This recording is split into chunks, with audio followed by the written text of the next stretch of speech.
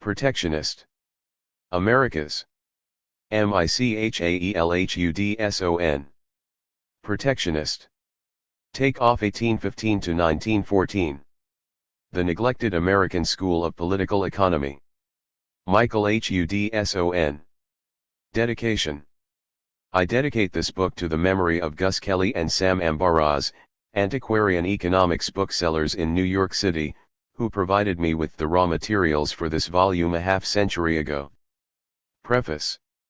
When I began my economic studies in 1961, my mentor Terence McCarthy advised me to focus on the flowering of classical theory in the 19th century. For starters, he suggested that I read every book cited in the bibliography of Marx's Theories of Surplus Value, which he had just translated its first publication in English. Because many of these books were too rare to be available in the library at New York University where I was enrolled, I haunted the New York bookstores. Despite their rarity, most 19th century economics texts could still be picked up for only a few dollars, as there was little demand for books deemed intellectually obsolete. I soon became friends with New York City's three dealers in rare economics books, Augustus Kelly, Samuel Ambaraz, and Sidney Millman. Kelly hired me to review and recommend books for his burgeoning reprint company, paying me in kind for many years out of his enormous inventory. Being a contrarian by nature, I selected titles I had never heard of, by authors who did not appear in the literature. Among the most neglected writers were the 19th century American protectionists. Not even ostensibly encyclopedic studies of American economic thought paid much attention to them, treating them patronizingly as anomalies rather than the men who designed the nation's rise to industrial supremacy. Political histories of the United States tended to focus on the Democratic Party, as if the Republicans, and the Whigs before them, had no distinct economic program, much less a body of theory more realistic and empirically relevant than those of Malthus and Ricardo to which the Democratic Party subscribed.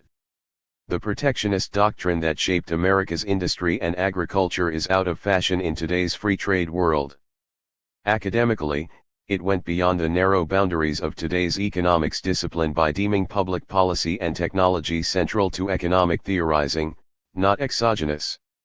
Analyzing what was needed to increase productivity, the American school emphasized that wages and prices had to be high enough to sustain rising living and educational standards for labor, and investment in rising energy mobilization by capital. To me, this broad scope is what made these writers so interesting. I felt as if I were discovering a lost civilization that which the United States sought to become along much different economic lines, socially and intellectually more secular than was the case in Europe, and free of its class antagonisms thanks to its economy of high wages doctrine. 7. While I was searching for a dissertation topic along these lines in 1964, the wage and price guidelines that President John F. Kennedy had proposed for the steel industry were still in the news. These guidelines called for wages to be increased in keeping with productivity. This seemed to explain productivity simply by employees working harder, without reference to capital investment or technology resulting from research and development. I was surprised that employers did not respond by arguing that capital and development costs should be factored into productivity calculations. If they increased wages in proportion to the rise in output per man-hour, would this deter them from investing in labor-displacing plant and equipment and increasing energy use per production worker? The NYU professor teaching growth and productivity models was Solomon Fabricant, moonlighting from his day job as research director at the National Bureau of Economic Research. When I suggested reviewing the history of concepts of productivity and explanation of its growth over time as my dissertation topic, he urged me to find something else to write about, because the National Bureau had defined productivity simply as output per man-hour, that is, output divided by labor time. But when I asked about capital productivity, Professor Fabricant pointed out that Edward Denison and Robert Solow had correlated the quantity of labor and the dollar value of capital investment with output. The statistical residual unexplained by this simple correlation was deemed to be technology. Without further explanation, it seemed to be produced freely by the momentum of scientific progress. No attempt was made to go below the surface and analyze why productivity occurred when and where it did, or did not, or who received its benefits: labor via wages, or industrial capital via profits, or finance via interest, or the government via taxes and user fees. It has become fashionable among economists to take a given variable, plug it into a historical ratio with some other statistical series, and seek a correlation. Any time series can be correlated with any other. What is not correlated can be defined narrowly or broadly, simplistically, or in a more complex way. It can be called technology, public policy, divine intervention, or whatever one wants. Denison called the unexplained variable left over from statistics 011 labor and capital investment technology. The implication was that, like capital formation, it occurred independently from public policy. This afforded an excuse to avoid examining the role played by tariff and tax policy, public infrastructure investment in education and living standards. It assumed that technology was simply there, supplied by scientific advance throughout the world on terms equally available to all with no environmental constraints. 19th century writers never would have formulated so simplistic and policy-free an approach. 8. When I said that I wanted to review the ideas of earlier economists regarding productivity, Professor Fabricant reminded me that he had shown his displeasure at my term paper critiquing the Harrod-Domar formulae for economic growth based crudely on labor/capital proportions. I had suggested that capital could be labor displacing rather than calling forth an increase in employment proportional to the historical correlation between capital investment and employment. He explained was that the history of thought was a waste of time. If ideas no longer are held, it is because they have been found wanting as economic theory has moved toward today's state of perfection. All my proposal could do was distract attention from the perfection of modern-day orthodoxy. It was clear that I had to find another dissertation topic.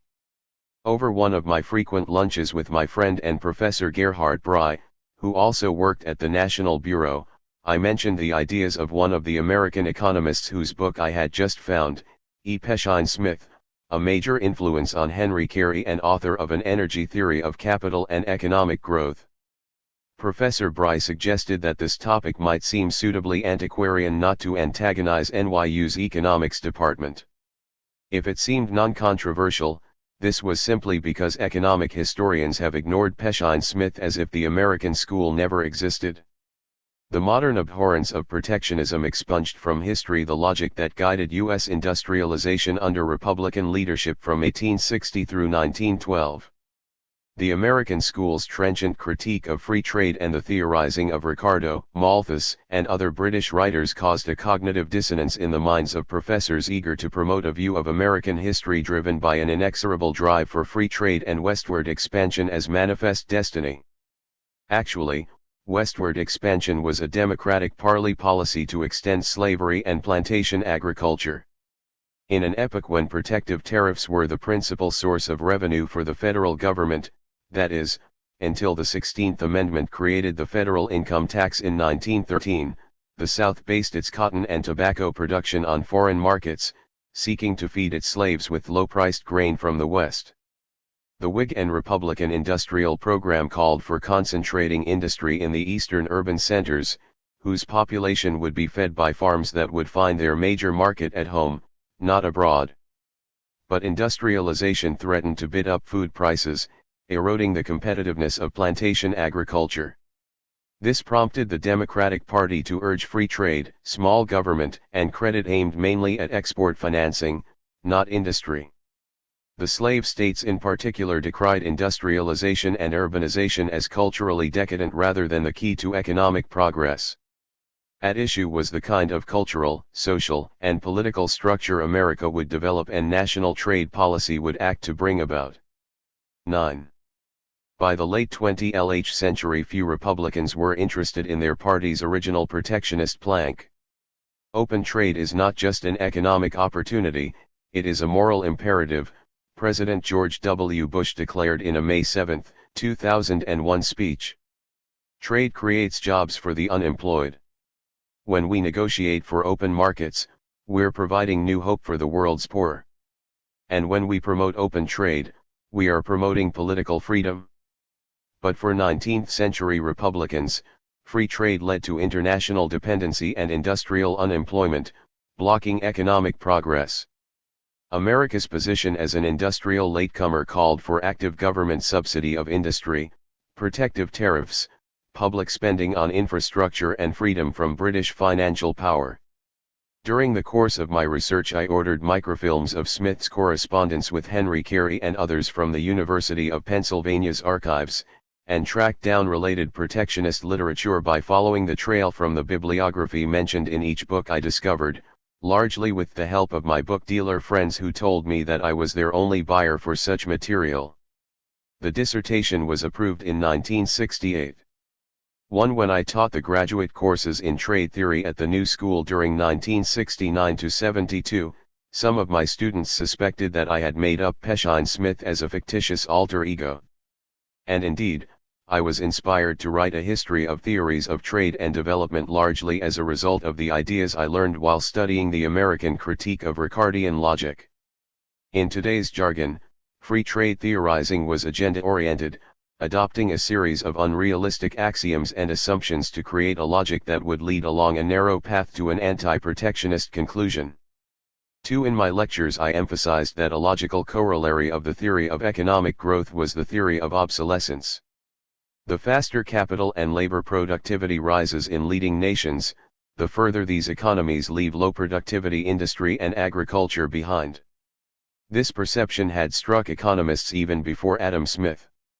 I was invited to give a paper on this topic for the Catholic Economic Association, which had just changed its name to the Association for Social Economics.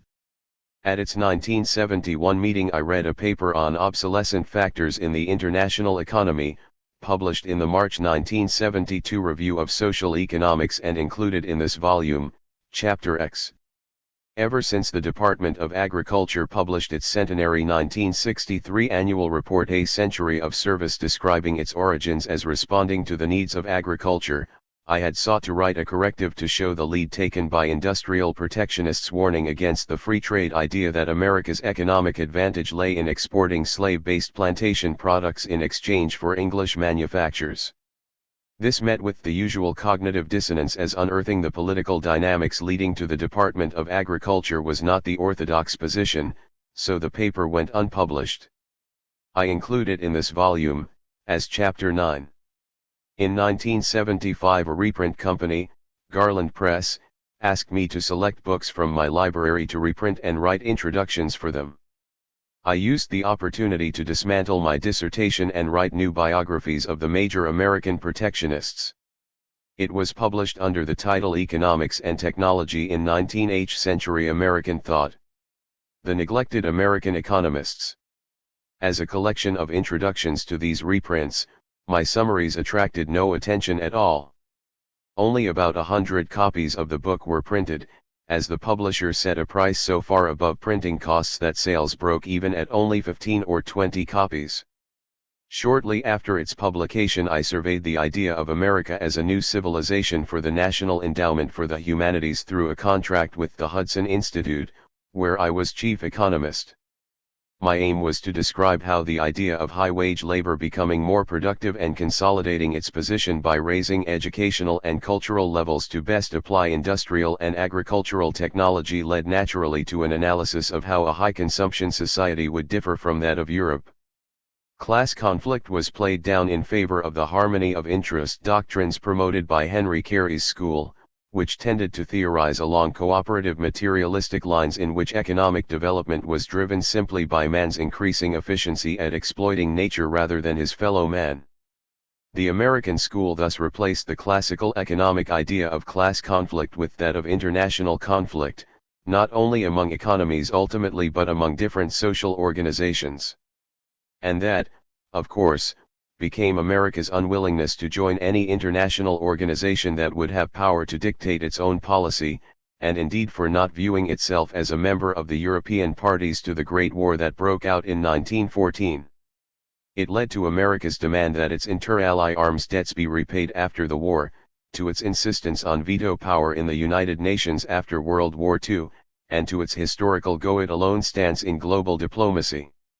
I have been told that all copies of my report except for my own copy have been lost or destroyed, so I include it in the present volume. 9. It took a few decades for interest in Peshine Smith and the American school to arise, mainly in foreign countries. In Japan, where Smith had served as advisor to the Mikado more than a century earlier, Bill Totten asked me in 1993 to summarize Smith's relevance for an online publication he edited, Our World. In Norway, Eric Reinert organized a reality economics group. Its members included Arno Dostal, who pursued research relating to Friedrich List's strategies for industrialization, in particular its immaterial aspects, and Ha-Joon Chang, who wrote Kicking Away the Ladder in 2002. I provided a summary of my chapter on Smith from the present volume in the book that Professor Reinert edited. 3 more recently, I juxtaposed the American school's technological optimism to the logic for expansionist empire building in a paper delivered in Wuhan, China, on November 8, 2009 for the Chinese translation of the present book, Chapter 8. The most natural market for such ideas would seem to be today's latecomer nations. They find themselves today in a position analogous to that of the United States at the outset of the 19th century, when it required tariff protection, industrial and agricultural subsidies to avoid becoming merely a hewer of wood and drawer of water. The economic logic behind America's rise to industrial and agricultural domination deserves to be understood, and also its subsequent emulation of trade strategy, repeating that of Britain, seeking to bury the knowledge of its catch-up path. Once in a dominant position, lead nations find their interest to lie in preaching the gospel of free trade rather than protectionism, and ignoring the degree to which technology and productivity growth are a product of active government subsidy. *****. The 1975 version of this book consisted of biographical summaries of the major advocates, and some opponents, of the American School of Political Economy. My hope in republishing their writings was to provide raw material for a re-examination of how America sponsored industrialization and agricultural modernization. In view of the fact that almost nothing has been done to elaborate this history in the 33 years since this book was published, it may be appropriate here to provide a broad perspective on why these writers were so important. At its most idealistic, American economic thought aimed at creating a society free of the class antagonisms that were impoverishing labor in Europe and its colonies. The doctrines of Malthus and Ricardo made this conflict seem natural and inevitable. Rejecting these ideas, the American school sought to create a new civilization socially and intellectually as well as economically. It was a civilization more innovative than passively traditional, more pragmatic than ideological, more secular, and hence less subject to authority. That is why I include John W. Draper in this volume. The basic logic was that if low-wage nations with relatively low productivity labor were to catch up, governments needed to shape prices and incomes to subsidize capital investment and provide basic infrastructure to minimize the cost of living and doing business over time. Without such catch-up protectionism, the international economy would polarize more and more as leading nations consolidated their income and productivity advantages in agriculture as well as industry, capped by a rising creditor advantage as well. 8 major themes are paramount in the development of this doctrine. 1. A labor productivity explanation of wages, including what today is called human capital, to explain why employers of high-wage labor could undersell low-wage producers. 2. An energy measure of capital productivity. 3. A concept of soil fertility and agricultural productivity as the product of capital investment rather than stemming from Ricardian original and indestructible powers. 4. A doctrine of urban-rural balance and the virtues of population density as a political antithesis to Manifeststeine. 5.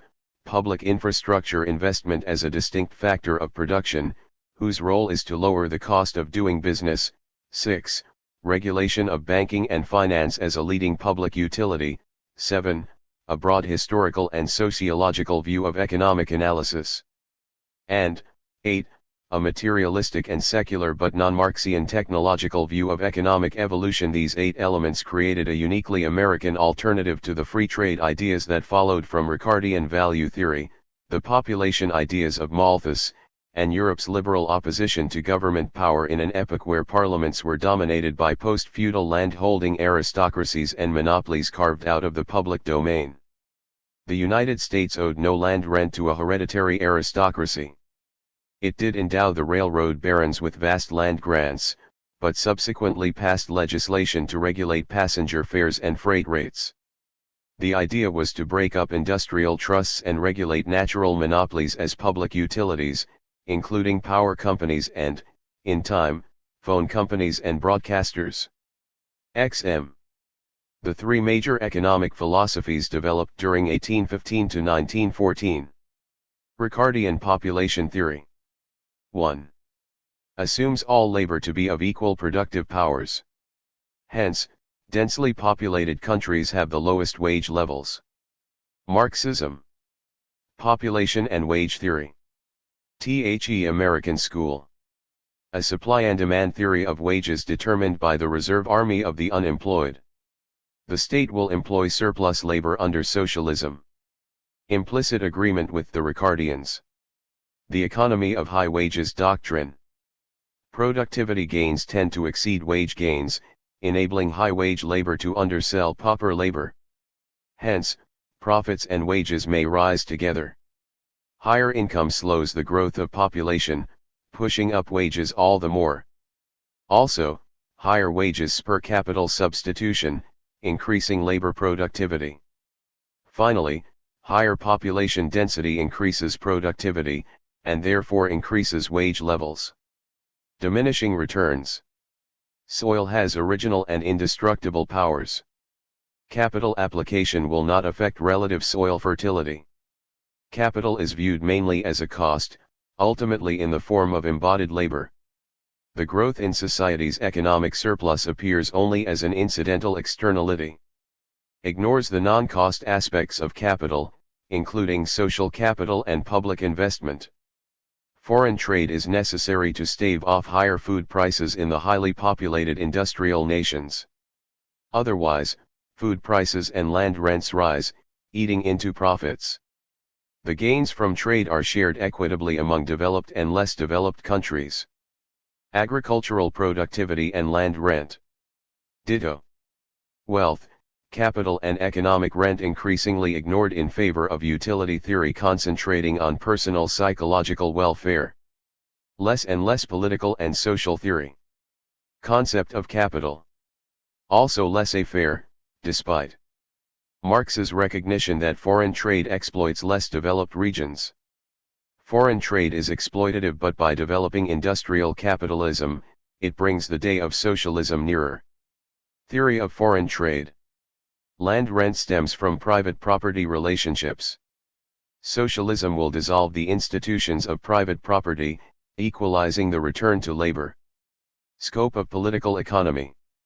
Increasingly a theory of how to transform society's political institutions, its political entanglement, that block progress.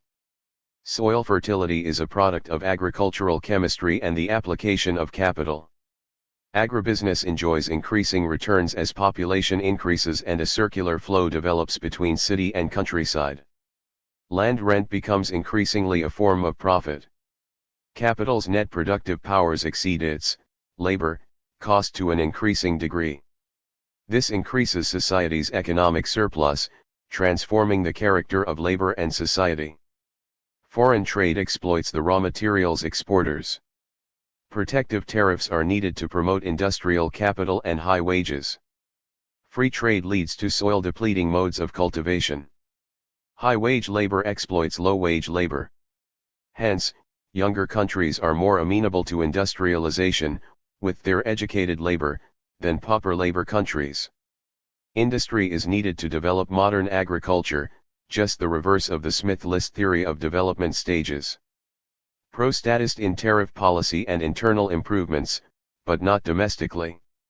Capital theory evolved into a materialist view of history shaping consumption and production. 1. A labor productivity explanation of Zevage's central concern was to explain how a high-wage economy such as the United States could hope to undersell manufactures produced by pauper labor in Europe and its former colonies. The explanation was that productivity growth tended to exceed wage gains. The American system of political economy, wrote Peshine-Smith in 1852, rests upon the belief that in order to make labor cheap, the laborer must be well-fed, well-clothed, well-lodged, well-instructed, not only in the details of his handicraft, but in all general knowledge that can in any way be made subsidiary to it. All these cost money to the employer and repay it with interest for.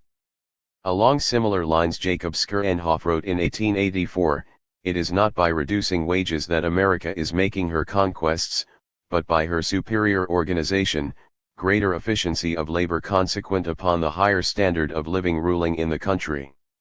High-priced labor means better food and better living, and these supply the American workman with the energy and nerve power for which he is so justly celebrated. High-priced labor countries are everywhere beating pauper labor countries. 5. It cost money to eat well, keep in good health and grow strong, and above all to pursue higher education and training as industry became more skill-intensive." Republicans argued that protective tariffs were needed to promote the capital investment that would make American labor more productive, and that employers would find their interest to lie in paying workers more. Whereas Ricardian theory depicted a wage-slash-profit trade-off in which wage gains were paid at the industrial capitalist's expense, the economy of high wages doctrine showed that highly paid labor was sufficiently more productive to make it attractive to employers. 6. This explained why a high-wage economy would be able to undersell and outproduce low-wage economies, establishing a harmony of interests between labor and capital, an interest not reflected in the strike-breaking activities and opposition to labor unions so often experienced in practice. 9. The productivity explanation of wage levels provided an argument for why protective tariffs would promote higher living standards than could be achieved by exporting cotton, grain, and other raw materials to England. In contrast to the Democrats' advocacy of westward expansion, workers in industrial pursuits were paid out of what they produced, not by the backwoods principle of what they could eke out on the land. Industrialists would not pay workers more just because these men could do better by becoming homesteaders out west. Shifting emphasis to the industrial demand for labor, protectionists argued that what enabled employers to pay high wages were the sales proceeds and profits they earned. 2. An energy measure of capital productivity. Classical British political economy distinguished cost value, reducible ultimately to the cost of labor, from prices that included rents and other property or financial claims that had no counterpart in inherent cost of production. Isolating economic rent as a cost-free and hence socially unnecessary free lunch was part of Europe's fight to free itself from the vestiges of feudalism's military conquest of the land. The American school was more concerned with how industrial technology lowered costs, and increased output, by productivity gains, above all by capital productivity in terms of energy use per man-hour. Peshine-Smith in particular viewed capital supplying raw energy as replacing manual labor in the lower tasks of production. Even in agriculture, land was like a machine, using energy and becoming industrialized into what would be called agribusiness. Capital technology in all sectors required rising educational levels, leading Smith and his contemporaries to develop the concept of human capital, breathlessly rediscovered by neoclassical economists in the 1950s. The political corollary was that labor and capital productivity was largely a function of government tariff and subsidy policy.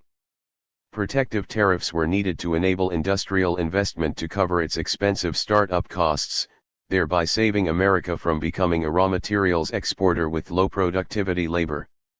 3. A view of soil fertility and agricultural productivity as the product of capital investment. Ricardian rent and trade theory assumed soil fertility to be intrinsic, neither enhanced by the application of capital nor depleted by farming methods. By contrast, the research of Justus Liebig and other soil chemists showed that fertility needed to be maintained by crop rotation or by the application of fertilizer to convert the soil's chemical composition into crops. What Ricardo imagined to be economic rent as a gift of nature thus was better viewed as profit on capital invested in the land and in harvesting its crops. 16. This perception as to the variable productivity of land led the American school to apply the cost of environmental protection to trade theory by pointing out that in contrast to rising industrial productivity, plantation agriculture headed by Southern slave production of cotton and tobacco, exhausted the soil. The cost of replenishing its fertility as a byproduct of exporting plantation crops and minerals did not appear on the market balance sheet of gains or losses from trade, but it nonetheless existed as what today would be called an externality, a cost not reflected in market pricing. The Whigs sought to document this environmental soil renewal cost in the Patent Office's 1849 report, the second volume of which was written by Daniel Lee. 7. The result was that contrary to what orthodox history might expect, it was not the farming regions that supported creation of a Department of Agriculture. Rather, it was industrial protectionists who argued that the dominant form of market crop production being pursued in the United States, plantation export agriculture, was economically destructive.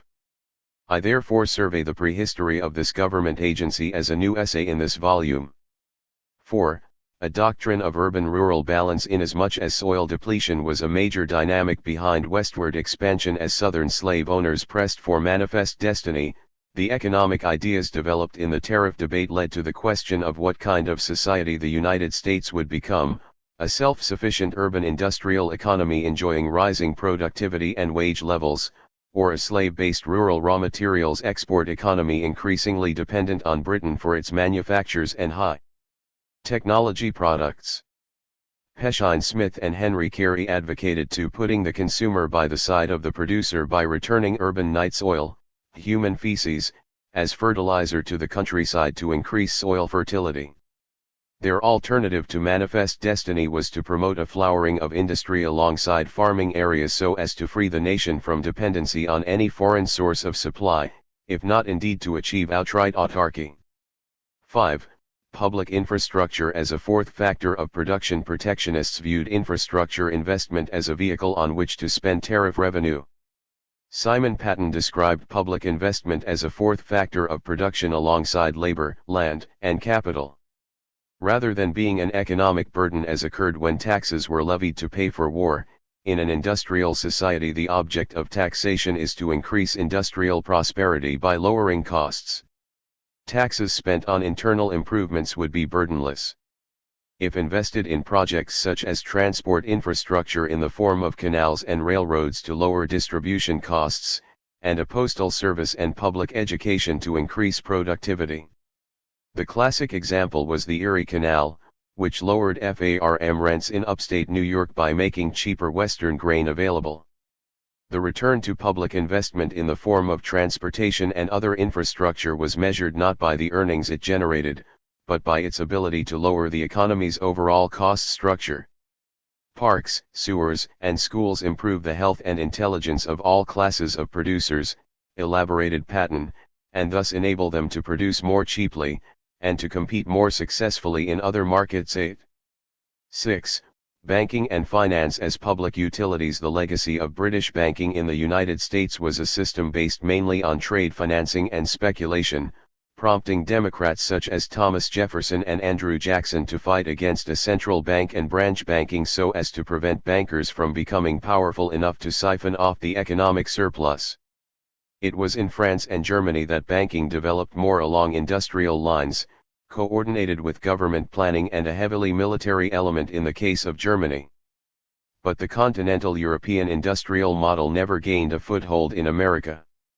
What was unique was the government acting as the main credit creator during the Civil War by issuing greenbacks.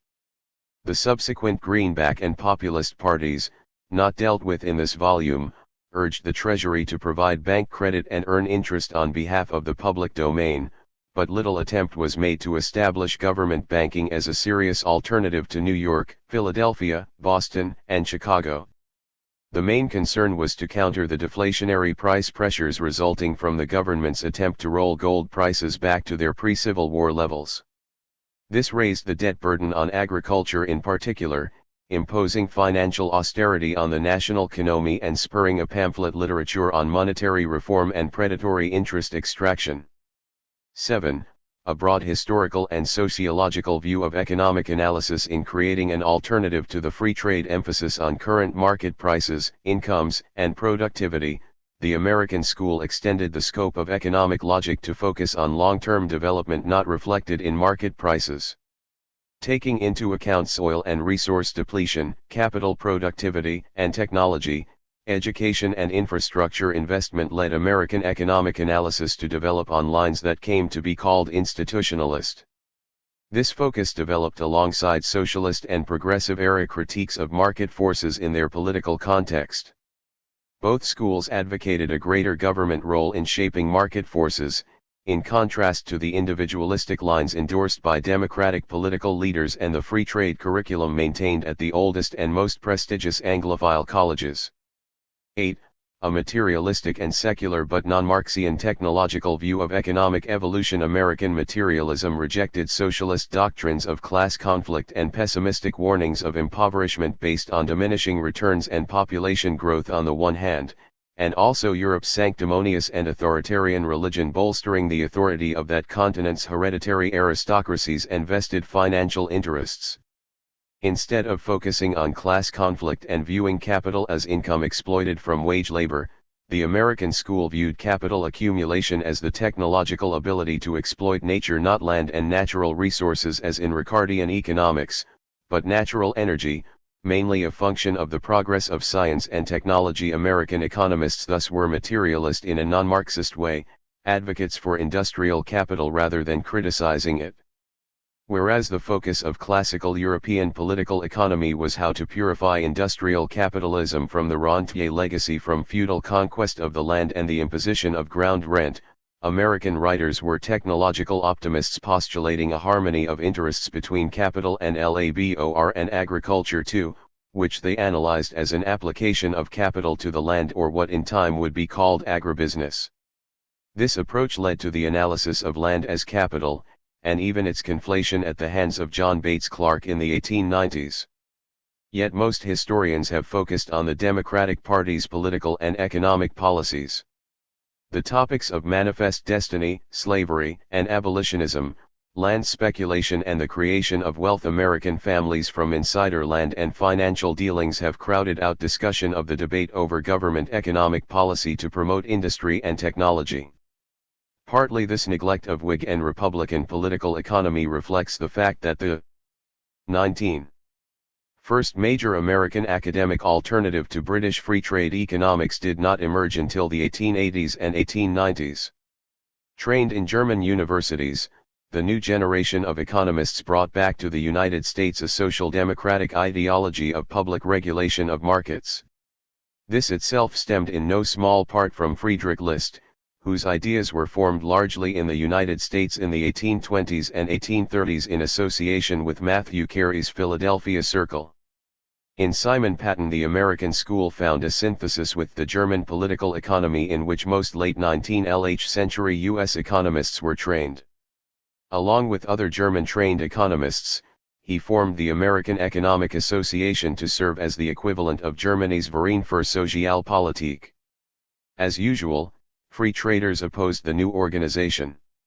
J. Lawrence Laughlin at the University of Chicago, along with Frank Taussig at Harvard, Arthur T. Hadley at Yale and the social Darwinist William Graham Sumner refused to join.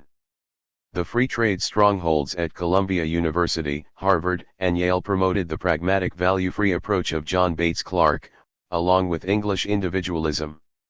One byproduct was a secularist critique of religious dogma at the nation's land-grant colleges and newer academic centers such as Cornell, as well as business schools such as the Wharton School at the University of Pennsylvania. Leading American historians found in the Arab Renaissance a vehicle to contrast to the Inquisition's Catholic Church's stilling of intellectual freedom. Washington Irving wrote on the Alhambra, William Hickling Prescott Y and the Conquest of Peru and Mexico, and Henry Carey Lee on the Spanish Inquisition, a theme picked up John Draper, Simon Newcomb, and Simon Patten. The common denominator with the American school's economic views was the emphasis on empirical analysis as a check on the tendency of deductive reasoning to deteriorate into a dogmatic and distorted worldview. After World War I, the German-trained economists were isolated as institutionalists, a group that included Thorstein Veblen and most academics who analyzed land and monopoly rent as an overhead to be minimized by being regulated or taxed away. Even in the business schools, which had been founded to counter free market logic, the theorizing of Clark and British marginalists replaced the American school of technologically oriented economics. Having little use for this broader protectionist body of theory, the victorious free trade ideology proclaimed itself to be the new perfection of method and content. The economic doctrine that shaped early American public policy was forgotten, a condition in which it remains today. America's leaders no longer found it in the national interest to broadcast a global understanding of the logic and that of British imperial strategists as to how free trade served to crush foreign industry in its cradle, explanations gleefully quoted by American protectionists. XX. Today, foreign countries might equally well cite the early U.S. analysis of the dynamic at work from the victim's vantage point. The logic guiding American economic policy during the Republican half-century from 1860 to 1912 aimed at countering the lock-in effect of existing productivity disparities under free trade. In appropriating the lead nation status hitherto occupied by Britain, the United States has adopted a status quo thinking that causes cognitive dissonance in acknowledging the policies developed by the American school of political economy. Having replaced Britain as the world's major industrial and creditor power after World War I, the United States adopted free trade and open financial markets on precisely the grounds that its early protectionists criticized Britain for doing. American economic strategists had learned the lesson that free trade benefits the strong at the expense of the weak. Instead of examining the path by which the United States built up its economic strength, foreign countries have adopted today's free market Washington consensus do as we say, not as we have done as a timeless policy guide. This approach misses the strategy by which the United States rose to industrial supremacy after the Civil War. Loss of the American school's critique of free trade logic has left the road open for an acceptance of neoliberal ideology that is blocking countries from upgrading their labor, industry, and agriculture, locking countries that fail to protect their home markets into a syndrome of economic obsolescence. Among the many American economists of the two generations spanning the Treaty of Ghent in 1814 and outbreak of civil war in 1861, only Friedrich List and Henry Carey have gained recognition.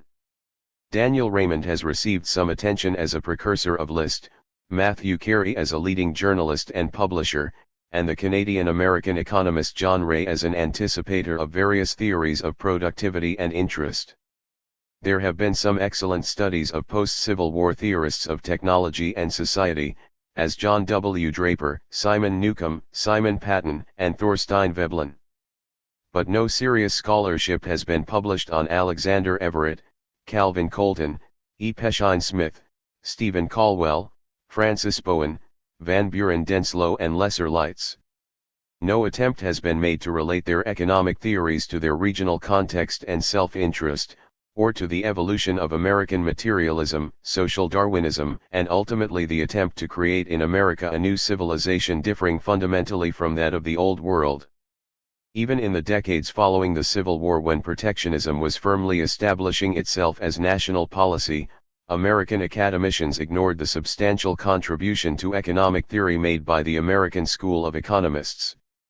The reason is that this school was uniformly protectionist, whereas academic orthodoxy continued to be dominated by laissez-faire ideology. We are thus faced with the anomaly that while increasingly protectionist policies were being enacted by Congress, their academic defense was muted.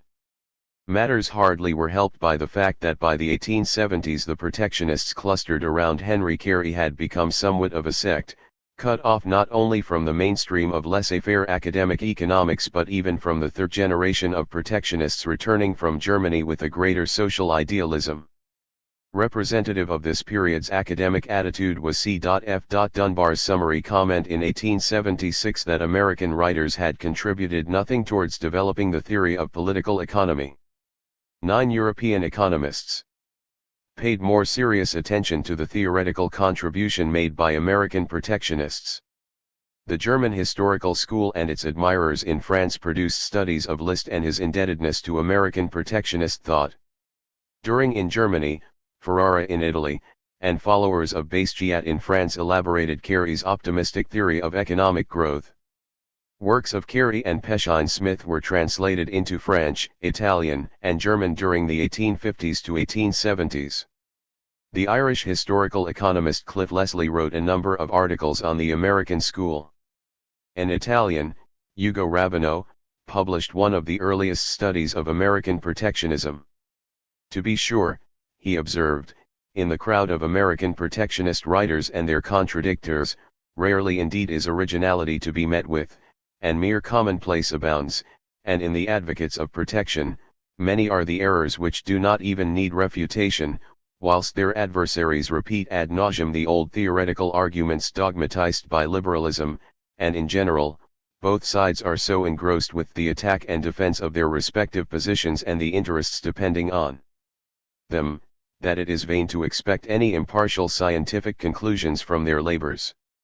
Nonetheless, he stressed, whilst the aspect of American liberalism is marked by an almost complete want of originality, and forms no particular code of doctrines, originality is, on the other hand, to be found in some of the more eminent advocates of protection, and they have inspired, to a greater or less extent, all of their contemporaries. 10.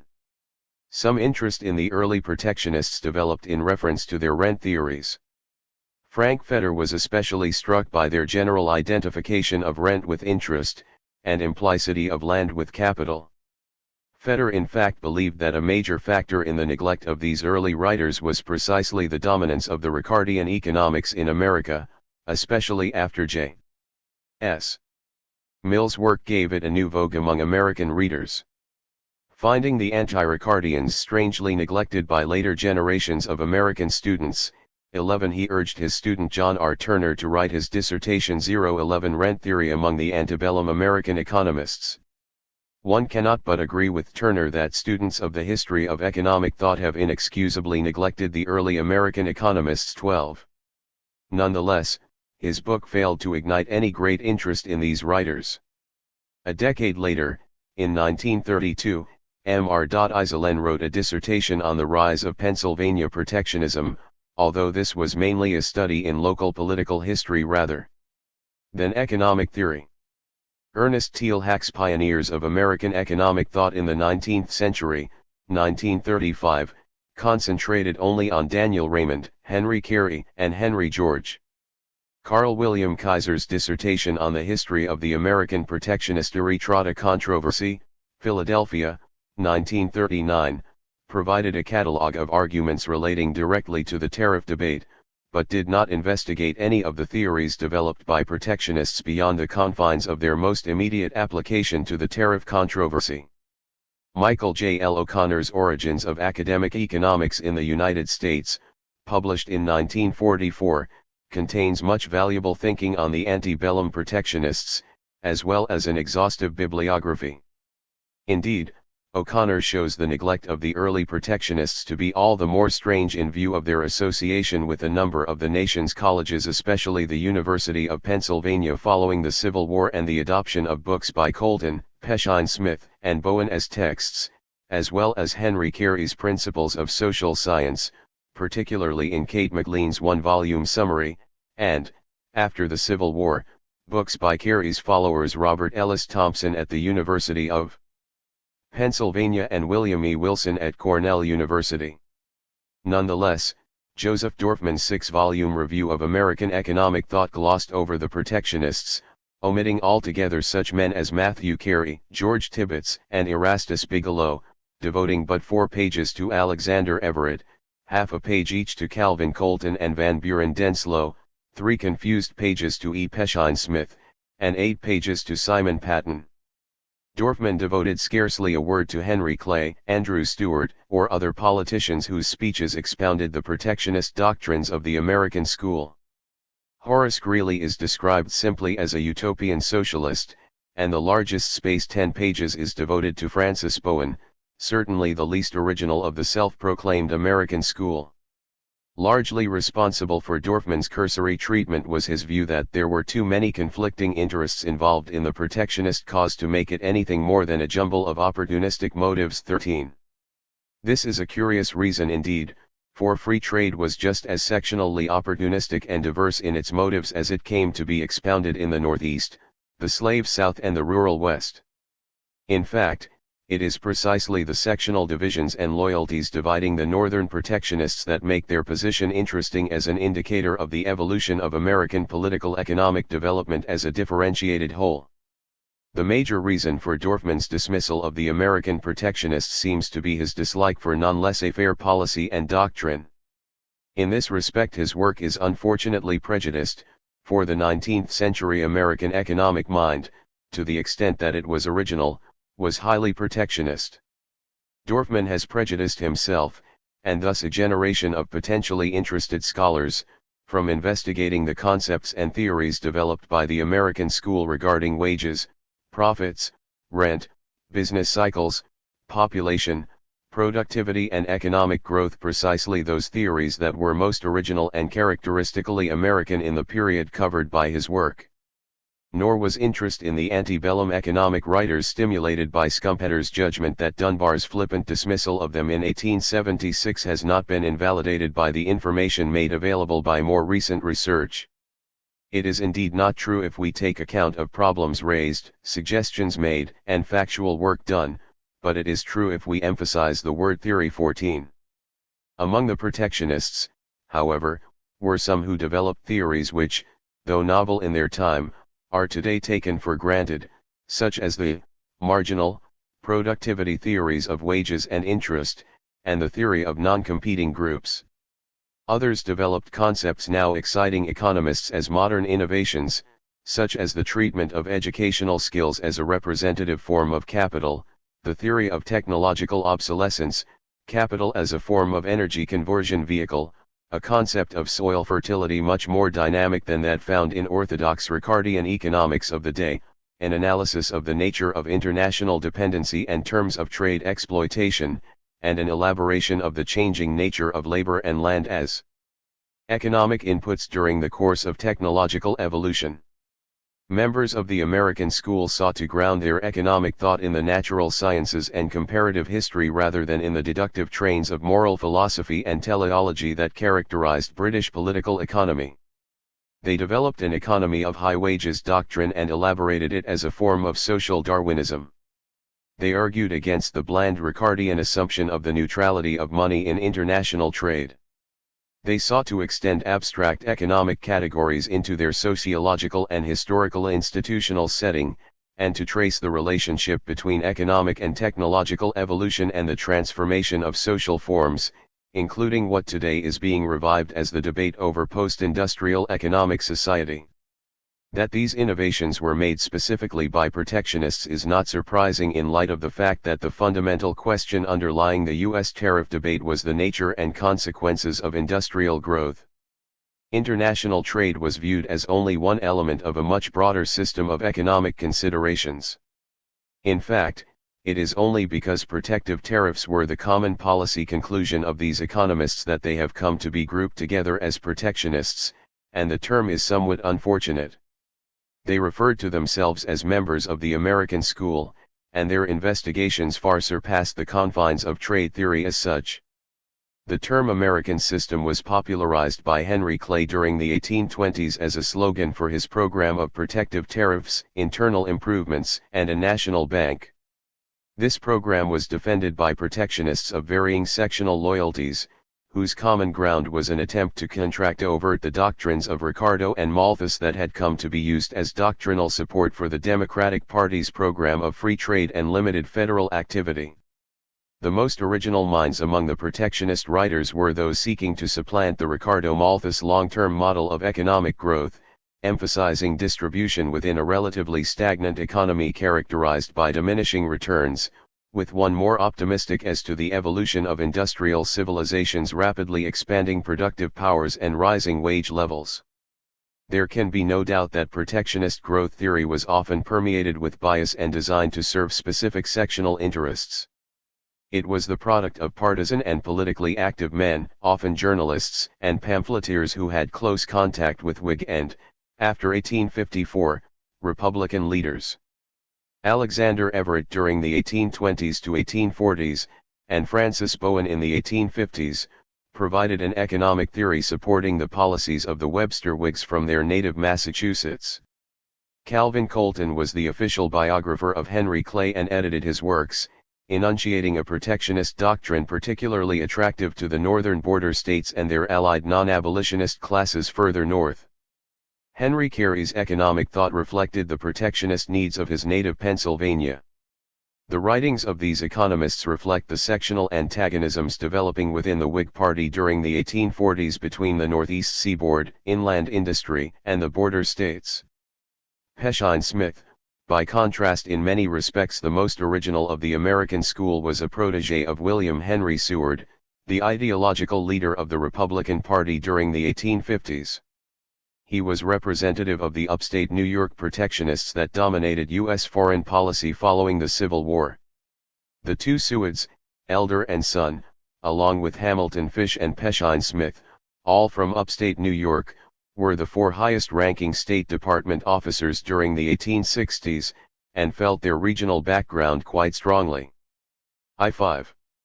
The sectional aspect of the leading controversies in American economic thought becomes all the more apparent when it is borne in mind that protectionist doctrine was closely interwoven with the theory of population and agricultural productivity. Indeed, what has become known under the portmanteau term tariff debate was more accurately a debate as to the dynamics of economic growth itself.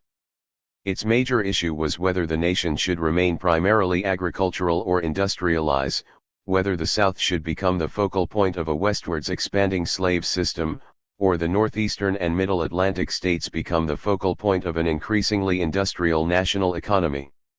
Southerners and Northern free traders adopted the doctrines of Malthus and Ricardo to argue that industrialization, immigration, and concentration of America's population in an urban East would soon bring about diminishing returns in agriculture, eroding living standards and ultimately the very institutions of democratic society.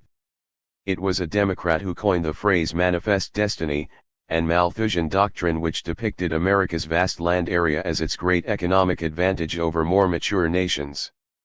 The protectionist Whigs, by contrast, pointed to the economic burden sustained by America as a result of its great land expanse relative to the sparseness of its population. An expensive transport overhead was needed to distribute the country's output, while the large distances separating urban consumers from western farmlands rendered uneconomic the return to the soil of urban wastes, and thereby contributed to soil depletion. A compact urban-rural balance was necessary to achieve optimum farming practices, and an increasing population density to achieve optimum economies of scale, rising wage levels and higher living standards. Westward expansion would thus forestall the benefits of industrialization. Among the proponents of industrialization, representatives of each geographic region claimed to enunciate the truly American school of political economy. The major sectional division occurred over the role to be played by foreign commerce after industrialization had occurred and all available lands filled up. The Boston protectionists Everett and Bowen reflected their region's commercial shipping interests in asserting that although increasing population density enabled increasing returns to occur in manufacturing, it resulted in diminishing returns in agriculture once optimum density was reached. In this respect they endorsed the Ricardo-Malthus doctrine. Because of diminishing returns, they argued, once America's soil came to be fully cultivated, the nation would have to emulate Britain's example and export its manufactures in exchange for foreign raw materials. They believed that this could occur on favorable terms of trade, and thus would not impair incomes and living standards. I-6. By contrast, Henry Carey and his followers, and later Simon Patten and what became known as the Chinese Wall School, argued for America to aim at total self-sufficiency and virtual economic isolation from foreign countries, at least from those more industrially advanced such as England.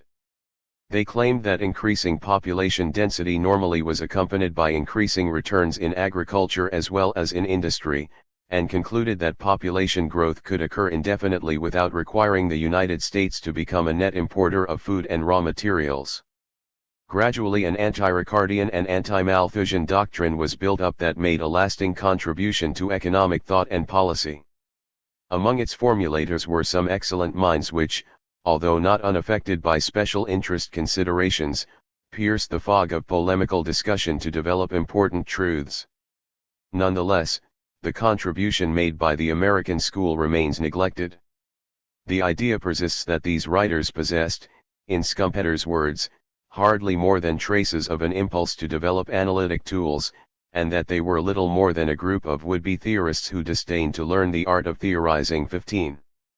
Studies paving the way for a new integration of the varied strands of American political economic ideology have concentrated mainly on its post-Civil War flowering into full-blown systems. Among the most valuable of these studies are Richard Hofstadter's Social Darwinism in American Thought, 1944, Donald Fleming's John William Draper and the Religion of Science, 1950, and Daniel Fox's The Discovery of Abundance, Simon N. Patten and the Transformation of Social Theory, 1957. The present study concentrates on the pre-Civil War roots of this ideology. It portrays the evolution of American economic idealism in geographic motion, shifting its political base on numerous occasions as dictated by regional self-interest but always remaining economic at base. It is in this economic respect that American social and national idealism stood apart from British political philosophy as a system. The latter remained essentially a teleological moral philosophy which concentrated on ideal ends, not the analysis of processes and their superstructures such as is found in the United States. American economic idealism was as much a materialist protest against orthodox moral philosophy as was European Marxism. Like Marxism, it increasingly widened its scope beyond the confines of marketplace economics to comprehend social and historical analysis in its broadest sense. Unlike Marxism, it was characterized not by a doctrine of class conflict but of man's struggle to master the forces of nature for the benefit of labor and capital together. Hence its ability to comprehend not only protectionism but populism. 1-5 Joseph Schumpeter, History of Economic Analysis, New York, 1954, pages 514, 676. I-7. And to include in its ranks such seeming anomalies as Horace Greeley and Henry George. Hence, too, the ever-present tension between Henry Carey's followers, the second generation of American protectionists, which pretty much ignored the fact that their doctrine was being used to support increasingly powerful industrial trusts, and the American national economists who returned from Germany with a greater degree of sympathy for domestic social reforms, men such as Simon Patten and his colleagues who took the lead in forming the American Economic Association in 1886. The American school and its successors inspired Brooks and Henry Adams to trace the social consequences of man's growing command over nature's energy resources. Most important from the standpoint of today's simplistic textbook view of American history, it argued against tendencies that are now viewed as monotonic in American history: westward expansionism and manifest destiny, the rise of America as an export power, its growing military role played in foreign continents, and the about-face made by American economic orthodoxy following World War I, when the United States, having supplanted Britain as the world's economic lead nation, adopted in its turn the doctrines of laissez-faire against which it had struggled for the first 150 years of its existence. Present-day American economics students are taught modernized versions of the doctrines of Ricardo and Malthus, which were contracted over more than a century ago by the American school. Today's view of the evolution of American economic and political thought thus diverges from the historical setting of this evolution, and is more a product of contemporary orthodoxy than that of the original contributors to and formulators of this broad-ranging ideology. I review of the literature. Lee. The reactionary role played by the colleges in forming distinctly American ideals. The economic doctrines unique to America in the 19th century developed almost entirely outside of the nation's academic centers, mainly by journalists and reverends in the retinues of the leading Whig and, after 1854, Republican politicians, and by a few businessmen. This non-academic nexus has led modern observers to dismiss the American school's protectionist theories of trade and development as little more than a special interest lobbying effort. But when we look at the substance of this theorizing, we find a principled and well-informed alternative to the free trade theory taught in most colleges. With few exceptions, the academic presentation of economics in the clerical schools of the Northeast and the major Southern colleges followed the free trade policy conclusions of British moral philosophy.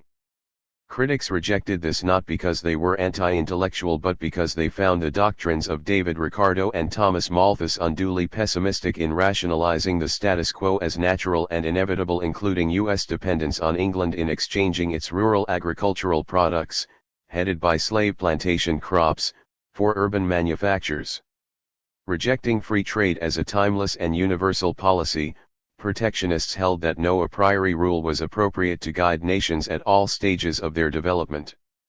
Arguing that institutions and historical circumstances differed among nations, they accused British liberalism of claiming an unwarranted universality of scope and using circular reasoning to rationalize the status quo and its trade patterns as being natural and inevitable.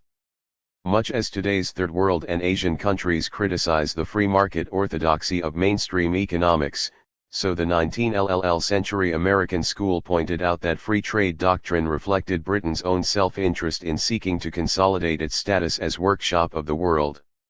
It also served the commercial interest of Southern agricultural exporters and their allies among New England shipping interests and the New York and Philadelphia banking houses in opposing a national industrial tariff policy.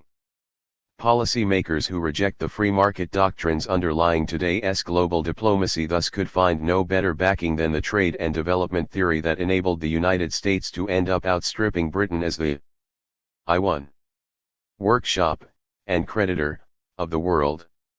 After the Civil War, the nation rejected free trade, seeking to transform the existing status quo by shaping markets to improve productivity, profits, and wage levels in tandem. Early economic teaching as moral philosophy. Political economy was not originally a separate subject, but was taught as a branch of moral philosophy, typically by men trained in theology or law. It usually covered one of the three terms in the senior year, after the moral philosophy course. A favorite early textbook was the Cambridge Rev.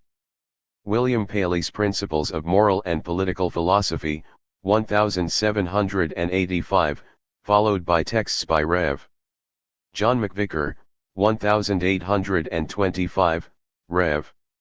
Samuel P. Newman, 1835, Rev. Francis Wayland, 1837, Rev. Aaron L. Chapin, 1878, and Rev. Arthur Perry, 1866.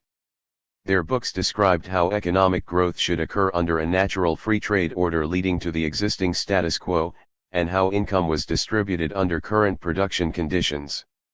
Rather than seeking to develop a manufacturing base, academicians in the southern and northeastern states found America's economic strength as well as democratic political foundation to lie in its agrarian base. They feared that once the western lands were fully occupied and the country was forced to begin industrializing, wages would fall, profits would follow suit, and the country's political institutions would crumble. In this respect, their theories transplanted the doctrines of Malthus and Ricardo. As Wesley Mitchell has ended, the attitude of early American economists is reminiscent of the American poets who wrote many a verse to the skylark without observing that the skylark is not an American species.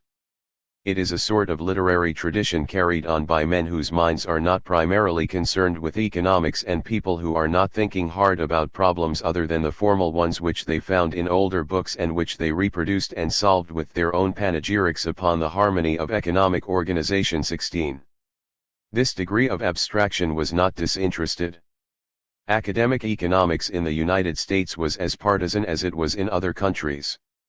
Texts departed from the exposition of general principles to pamphleteer, and professorial chairs served as pulpits from which were attacked protective tariffs, communism, and slavery or abolition, depending on the location of the college. The earliest northern colleges, wrote Michael O'Connor in his comprehensive Origins of Academic Economics in the United States, were Harvard, 1636, and Yale, 1701, seminaries for training congregational ministers. Since the church was the state church, these colleges were essentially state institutions. The Presbyterians created Princeton, 1746. In 1751 Franklin's forerunner of the University of Pennsylvania came into existence, and a Church of England head was appointed in 1754.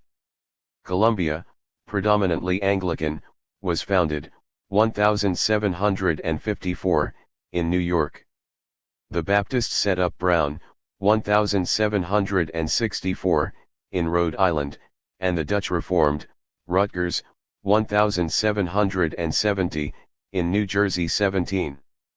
Dartmouth, 1769, began as a Congregationalist missionary college for the Native Americans, Indians, on the frontier. Richard Hofstadter has warned against the notion that Harvard and the other colonial colleges were at their inception no more than theological seminaries. In fact, the founding fathers of colonial education saw no difference between the basic education appropriate for a cleric and that appropriate for any other liberally educated man. The idea of a distinctly theological seminary is a product of modern specialism, sectarian competition, and of a reaction to the threat of secularism in the colleges. Such an idea was outside their ken.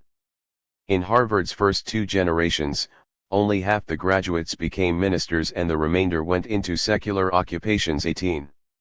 However, these secular graduates were brought up with a religious ideology centered on the moral philosophy course, and colonial college presidents were clergymen. Benjamin Franklin tried to establish a more secular trend by appointing laymen as the first trustees of his Pennsylvania Academy in 1751. His proposals for a complete education of youth, 1749, suggested a course of instruction which, although dealing primarily with history, presented it in a predominantly secular economic setting. He proposed that information be given in the curriculum on the history of commerce, on the invention of the arts, on the rise of manufactures, on the progress of trade, and the change of its seats together with the reasons and causes therefor. 19. However, O'Connor notes, the Church of England soon increased its control over the college in Philadelphia, moving it away from the aims of its original trustees. Columbia College likewise initiated a few independent courses in commerce and government, but gradually became an Anglican appendage. In 1775 Columbia's president was chased back to England, and in 1784 the regents appointed by the state legislature formally took over the school. Similarly Brown University, which under Baptist control had acted as a force for tolerance and whose trustees gave representation to 4 sects, and rejected religious discrimination, gave way as Brown came under the educational influence of Princeton and tended to follow the standard Northern ideas on curriculum. 20. As Cliff Leslie observed in 1880, a distinguishing feature of American political economy is the conspicuousness of a theological element. However, this element was highly elastic as to its implications for public policy. Assumptions respecting the divine will and designs are employed by both protectionists and free traders in support of their theories. The Malthusian theory is overt as atheistic in tendency, and contrary to the commandment to replenish the earth. Down to recent time, also, the lecturers on political economy in American colleges were for the most part, as many of them still are, ministers of religion.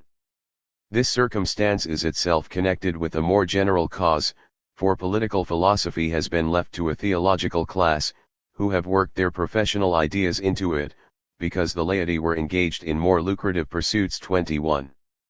It was this worldliness that led commercial interests to supplant the early theocracy after the American Revolution.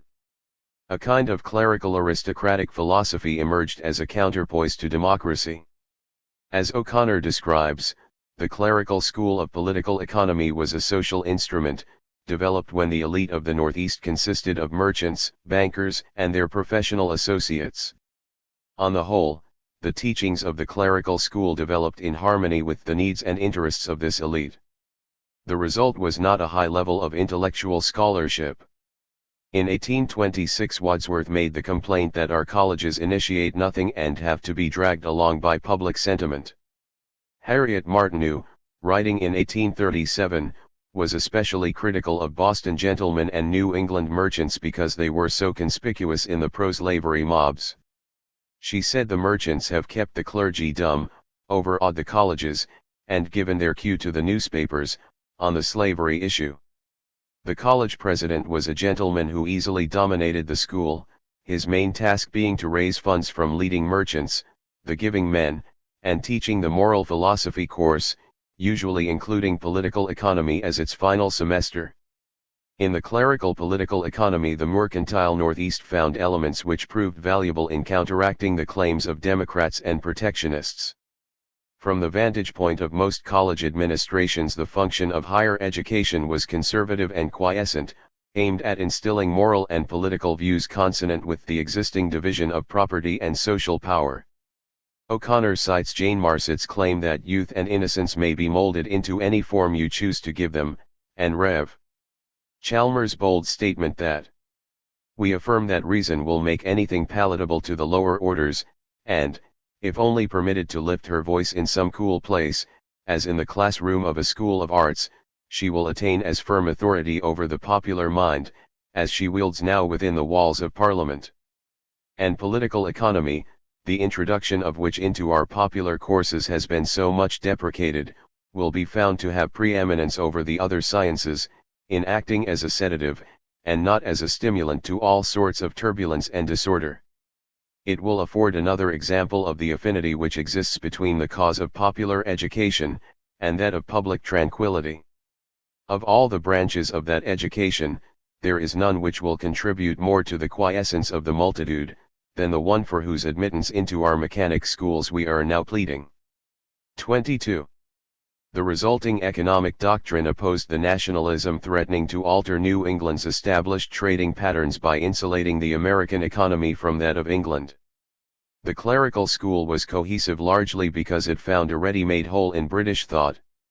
It was mindful of its regional economic loyalties, trying to repel the Jacksonian challenge to vested banking interests as well as the religious skepticism characteristic of the labor movement by 1830. Clerical textbooks usually ignored the slavery issue. Since the cotton planter had largely abandoned Jeffersonianism, it was possible for the Northeastern clerics to regard him as an ally against the Western democracy, as well as against protectionism. 23. Moral philosophy served as the matrix of the social sciences, especially in colleges in the Northeast, literally seminaries of learning that remained under sectarian domination longer than in other regions of the country. 24. Only outside of academia at the hands of the American school did this matrix take on a natural science base, evolving into what Auguste Comte called sociology or social physics, a secularization of economic thought akin to the spirit of early Jeffersonianism. Religious protestations might in principle have been used to justify protectionist policies, as evidenced by the ministers to be found among the protectionists, Colton, Caldwell, and William Ellis Thompson, much as Bishop Berkeley, Josiah Tucker, and others are to be found among the British mercantilists. So it was by no means religious leanings alone that led to the particular views of economic writers citing theological justification. Once having formulated their views, they rationalized how these might be fitted into the divine natural order of society so as to give minimum offense to their Christian audience. It is difficult to gauge the extent to which religious sentiment was inserted for rhetorical purposes, but at least it is clear that the religious sentiments often voiced by the American school of economists did not interfere with their materialistic technological foundation of economic theory. The Southern context. The Jeffersonian initiative in building a popular educational system and introducing political economy into the college curriculum reflected the agrarian republicanism of the Virginia dynasty dominating the national government in the early decades of the century. He wished to construct a model, non-clerical, state university as the future bulwark of the human mind in this hemisphere. 25. An institution that would give to every citizen the information he needs for the transaction of his daily business, and, in general, to observe with intelligence and faithfulness all the social relations under which he shall be placed. This dream was fulfilled in 1819 when the University of Virginia was established at Charlottesville, less than 4 miles from Monticello. Jefferson considered intercourse with England contaminating and condemned its cultural influence. In 1817 he had translated Destutt de Tracy's treatise on political economy for use as the prospective university's major economics textbook. De Tracy opposed payment of interest by banks, and condemned paper money as a combination of robbery and monopoly. He also identified the interests of the poor with those of society generally. But use of his book never really spread, and O'Connor points out that a Jeffersonian economics as such never developed. After Jefferson died, reaction in Southern political economy became plainly evident. The politics of the Cooper School was broadly in favor of slavery and against the new democracy. Thomas Cooper started out as an English radical and abolitionist, served time as a Pennsylvania protectionist, moved south in 1819 to become a protege of Jefferson, and ended up an increasingly reactionary president of the University of South Carolina during 1820 to 1834. O'Connor describes the emerging Southern school as primarily concerned with defending the Southern planter from the protectionist onslaught of Carey's Pennsylvanians. Cooper's group found that the handiest weapon in this struggle was an adaptation of Ricardian political economy. Jeffersonianism, allied as it was with the early progressive spirit of Pennsylvania and the West, expressed a philosophy of leadership advocating change. The Cooper School, on the other hand, was actuated by the need to conserve and defend. There was a Southern tendency to be critical of banks, or at least neutral on the issue. Southerners often claimed that the economic position of Northern laborers was not at all unlike that of slaves. But THEY never so much as endorsed the cause of the Northern worker. 26. Mitchell describes Cooper as singularly unobservant of the economic differences between the United States and England. He wrote his treatise on British models and had nothing to say in a systematic way about the extraordinary difference between the economic organization of the community where he was writing and that of England.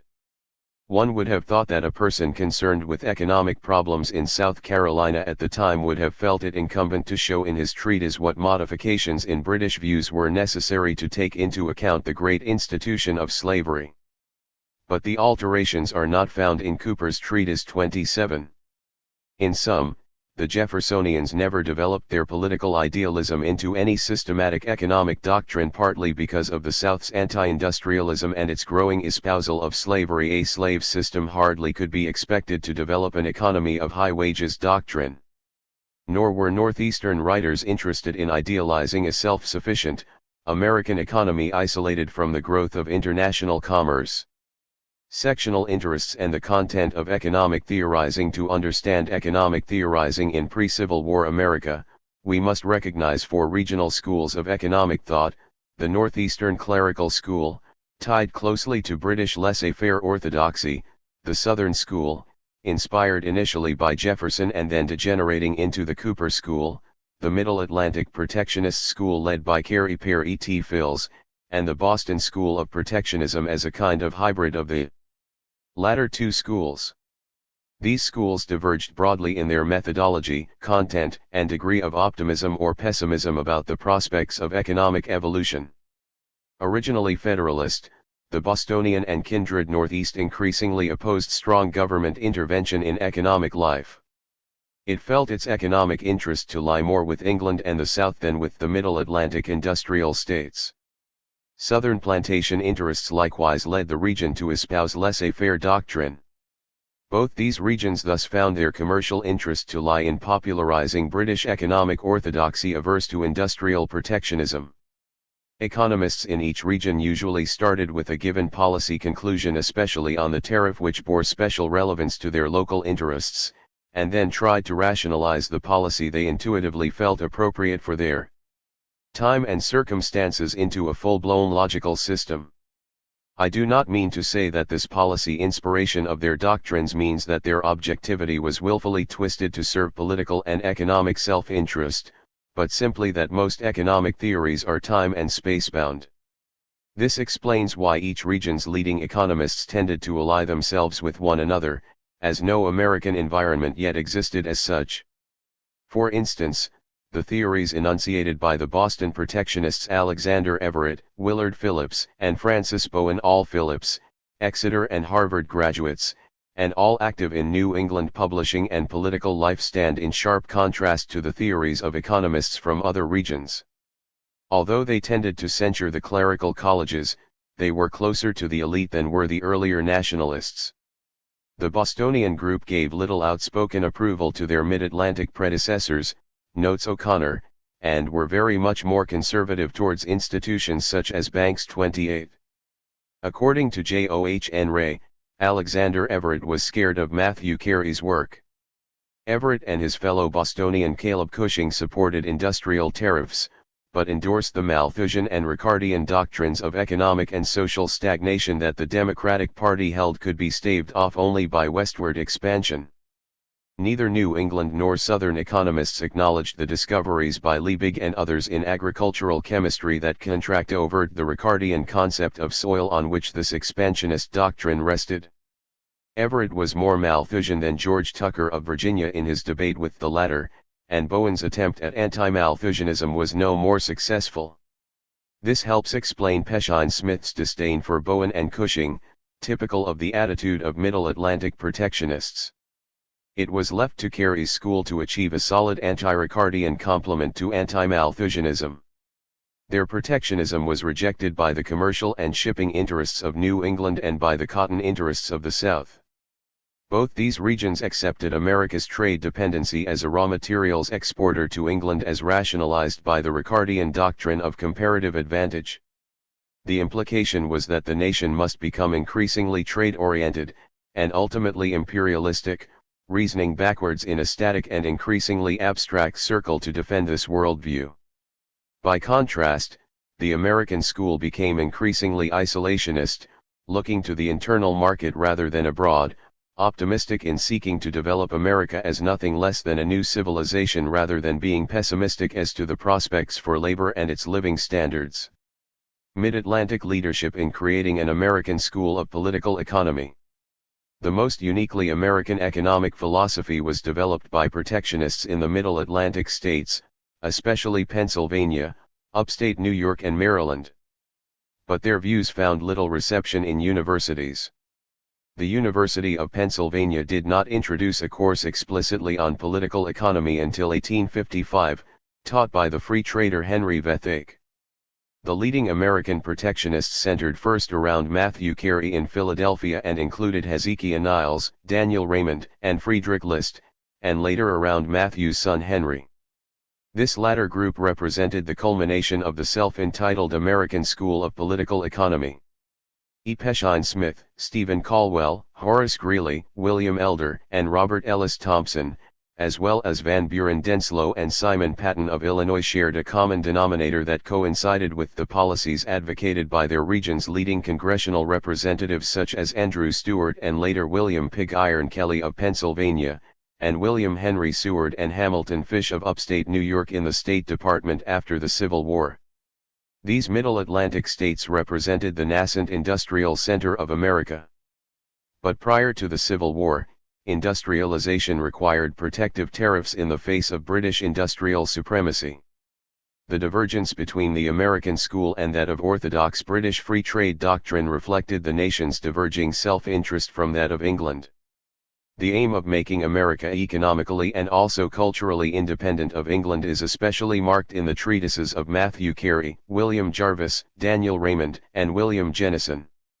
These protectionists were self-made men, publicists, and entrepreneurs rather than academic types. The congressional speeches and official reports of Alexander Hamilton, Alexander Dallas, Henry Clay, Andrew Stewart, and other politicians are of major theoretical value, and it was natural for major protectionists to attach themselves to political leaders. Matthew Carey influenced Stewart, as the Boston protectionists Alexander Everett and Caleb Cushing, although Democrats, seem to have influenced Daniel Webster. Everett was a personal and legal aid to John Quincy Adams in his early career. Calvin Colton became the biographer and economic theoretician for Clay. Peshine Smith was legal counsel and advisor to Seward throughout the latter's career as Governor of New York, Senator, and Secretary of State. Philadelphia's protectionists were tied closely to Pennsylvania politics, coordinated by Henry Carey after the Civil War. Expressing the self-interest of the Middle Atlantic states, the American school found itself increasingly at odds with Southern and Northeastern self-interest, as well as with the class and political prejudices of these two regions. 19. Their anti-labor attitude, their deflationary hard money sympathies and opposition to a national bank, their opposition to as active a program of federal internal improvements, their support for westward expansion, and their belief that national and world economic development would mean a growing role played by foreign trade, in contrast to the more autarkic economic doctrines of Henry Carey's school. The latter combined optimism as to America's long-term potential with a demonstration that rising income levels for all classes including labor could be realized without reordering the political structure of capitalism. This optimism denied the need for westward expansion, not to speak of imperialism, to sustain the nation's rising income levels. Let America develop its home market and it need not depend upon England, or later on foreign conquests in the Far East. The American school thus sought to dispel the doctrine of implicit class antagonism implied by Malthus, Ricardo, and other British writers anticipating an increasing polarization of society that would impoverish most citizens. Rather than viewing workers and capitalists as competing for shares of a declining per capita income, it foresaw labor earning a growing share of an expanding per capita national income, while profits on invested capital likewise would rise. Workers would accumulate their own capital in the form of educational and working skills, enabling craftsmen to become entrepreneurs and property owners in their own right. And whereas academic theory held, at least initially, that low-wage countries would conquer high-wage nations in industrial competition, the American school anticipated that the nation's high income and educational levels would give it a growing industrial superiority. Members of this school sought to develop a broad theory of productive powers and social evolution. At its highest level it grounded its reasoning in the natural sciences, stressing the relation between technology, social transformation, and national development.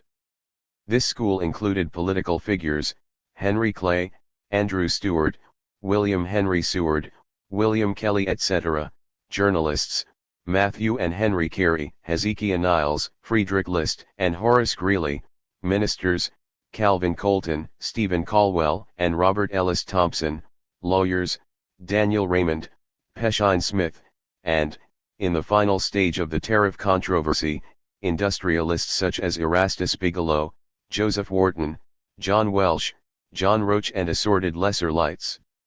The academic mainstream continued to promulgate the Ricardian concept of soil as possessing an inherent and permanent level of fertility, and of labor as possessing a similar intrinsic rate of productivity. The protectionists, especially the second, post-1848, generation, drew upon the new discoveries in agricultural chemistry and physiology to demonstrate man's ability to improve or exhaust the soil's productive powers, and to enunciate the economy of high 20. Wages doctrine describing how the superior efficiency of highly paid labor was in the capitalist's interest. These theories contract over the Ricardian theory that an increasing share of wealth would be reaped by owners of raw materials resources, example by farmers and mine owners, as diminishing returns spread throughout the world, and the iron law of wages, which stated that wage rates tended to settle at subsistence levels. Economies would become rich, the American school claimed, not by exporting raw materials and living off natural resource rent, but by industrializing to earn high income by a positive wage productivity feedback. The pragmatic foundation of American anti-intellectualism. Hofstadter finds a generally anti-academic attitude throughout the 19th century. As popular democracy gained strength and confidence, it reinforced the widespread belief in the superiority of inborn, intuitive, folkish wisdom over the cultivated, over-sophisticated, and self-interested knowledge of the literati and the well-to-do. Just as the evangelicals repudiated a learned religion and a formally constituted clergy in favor of the wisdom of the heart and direct access to God, so did advocates of egalitarian politics propose to dispense with trained leadership in favor of the native practical sense of the ordinary man with its direct access to truth. This preference for the wisdom of the common man flowered, in the most extreme statements of the democratic creed, into a kind of militant popular anti-intellectualism. 29. It would be more apt to call it contrarianism, for it arose out of a conscious, often highly intellectual repudiation of the doctrines broadcast by the colleges. As Leslie observed, in England it was not philosophers and professors, but manufacturers and politicians, who carried free trade. In America the manufacturers and most energetic politicians are against it, and can point to a so-called national system of political economy on their side, while the opposite system labors under the suspicions attaching to a foreign origin. 30. It thus was not academic theory that was responsible for foreign policy in America, any more than in England. To be sure, much of the anti-academic attitude of the early protectionists stemmed from their frustration at being unable to develop a systematic defense of industrial tariffs beyond a mere doctrine of exceptions to the rules and precepts of British political economy, developed largely on an ad hoc political basis. It is no coincidence that the term self-made man, which Hofstadter takes as the epitome of anti-intellectualism, was coined by Henry Clay in a speech delivered in the Senate in 1832. Denying that the tariff would give rise to a hereditary aristocracy, he maintained, to the contrary, that nothing could be more democratic, it would give further opportunities for men to rise from obscurity to affluence.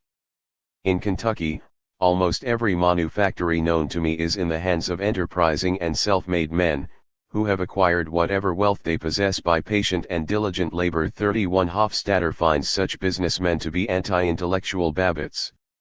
Many undoubtedly were, just as many pious fools taught in the universities.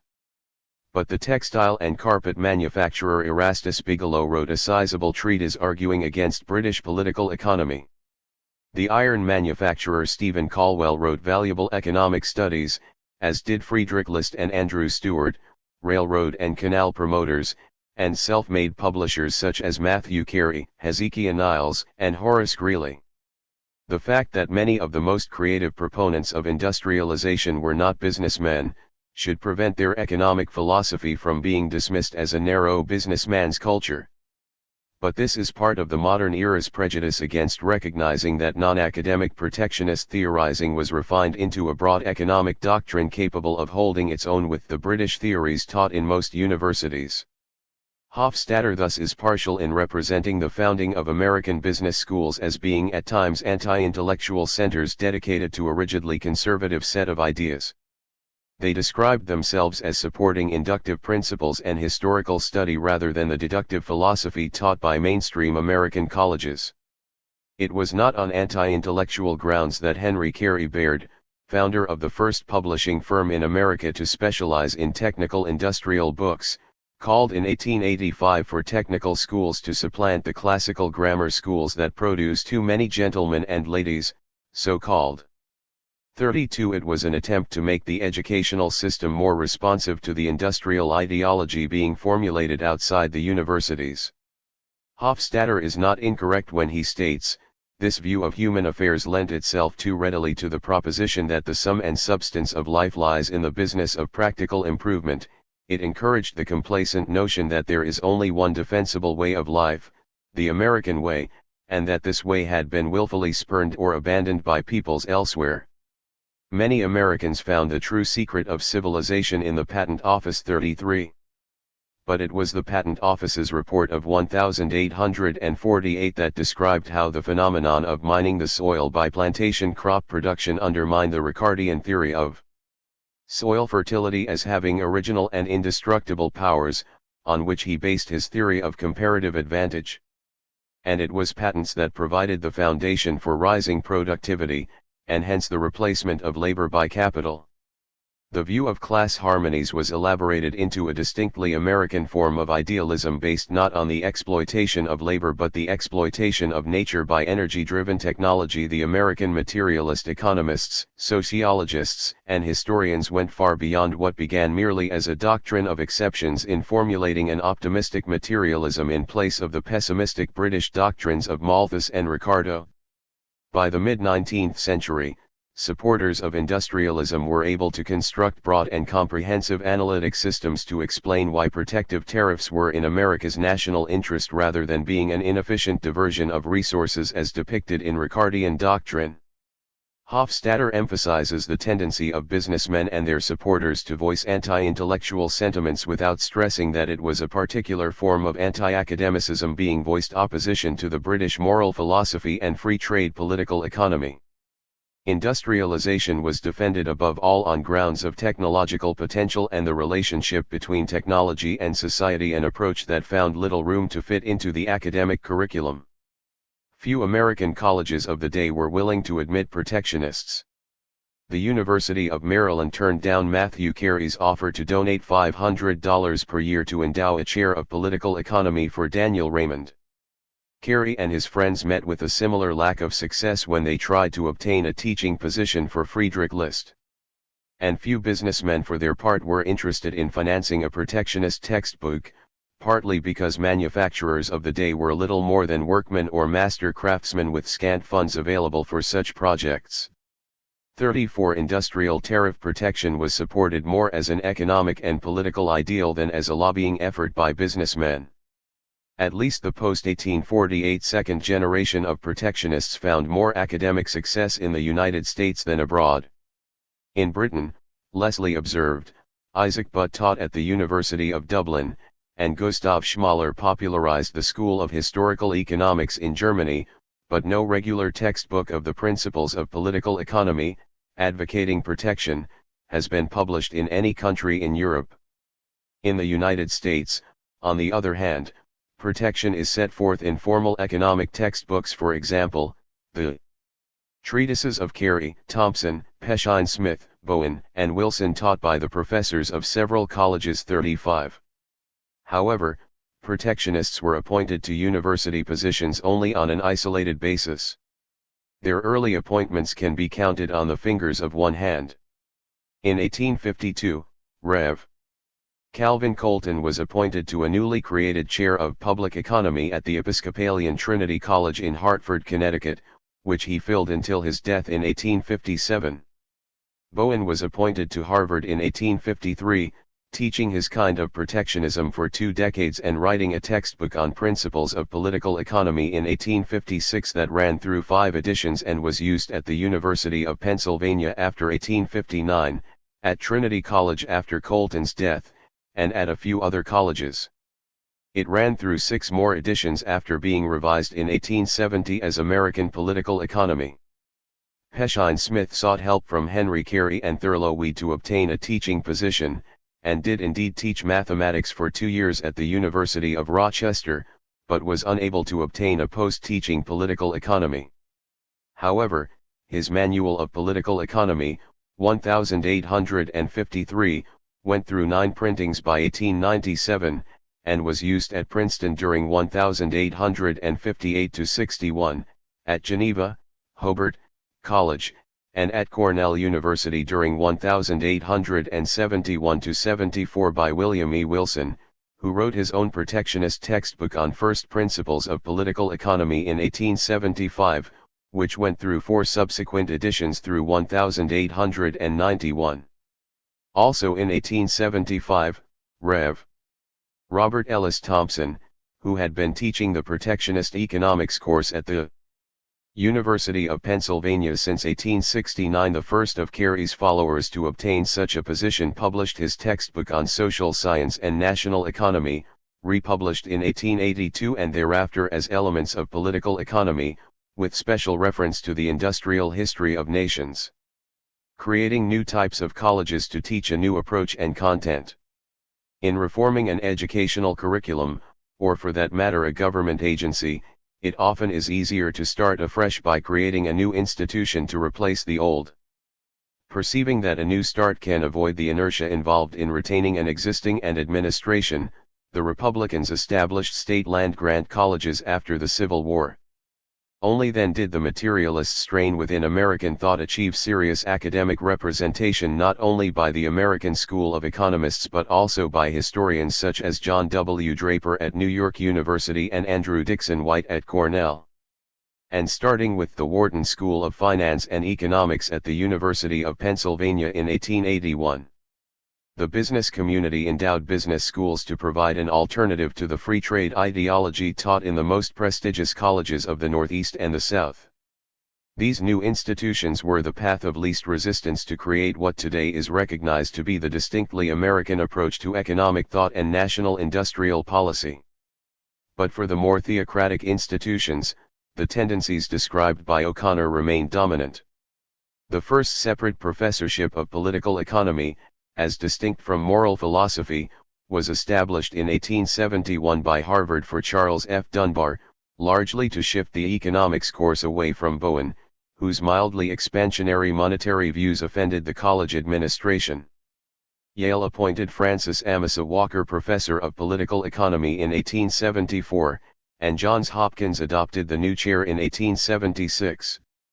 When economics succeeded political economy, a scientific symbolism largely replaced religious references in the textbooks, concludes O'Connor. But despite the altered diction and type of conception, the texts in general continued to express rather similar basic attitudes. 36.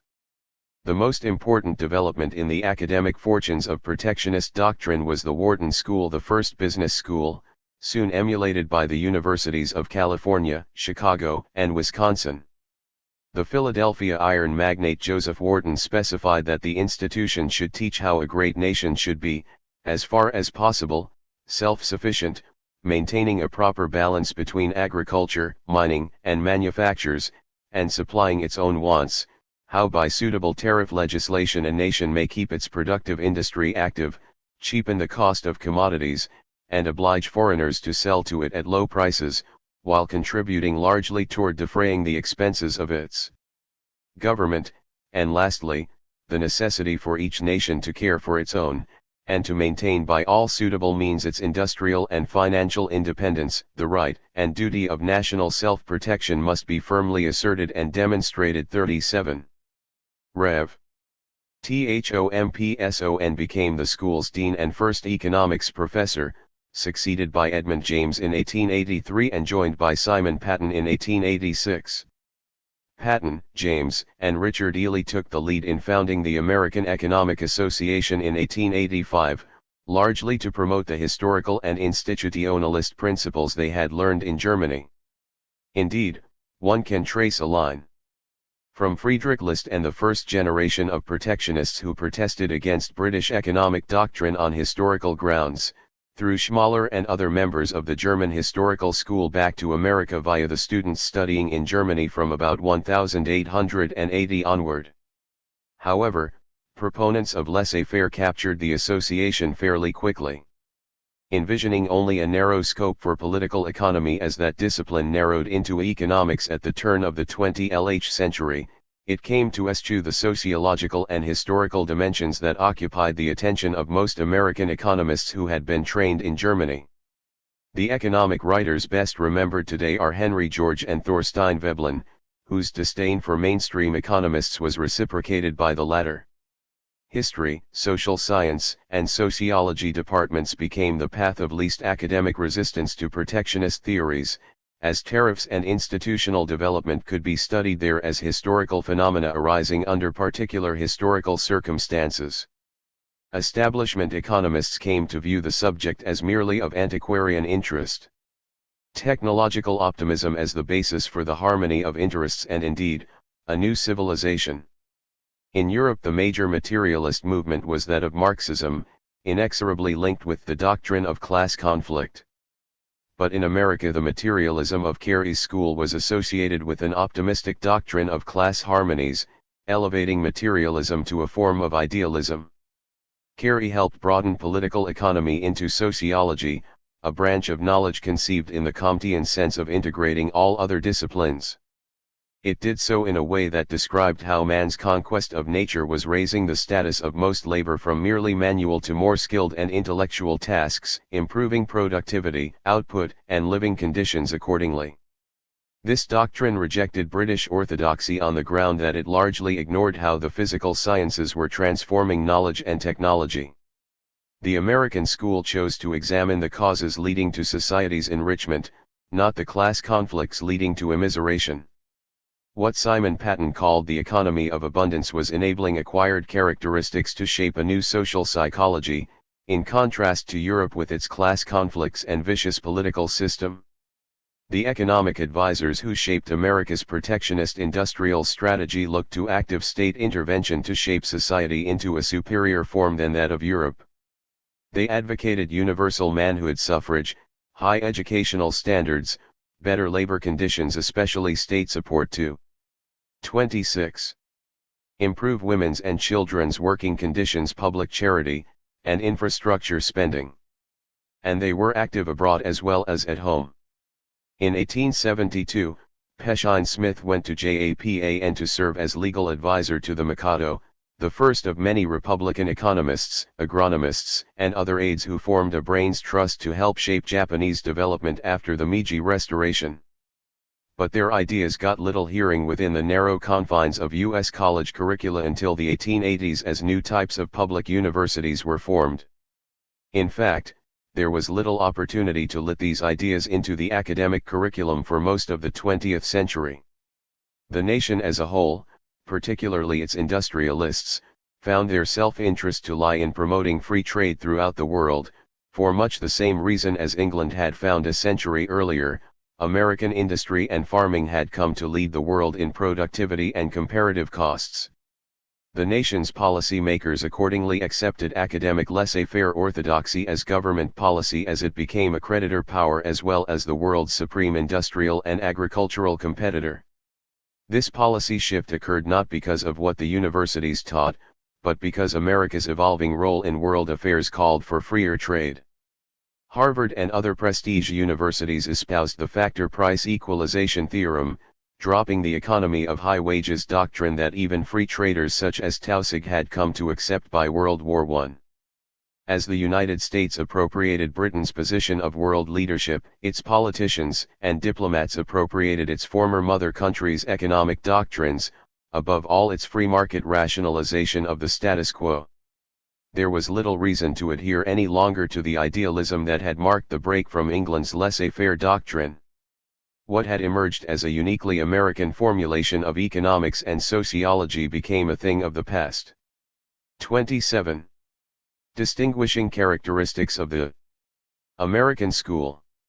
C. P. Neal's monograph on Daniel Raymond, an early chapter in the history of economic theory in the United States, 1897, and G.B. Mangold's review of the labor argument in the American protective tariff discussion, 1908, are the first two serious American studies of the history of protectionist economic theory in the United States. Neal demonstrates the basically different points of reference of early American protectionism from that of British orthodoxy, the concern with the growth of national wealth and output rather than with the distribution of money incomes, the concept of capital, labor, and land in terms of their productive powers, not simply their earnings relative to their costs of production, and the related areas in which American writers have exerted an influence upon the development of economic science to an extent that has not heretofore been conceded. Mangold's study demonstrates the extent to which these theories were developed in reference to the tariff debate, with the scope and focal point of each party's doctrine relating to its tariff position. In no area of 19th century American thought is the link between economic theory and political self-interest clearer than in the realm of wage theory in its application to international trade, and to a lesser extent westward expansion.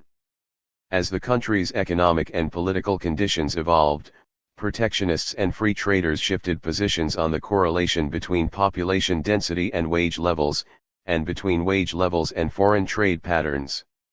Early advocates that America remain an agrarian and raw materials exporting country argued that its relatively high wage levels preempted it from early industrialization.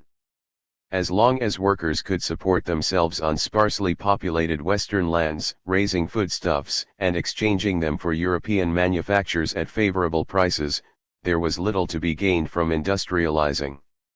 Protectionists from Alexander Hamilton through Matthew Carey found themselves obliged to argue that American wage rates were not all that much higher than those of England, and that even if they were, the United States enjoyed lower industrial costs in areas such as raw materials and water power, The disparity in this respect between some of the most manufacturing parts of Europe and a large proportion of the United States is not nearly so great as is commonly imagined, asserted Hamilton in his report on manufactures.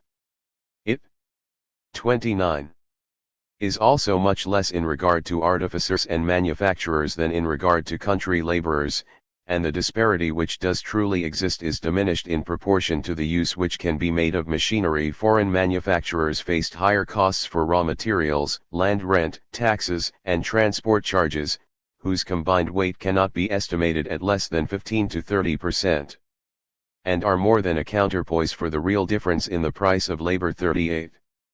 In 1824, Henry Clay was still playing down the implication that high wage rates left America unsuited for industrial self-sufficiency. The argument assumes that natural labor is the principal element in the business of manufacture. That was the ancient theory. But the valuable inventions and vast improvements in machinery, which have been made within a few past years, have produced a new era in the arts. We must no longer limit our views to the state of population and the price of wages. Capital, ingenuity in the construction and adroitness in the use of machinery, and the possession of raw materials, are those which deserve the greatest consideration. The state of our population is peculiarly favorable to the most extensive introduction of machinery. We have no prejudices to combat, no persons to drive out of employment. 39.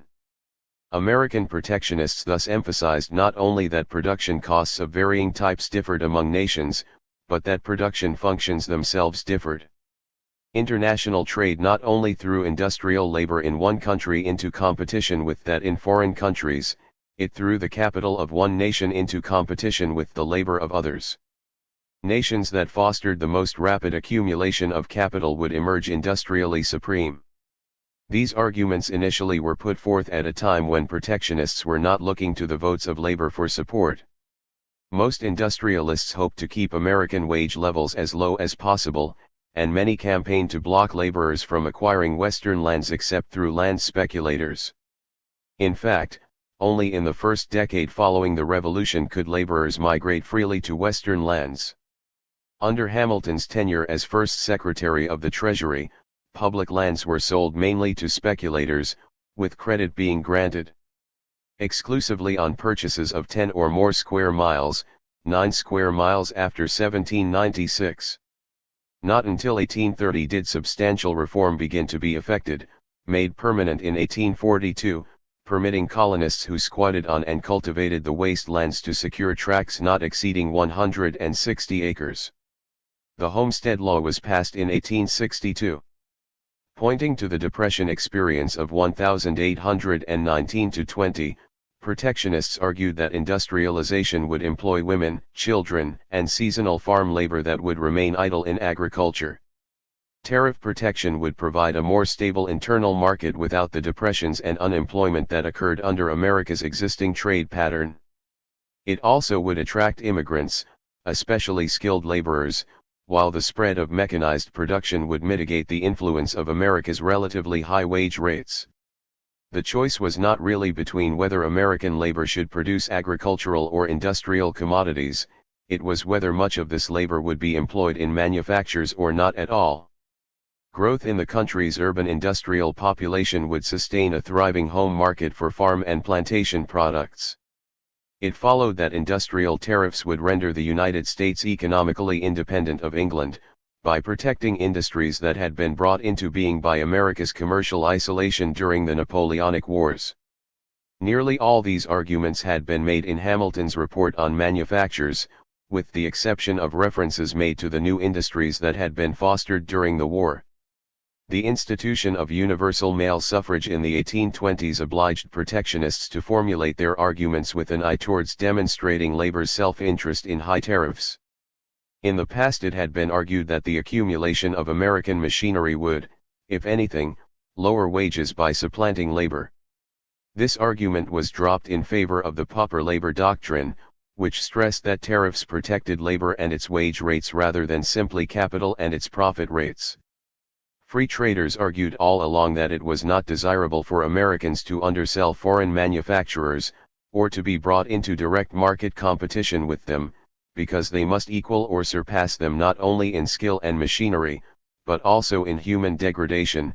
We must drive our laborers from the fields to those dismal and demoralizing abodes where they sink into hopeless stupidity and penury, where health and morals frequently become victims to hard labor and to the laws of poverty and hunger, stated one opponent of industrialization in 1821.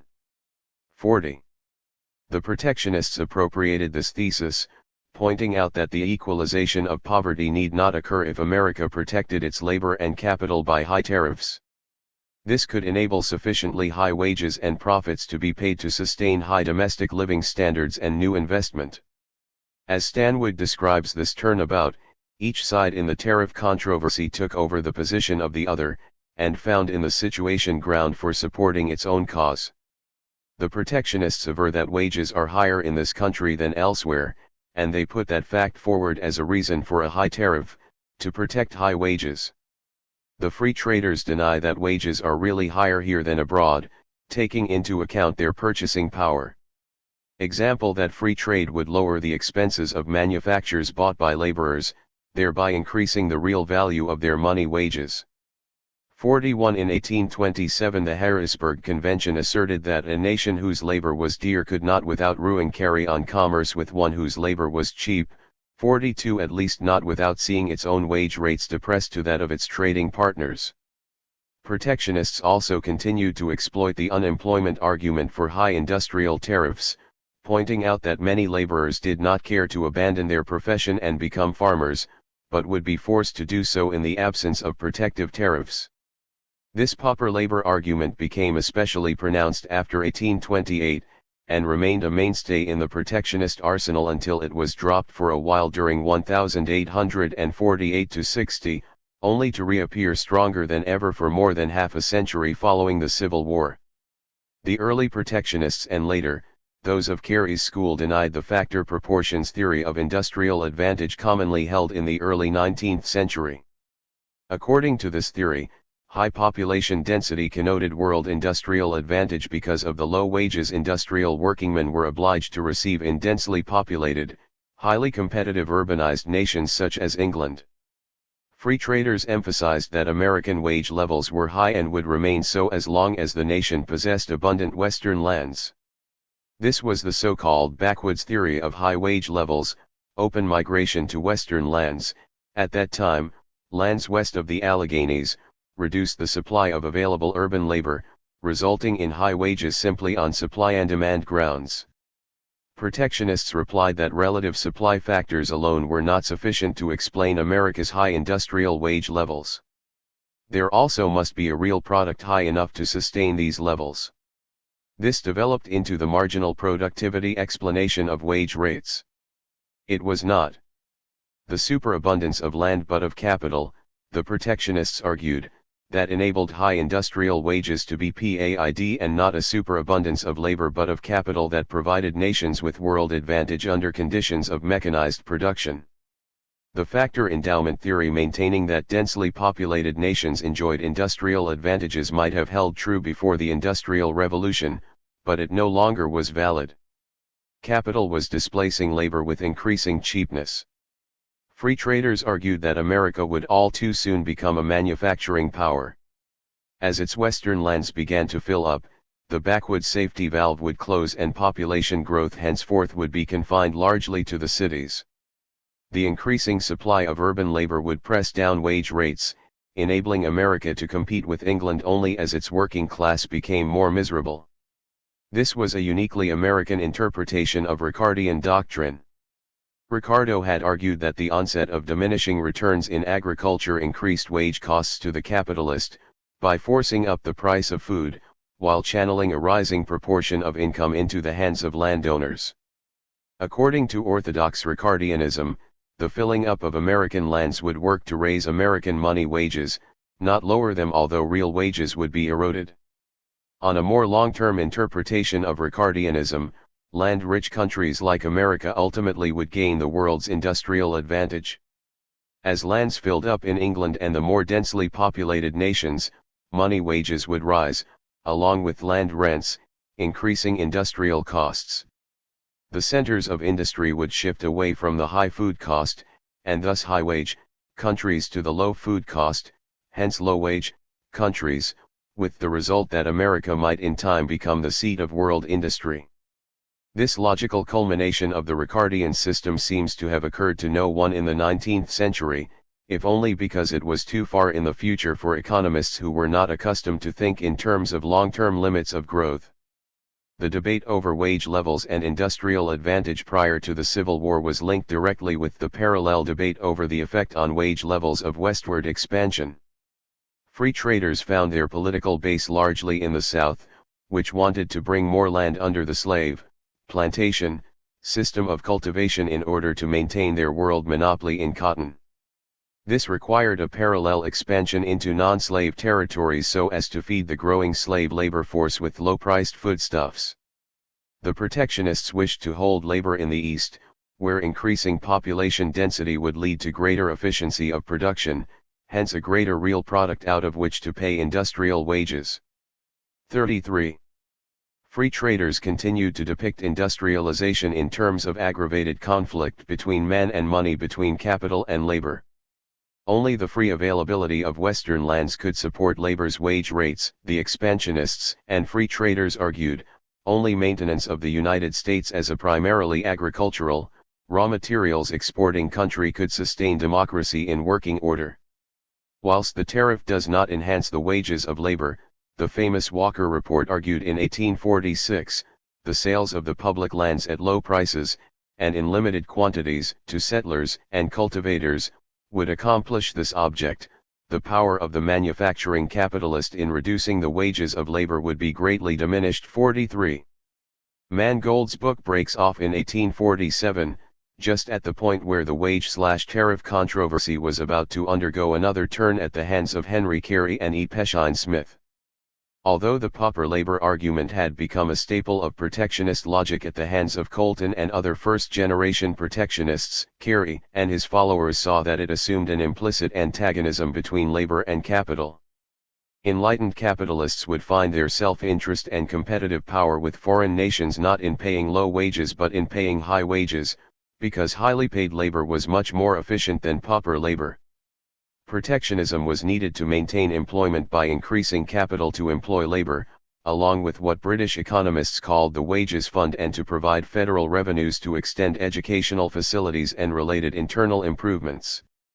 Increased association and division of labor in the eastern states, argued Carey in his Past, Present, and Future, 1848, would increase America's productive power sufficiently to sustain rising wage rates out of an expanding product. But Western migration would retard the rise of labor productivity in the East, holding down the nation's output and wage levels. Shortly thereafter, Carey's associate, Peshine Smith, drew upon Liebig's investigations in physiology to demonstrate that although well-fed and well-clothed labor might cost more to its employer on a per diem basis, it more than made up for this in the form of increased work capacity. High per diem wage rates connoted low unit labor costs. The exploited factor in production was nature, not labor. Industrialization favored increasingly skilled labor, leaving manual tasks to be performed by machines rather than by men, who were freed to steadily elevate their status in economic society. Hence the evolution of protectionism, indeed isolationism, into an economic and social ideal. This idealism paled after the Civil War, especially with the growth of trusts. Protectionists found the more sophisticated arguments of Peshine Smith and Carey to be too tenuous, and reverted to the old pauper labor argument for protective tariffs. True, this argument presumed identical production functions among nations and overlooked the correlation between high wages and high productivity. It also overlooked the tendency for developing economies to substitute machinery for manual labor. But the pauper labor argument was easy to grasp, and was thus more workable from a political point of view. Furthermore, now that the slave system was broken, protectionists dropped their opposition to westward expansionism. The economy of high wages doctrine was thus left to free traders to exploit, and passed into the hands of men like Francis Amasa Walker, Jacob Skernhoff, and Frank Taussig. If high per diem wage rates connoted low unit labor costs, they argued, then America did not really need tariff protection. Common to all parties in the debate was the rise of the economy of Hiwag's doctrine, which viewed the production process in terms of technological factors rather than simply money factors. English thought of the period followed the wages fund doctrine in asserting that an increase of capital tended to raise wage rates, and lower profit rates, because the wages fund was a financial pool of money to be divided among the labor force on a supply and demand basis. The American economists emphasized that an increase of capital would increase productive powers by much more than a G's cumulative cost in terms of labor. Capital was to be thought of not simply as embodied labor, although this tended to determine its financial return, to be sure, but in terms of the hundreds of manpower equivalents of work effort for which it substituted. The increase in industry's physical stream of output far surpassed the growth in industrial revenues, thanks to the growing powers of nature tapped by mechanized industry. This view of capital in terms of the doctrine of productive powers rather than in simple financial terms is stressed in Neal's study of Daniel Raymond, who helped focus American protectionist doctrine on what Lauderdale had called public wealth as distinct from private riches. Raymond viewed capital as a productive factor in its own right, capable of performing tasks which human labor simply could not do, such as introducing absolute uniformity of production, hence the mass production of interchangeable parts. To the English, the concept of technology referred to the mix of capital, labor, and land viewed as distinct factors of production. To the American school it meant a broader social system of organization, with capital substituting for both labor and land under conditions of increasing returns and increased real earnings of all classes. 35. The tariff controversy in its sectional aspects, 1776–1860. At its birth the United States was formed as a compound of two competing economic systems, a nascent northern industry, still largely in its household phase, associated with an essentially family farm agriculture, and the slave South with its plantation system. In this dual economy the North sought to promote an urban-rural balance between domestic agriculture and industry, each sector growing as it consumed the products of the other. The South, by contrast, looked increasingly to foreign markets for its cotton, tobacco, and other plantation products.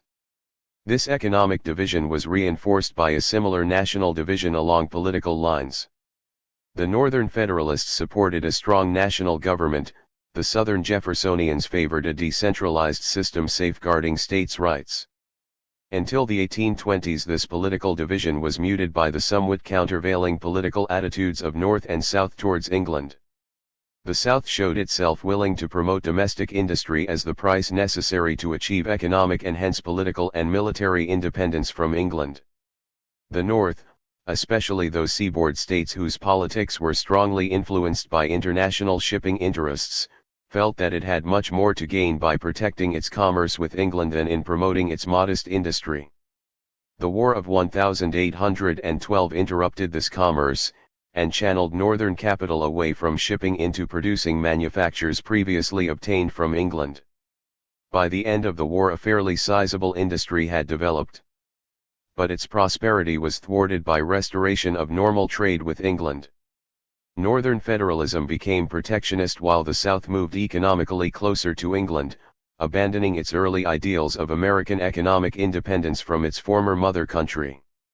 The interests of these two regions, whose divisions apparently had been reconciled during the 4 decades spanning the Declaration of Independence in 1776 to the Treaty of Ghent, now diverged over an expanding range of issues: America's economic relationship with England in the 1810s, the tariff in the 1820s, states' rights and the money and banking system in the 1830s, westward expansion in the 1840s, and the extension of slavery into new territories in the 1850s.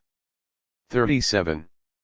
All these controversies were incidents in the basic conflict between the plantation system and urban industry, each with its own requirements as to the country's domestic and foreign policy. The seeds of the political tensions that finally erupted in civil war lay in the uneven rates of economic and political absorption of the West. At stake was whether the United States should remain basically agricultural or should deliberately foster its industrialization. As early as 1776 the British economist Josiah Tucker anticipated the tensions that the tariff debate would create within the United States. The southern independent republics will never consent to prohibit the introduction of the manufactures of Old England merely for the sake of encouraging, to their own loss, the manufactures of New England, a people whom they both hate and despise, nor will the New Englanders give a monopoly to the southern provinces against themselves. Therefore, as both will act separately, according to their respective local interests, the English manufactures will find an easy admission with very little, or no obstruction. 44. Implicitly, Tucker concluded, America would remain an economic satellite of England because of its political divisions. But not until after 1816 did these sectionalist tensions rise to dominate the consciousness of most Americans.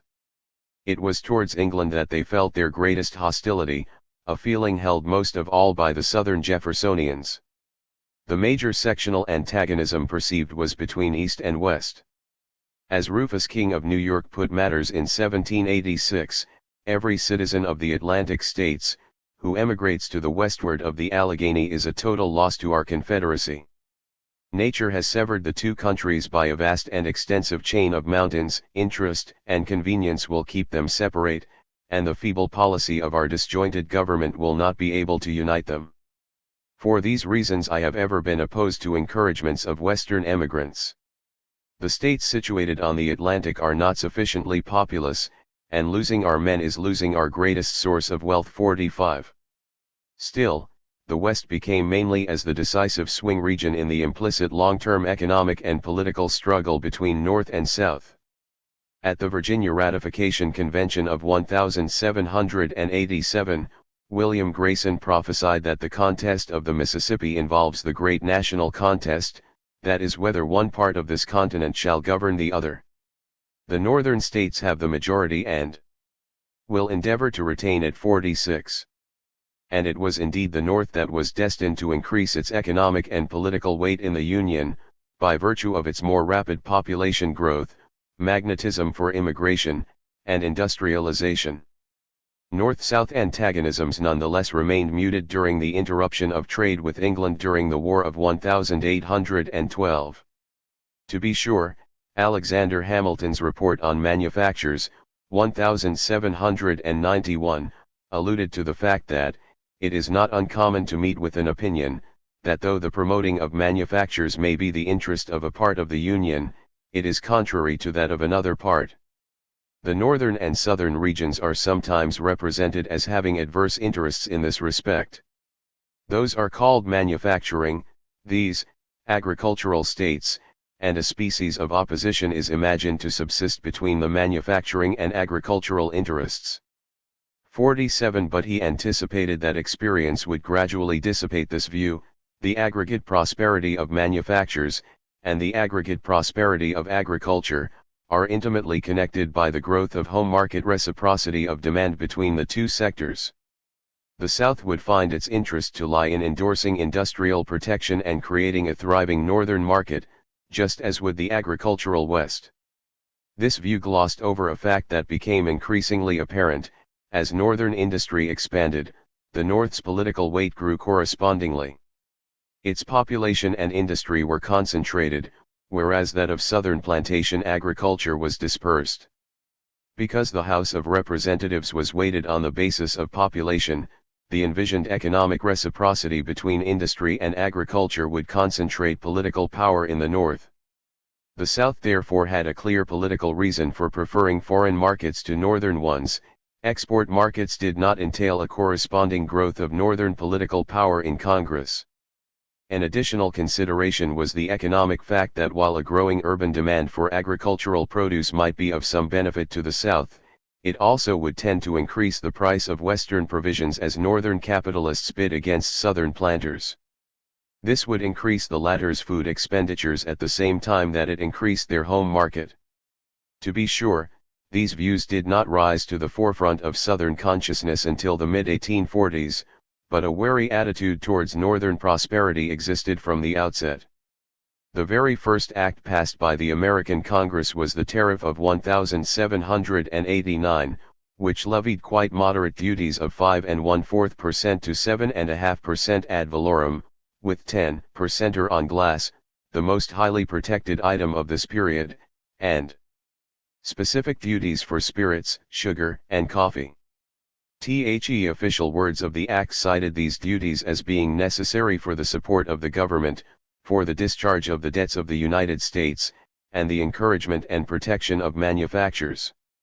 During the next 15 years tariff rates were nearly tripled on many articles, in a series of 5 steps generally of 2% each, in 1790 to meet the growing national debt, in 1792 for the protection of the frontiers and other purposes, in 1794 and 1797 to finance rising federal expenditures, and in 1804 to provide funds for the government to patrol its waters against pirates.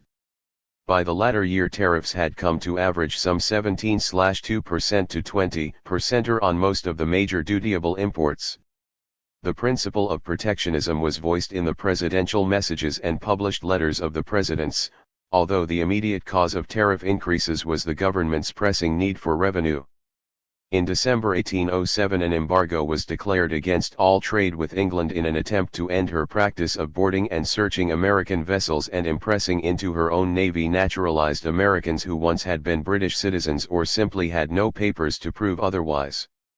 The embargo reduced U.S. imports by nearly 60% and was followed in 1809 by the Non-Intercourse Law, which for a year forbade any trade with France as well as with England.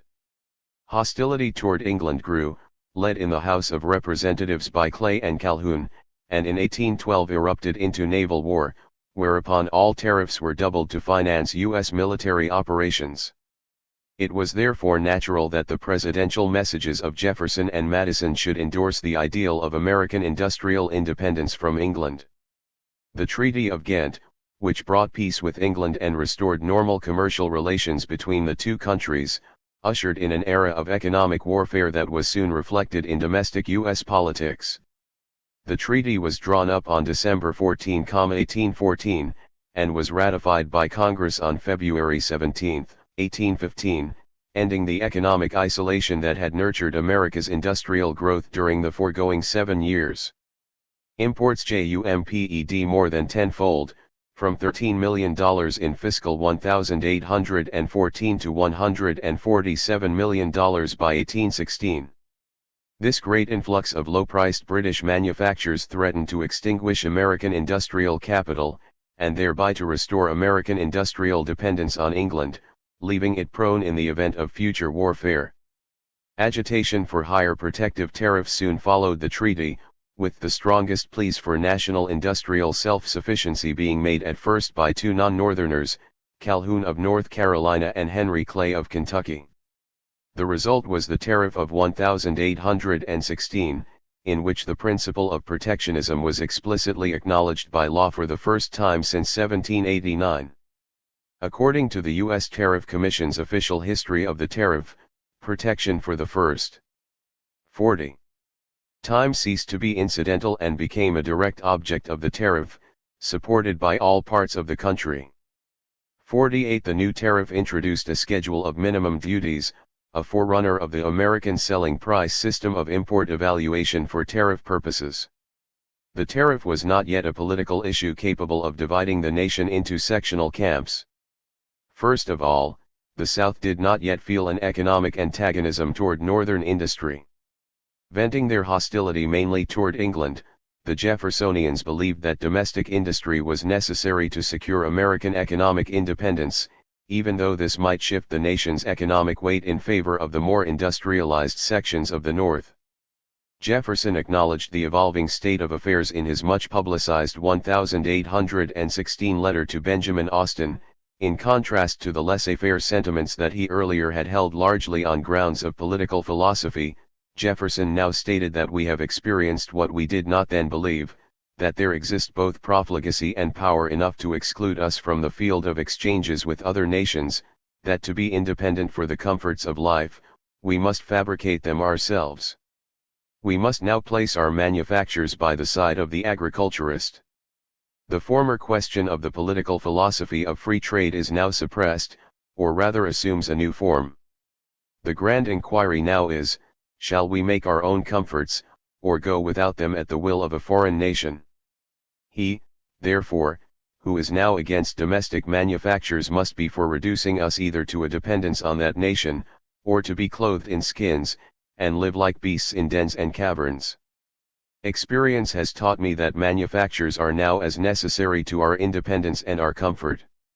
Advocates of industrialization, realizing the de facto protection being laid by revenue tariffs, wisely did not emphasize this effect, or even claim it as the leading motive behind the increased rates, although the annual messages of all the presidents consistently upheld the principle of protectionism.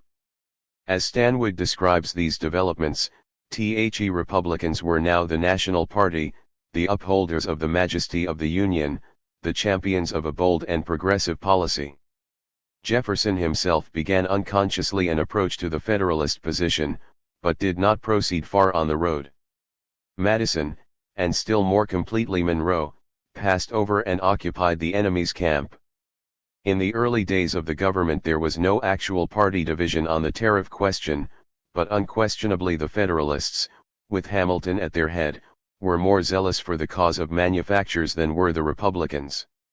All this had changed long before the year 1816. A Republican Congress ordered the reprinting of Hamilton's report on manufactures. Republican committees took pains to proclaim their friendliness to the policy of protection. On the other hand, the opposition to that policy was nowhere more strongly manifested than in Massachusetts, Federalist in politics and commercial by occupation. Accordingly, although the tariff was still in no sense a party question, it is true as a broad proposition that parties had exchanged positions as much on this issue as on any other 49.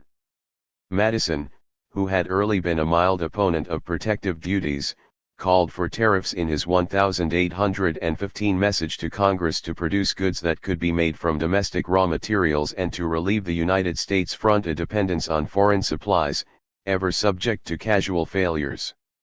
Secretary of the Treasury Alexander J. Dallas submitted a protectionist report to Congress in February 1816, contributing to the tariff enacted in April of that year.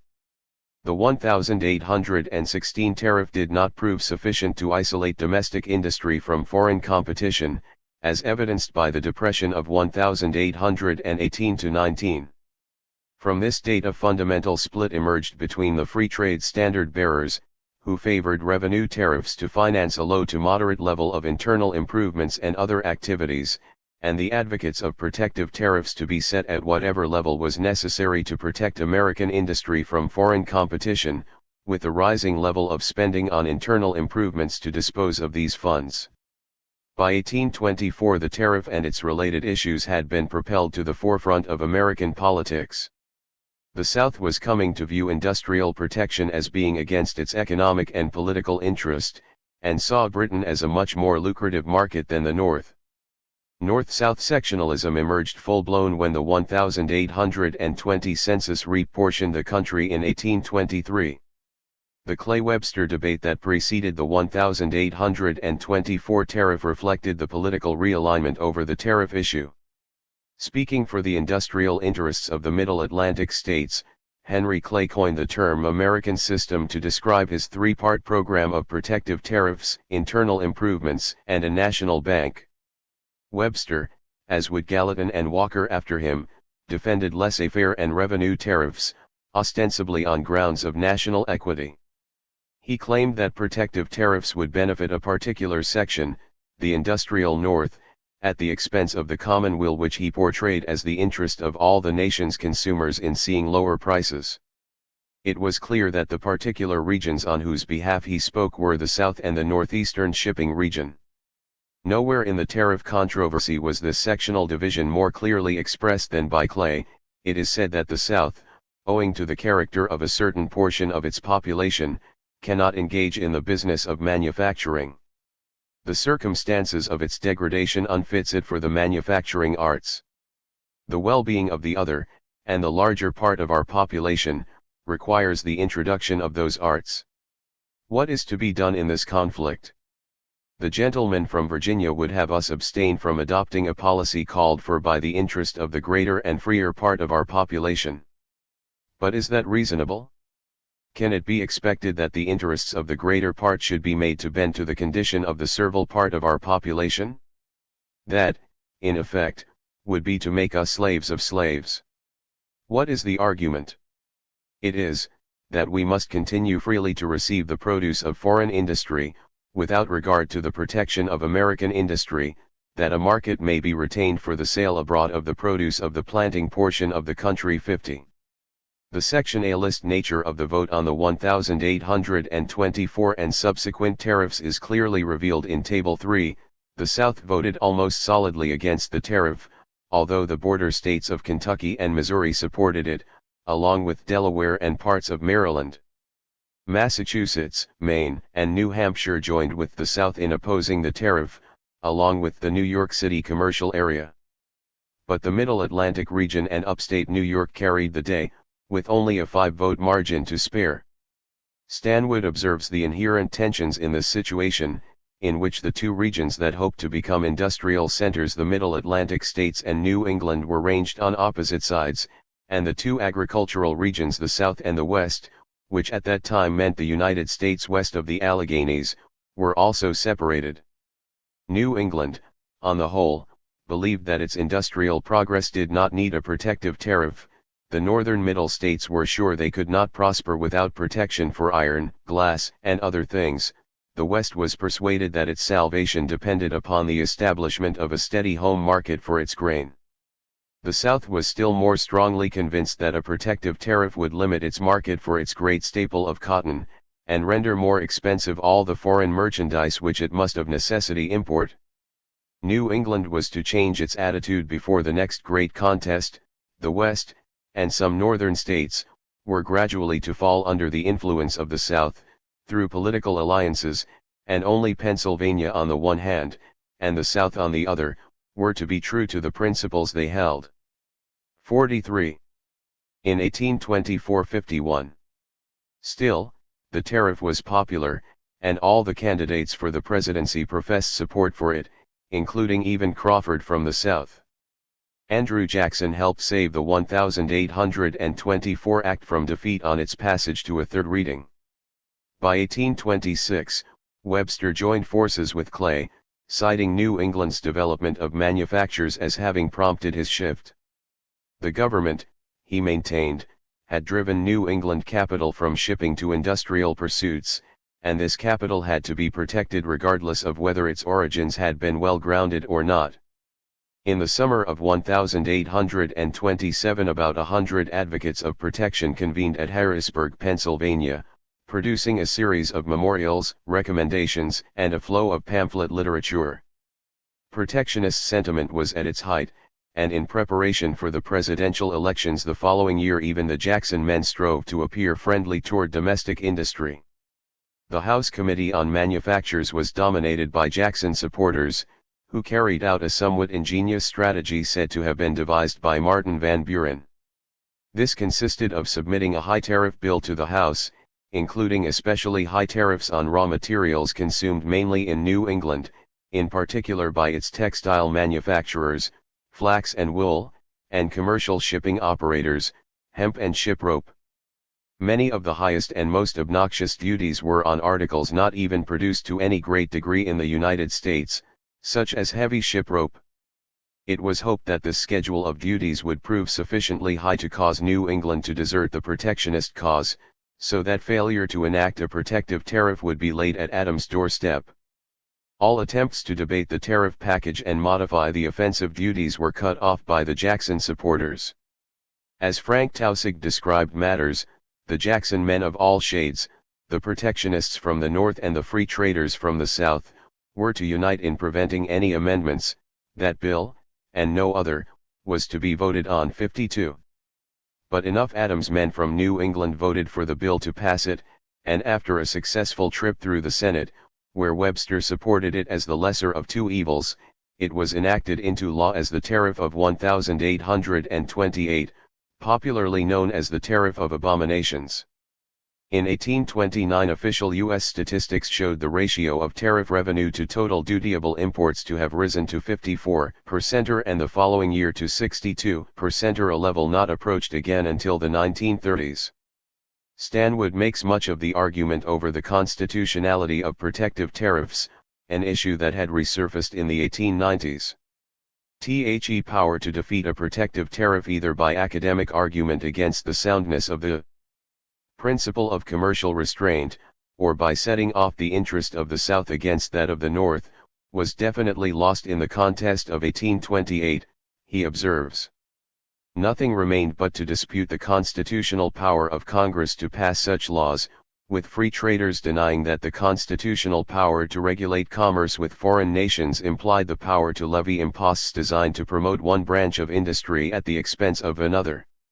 In this respect the 1828 bill may be viewed as laying the ground for the nullification fight of South Carolina 4 years later, by which time permanent lines had become drawn to separate the slave South from the North. For, little as the fact was recognized at the time, the tariff was but the skirmishing ground where the leaders of the conflict tried and proved the weapons that were to be used in the final campaign a generation afterward. 53 Already in 1831 preparations were being laid for what promised to be an intensive tariff controversy for the presidential election year of 1832. The Free Traders held a convention at Philadelphia, and appointed Albert Gallatin to write a memorial to Congress, along with a survey of evidence prepared by Henry Lee.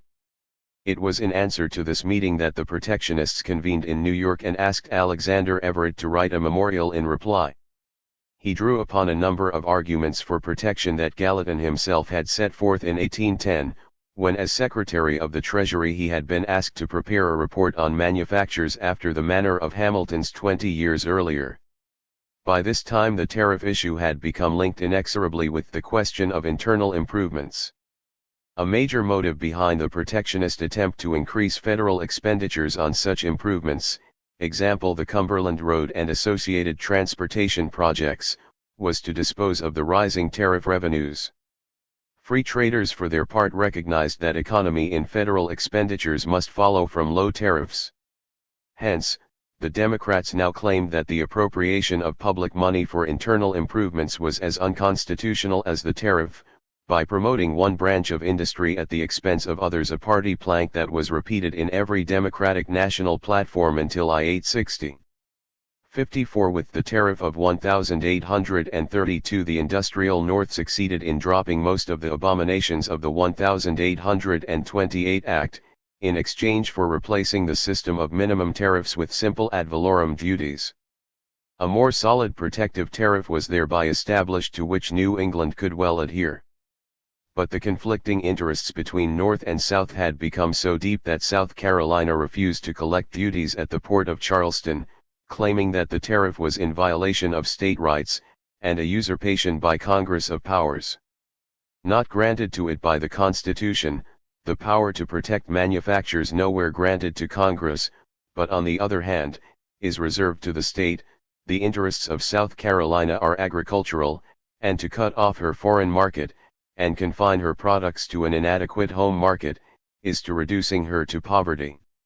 The other Southern states followed with protests of their own, and in November a convention held in South Carolina passed a resolution declaring the U.S. revenue laws null and void. Jackson responded by ordering the Navy to take charge of the port of Charleston and forcibly collect the duties which South Carolina refused to levy. South Carolina agreed to suspend its nullification pending a political settlement, which came in the form of Clay Compromise tariff of 1833. This called for a scheduled reduction in tariff duties to a uniform ad valorem rate of 20% by 1842. 55 Clay and his supporters apparently hoped that a future Whig Congress might restore higher tariffs. But as the Democrats remained in office through 1840, the compromise proceeded on schedule. Not until 1841 did the Whigs return to power, promptly calling for higher rates and a return to specific duties. Their 1842 tariff established somewhat higher rates, averaging about 33% on dutiable imports. but destiny seemed to be conspiring against the Whigs, although they won the 1840 and 1848 elections behind two generals, W.M. Henry Harrison in 1840, and Zachary Taylor in 1848. They had sought to consolidate the vote of the border states by nominating somewhat Democratic-leaning anti-protectionists for the vice presidential posts, John Tyler of Virginia in 1840, Tippecanoe and Tyler too, and the obnoxious Millard Fillmore in 1848. By a quirk of fate, both Harrison and Taylor died quite early in office, leaving Whig politics to be governed by men whose principles were adverse to those of the Whig stalwarts. Increasingly, the national contest between the slave South and the industrial North took the form of controversy over the issue of westward expansion. The South deemed this necessary to maintain its worldwide sugar and cotton monopolies. Slaves had to be fed cheaply to produce Southern staples at prices enabling Southern planters to undersell foreign producers. For this purpose, new land was needed to keep pace with the growth of the slave population, as well as to extend cotton and sugar cultivation. Furthermore, the extension of these two staples would serve to bring more slave states into the Union, thereby maintaining the congressional balance between free and slave states. From the South's vantage point, policies that retarded Northern population growth and its associated demand for Western provisions worked to reduce the cost of maintaining slaves, and therefore supported the South's relative political power. Nowhere was this sectional aspect of westward's expansion expounded more clearly than by David Christie in Cotton is King, or, Slavery in the Light of Political Economy. The opposition to the protective tariff, by the South, arose from two causes, the one to secure the foreign market for its cotton, the other to obtain a bountiful supply of provisions at cheap rates. The close proximity of the provision and cotton growing districts in the United States gave its planters advantages over all other portions of the world. But they could not monopolize the markets, unless they could obtain a cheap supply of food and clothing for their Negroes, and raise their cotton at such reduced prices as to undersell their rivals. A manufacturing population, with its mechanical coadjutors, in the midst of the provision growers, on a scale such as the protective policy contemplated, it was conceived, would create a permanent market for their products, and enhance the price, whereas, if this manufacturing could be prevented, and a system of free trade adopted, the South would constitute the principal provision market of the country, and the fertile lands of the North supply the cheap food demanded for its slaves. 56. Because of the South's predominantly slave economy, an increase in America's white population would necessarily be concentrated either in the North or the West. If it could be diverted from northern cities to western plains, it would find itself employed at producing grain and other agricultural produce rather than constituting a part of the northern urban population bidding against the South for these provisions and thus cutting into the profits of the slaveholders. Southern politicians therefore concluded that we must prevent the increase of manufactories, force the surplus labor into agriculture, promote the cultivation of our unimproved western lands, until provisions are so multiplied and reduced in price, that the slave can be fed so cheaply as to enable us to grow our sugar at 3 cents a pound. Then, without protective duties, we can rival Cuba in the production of that staple, and drive her from our markets. It was a Democratic writer who in 1845 coined the slogan "Manifest Destiny." And indeed, had the Civil War not occurred, continued pressure for expansion on the part of the southern states were very likely have led to a materialization of their hope to extend the Union into Cuba and even the West Indies, an eventuality some northerners believed would lead to an offsetting northern expansion, quite likely into Canada. Westward expansion was secured following the 1844 election in which Polk led the Democrats to victory over Henry Clay, who suffered defeat of his presidential aspirations for the fifth and final time. The new Secretary of the Treasury, Robert Walker, prepared a report in 1845 which integrated the Democratic Party's policy of Western expansion, ruralization of the country's population, free trade, a restrained pace of internal improvements, and continuation of the sub-treasury depository system for federal monies so as to prevent these funds from being added to the commercial banking system's monetary base, where they might be used to finance industrial expansion. In asserting the principle of revenue tariffs, namely that no more money should be collected than is necessary for the wants of the government, economically administered, Walker implicitly called for a curtailment of internal improvements. He somewhat arbitrarily suggested that experience proves that, as a general rule, a duty of 20% or ad valorem will yield the largest revenue. He therefore recommended that all minimums and specific duties be abolished, and ad valorem duties substituted in their place. Walker further advocated the Democratic Party's long-term position that in the interests of labor the highest duties should be levied on luxuries rather than on goods competing with American manufactures. If we reduce our tariff, he speculated, the party opposed to the Corn Laws of England would soon prevail, and admit all our agricultural products at all times freely into her ports, in exchange for her exports. 57. Britain's repeal of the Corn Laws did indeed occur in 1846, but was the result of domestic economic considerations and not at all the product of any negotiated reciprocity of free trade between England and America. Walker further asserted that a protective tariff discriminates in favor of manufactures and against agriculture, by imposing many higher duties upon the manufactured fabric than upon the agricultural product out of which it is made. He reiterated the time-worn appeal that the duty should be so imposed as to operate as equally as possible throughout the Union, discriminating neither for nor against any class or section. As noted above, protectionists perceived this interpretation as operating in favor of the South against the industrial North. Lack of industrial protection, they retorted, discriminated against domestic industry in favor of that of Britain. Walker himself acknowledged that free trade was intended primarily to benefit the slave states. The cotton planting is the great exporting interest, and suffers from the tariff in the double capacity of consumer and exporter. Cotton is the great basis of our foreign exchange, furnishing most of the means to purchase imports and supply the revenue. 58. This report paved the way for the so-called Walker Tariff, which operated from December 1846 through July 1857, and which reduced rates to about 25% of dutiable imports. In 1857 tariffs were once again reduced, and averaged only 20% of dutiable imports during 1859–61, the lowest for any period during the 100 years 1821 to 1920. Protectionism was to triumph only in conjunction with an issue more popular, that of slavery and free soil. For the first time, the Northeast seaboard states joined forces with the Middle Atlantic states to defeat the divided Democratic Party, and the South. North-South. Middle-Northeast. Atlantic seaboard 1810s attitude towards England anti-pro anti-1820s protective tariffs pro anti-1830s national bank charter pro anti-1840s westward expansionism anti-pro pro 1850s slavery anti-pro.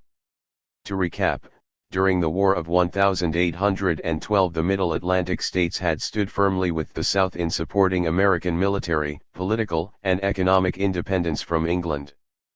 But for the next 4 decades the southern and northeastern seaboard states joined together to dominate national policy over the tariff issue, national banking policy and westward expansion.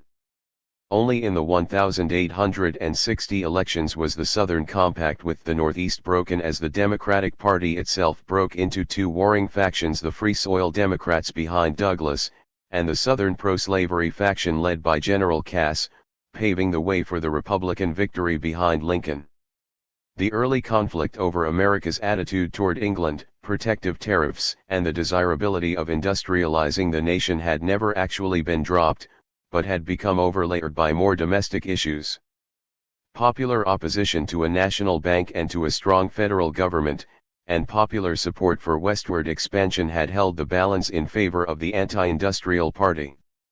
But as the slavery issue became more acute, the scales swung back toward the advocates of industry and free labor. The nation was forced to make a definitive choice as to which system would dominate its economic life: a rural or an urban system, agriculture or industry. In making this decision, the United States was deciding whether to adopt an expansionist or an isolationist ethic, whether to concentrate its capital or disperse it, whether to create a national bank to finance internal growth or whether to oppose the system of finance capital and paper credit. Although the moral end of the Civil War was free soil, and later abolition of slavery altogether, the economic end was protectionism and industrialization, and the ancillary policies that went with it. 50. Hugo Rabineau's perspective on the American school. By the 1890s, protectionists such as Simon Patten concentrated on integrating their economic theories with social sciences, rather than attempting to trace the origins of their theories. Many of the theoretical contributions elaborated by the early protectionists, such as the economy of high wages doctrine, had for some time been abandoned to the free traders. Toward the end of the 19th century, the American protectionists received more attention from European economists than from American writers. Eugen Düring in Germany, Francesco Ferrara in Italy, and followers of Frédéric Bastiat in France were elaborating Henry Carey's optimistic theory of economic growth under increasing returns with minimal reference to his tariff theories. Hugo Rabineau came to the United States from Italy with a view of American protectionism shaped by the writings of Friedrich List. Rabineau endorsed protectionism as a transition policy for countries with infant industries, but decried the isolationist extreme characteristic of much American literature in the second half of the 19th century. This antagonism to isolationism led him to dismiss much of the idealism that characterized the American protectionists from Carey through Patten. The final section of Rabineau's book, American Commercial Policy, 3 historical essays, is an attack on these writers, drawing largely on Frank Taussig and other opponents of protectionism, including Edwin Seligman, whose extensive library he used in reviewing the country's protectionist literature. Rabineau's initial chapters on the historical evolution of tariff policy in the United States are an exercise in delineating the law of 3 stages, popularized early by Sir James Steuart and Adam Smith, and later by List. According to this theory, countries passed from the agricultural stage through the industrial stage, finally arriving at the commercial stage. By commercial is meant industrial exporting, as early countries in the New World were if anything more export-oriented than the more industrialized nations of Europe. This warping of colonial development to provide raw materials to their mother countries impaired their industrialization, and indeed their agricultural development for crops not amenable to the colonialist plantation and slave systems. 51. In many respects, Rabineau's work reflects both the biases and perceptions of his contemporary American historians. Because the only early industry in America was household handicrafts, whose output did not come onto the market, its development was not retarded by English protectionism until after about 1760. Following the Revolution, the decision to industrialize was pressed by Hamilton and others as much on political as on economic grounds, although Hamilton's report on manufactures contained most of the economic rationale that characterized later American protectionism. Example, the arguments that over time protective tariffs will work to lower prices as they foster the accumulation of capital, that the prosperity of rural agriculture and urban industry are closely connected, hence the harmony of economic interests between northern and southern states, that the home market is more stable than the foreign market, that industrial labor is amenable to greater division and increased efficiency than agricultural labor, that raw materials producers are obliged to pay the costs of international transport on both their exports and imports, and in general that the importations of manufactured supplies seem invariably to drain the merely agricultural people of their wealth. 59. Rabineau stresses that List, like Hamilton, did not endorse protectionism as an ideal but only as a transition stage policy, a policy that later became more and more a system of isolation at the hands of proponents of the American system. List, like Hamilton, admitted free trade theoretically, and as a final conclusion. This moderate free trade sympathy leads Rabineau to judge that, even if List was not the originator of modern protectionism, he was certainly the first, and the only one who raised it to an organic and scientific system. 60. This would only be true if one conceives of system in terms of the theory of stages of economic development, a rough generality at best. By contrast, Henry Carey, Peshine Smith, and their followers refined protectionism as an overall economic system, integrating the distribution and growth of incomes of all classes with the process of technological change under conditions of increasing returns, including in agriculture. Rabineau dismisses this intellectual achievement as being part and parcel of capitalist protectionism, the defense of trusts and of super profits, a far cry from the infant industry logic of Hamilton and List. Carey, states Rabineau, was the first to formulate the absolute theory of protectionism, and can lay the flattering unction to his soul of having been the forerunner of the so-called Chinese wall men. Freedom of trade ceases to be an ideal, however remote. His ideal now is association and concentration. Through the coexistence of industry and agriculture, and the approximation of producers to consumers. Free trade always brings about ruin, protection general well-being 61.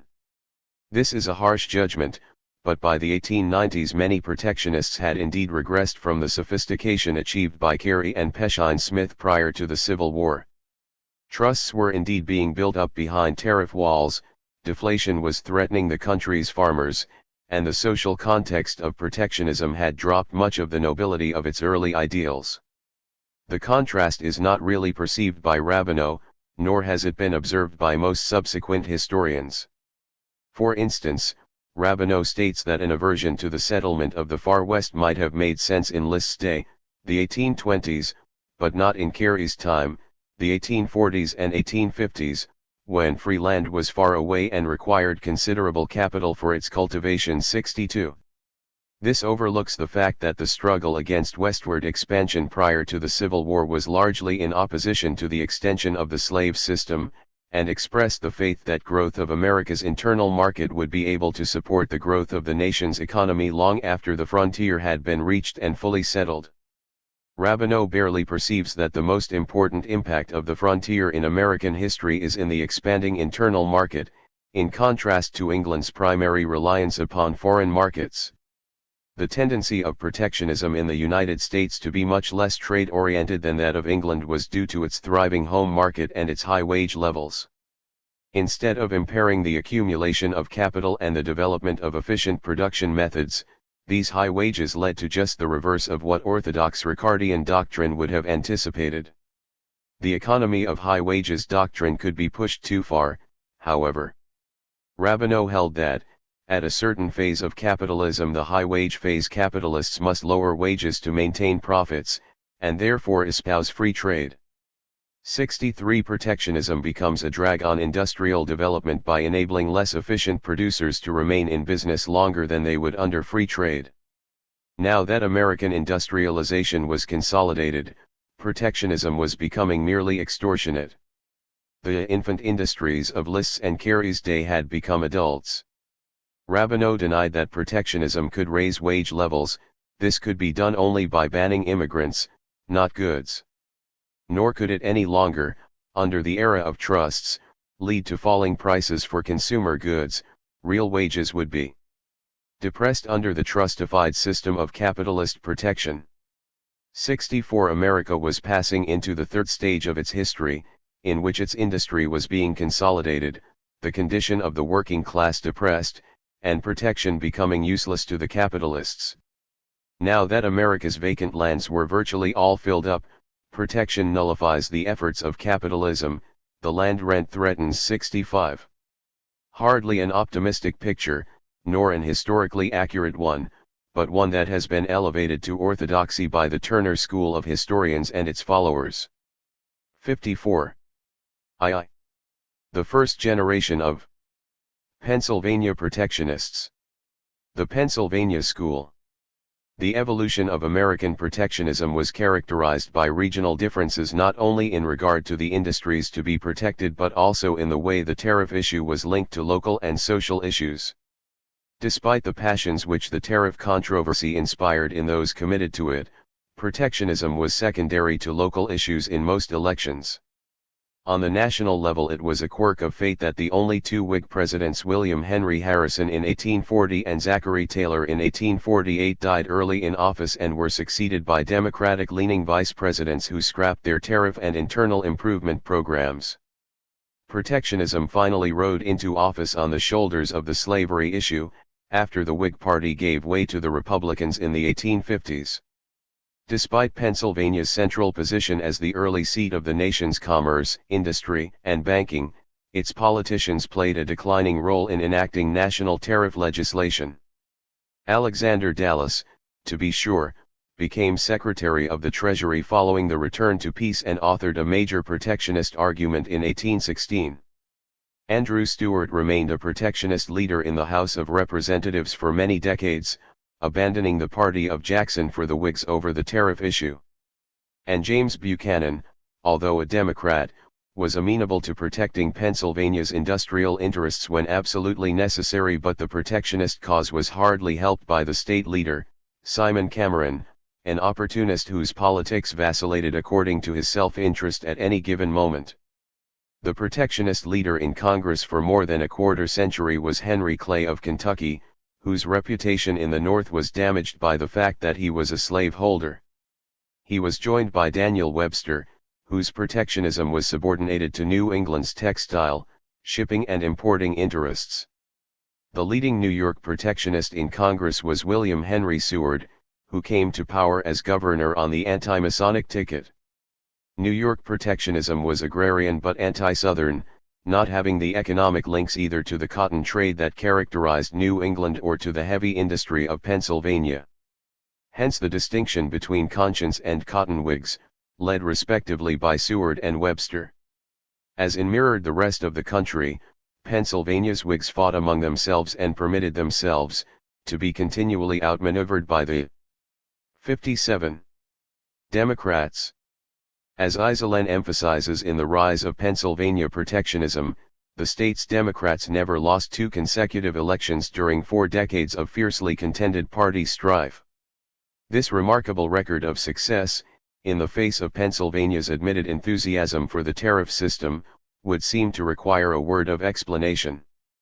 A very important factor was the superior leadership enjoyed by the Democrats during the entire period of their ascendancy. Such masters of political strategy as Samuel Ingham, James Buchanan, George M. Dallas, and Simon Cameron were always at the helm, alert to seize every advantage and quick to retrieve every disaster. The only Whig with a comparable gift was Governor William F.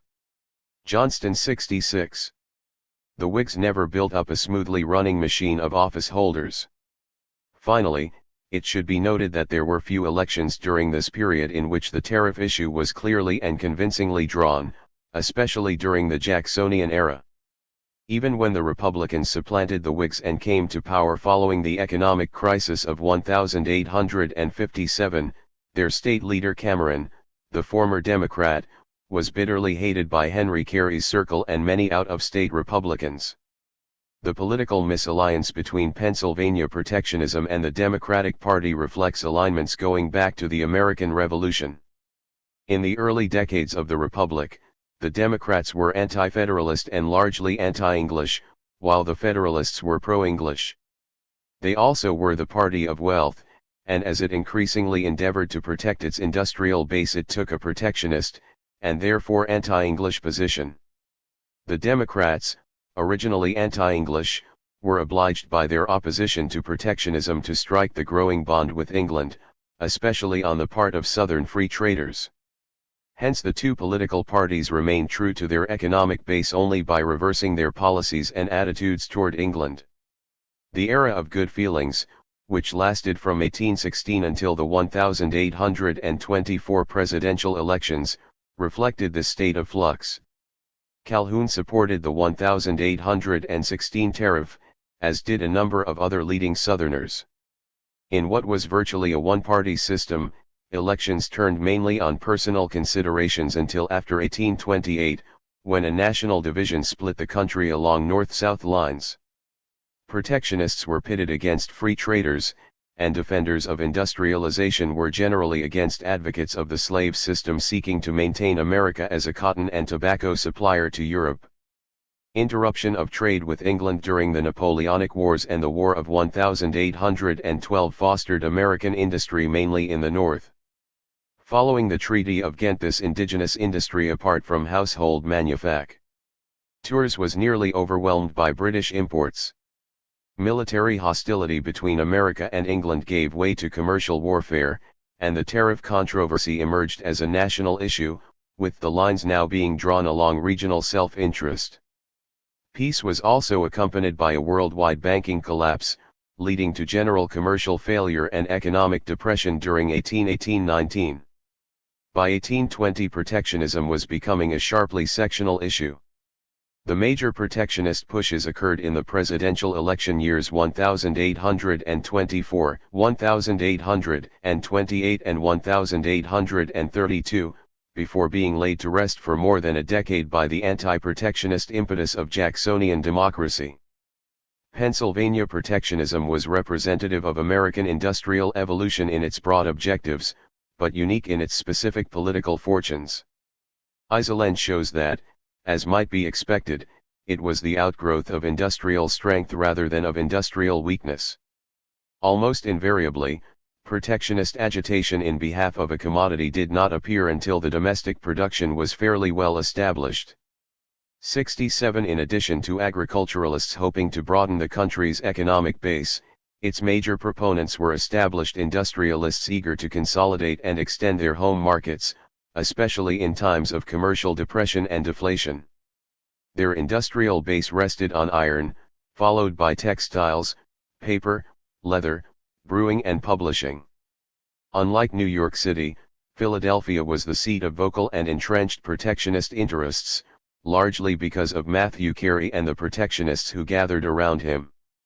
Carey took the lead in forming various societies to promote industrial legislation, and was aided by such friends as Charles Ingersoll. During the 1820s, the city was rivaled only by Boston in its protectionist literary efforts. Iselin points out that the Pennsylvania iron interest developed its most vehement protectionism after 1840, not because of adverse economic conditions, but as a result of the introduction of the anthracite process, which meant increased output, cheaper costs of production, and a greatly improved competitive position. Its protectionism became most urgent after the crisis of 1857, which consummated the overthrow of the Democratic Party in the Keystone State and thus dissolved the political misalliance which had so long undermined the influence of Pennsylvania protectionism at the national capital. 68. The fact that the burden of the 1857 panic fell heavily on labor, traditionally the bastion of Democratic politics in the North, turned the tide toward the Republicans. Perhaps in part because of the prominence of its Irish citizens, protectionism was more anti-British than anti-Southern. Henry Carey showed himself more willing to compromise with the South than did many other Northern protectionists. 69 In this respect Iselin is somewhat misleading in asserting that Carey's followers were homogeneous, and indeed that protectionism itself was a homogeneous movement throughout the North. It was not, and studies of its development in individual states, of which Iselin's alone has so far been written, will demonstrate its sectional vicissitudes and distinctions. Matthew Carey, protectionist publicist.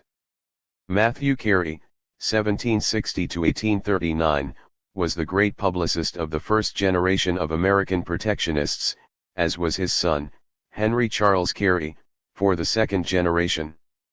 In his capacity as proprietor of the country's largest publishing firm, as an indefatigable pamphleteer, and as organizer and financier of protectionist literature and conventions, he established Philadelphia as the literary center of American protectionism.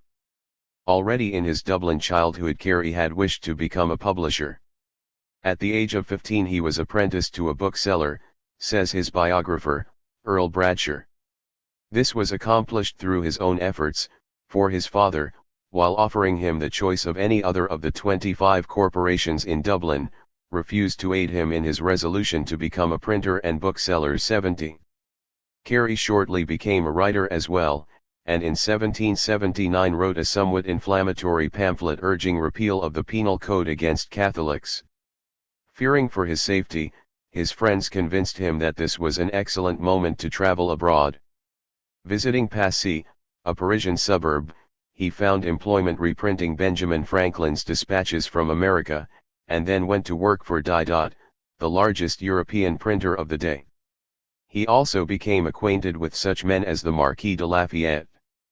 In 1783 Carey returned to Dublin, where his father helped him establish the Volunteers' Journal, in which he defended the manufactures, commerce, and political rights of Ireland against the encroachments of Great Britain. 71 A prelude to the struggle he subsequently was to wage on behalf of America. The following year he was imprisoned for a month in Newgate for denouncing Britain's Irish policy. Fearing the outcome of a libel suit lodged by the Irish Premier, he emigrated to the United States in September 1784. His funds exhausted, he settled in Philadelphia where, by chance, he met General Lafayette once again when the latter passed through. Before departing, the general left $400 to help tide Carey over, a sum which Carey took great pride in returning to Lafayette on the general's return visit to America 40 years later.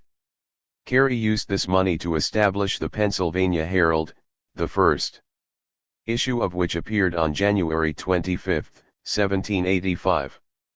After struggling along for a few months, the paper became strikingly successful by inaugurating a new departure in American journalism, reprinting the House of Assembly debates.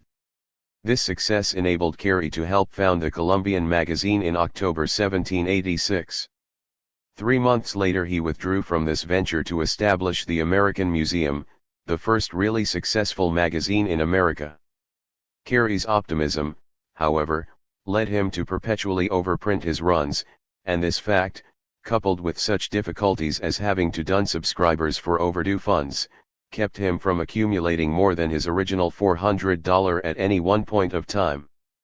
In his autobiography he describes how he was constantly obliged to run about borrowing funds during banking hours to keep his enterprise afloat.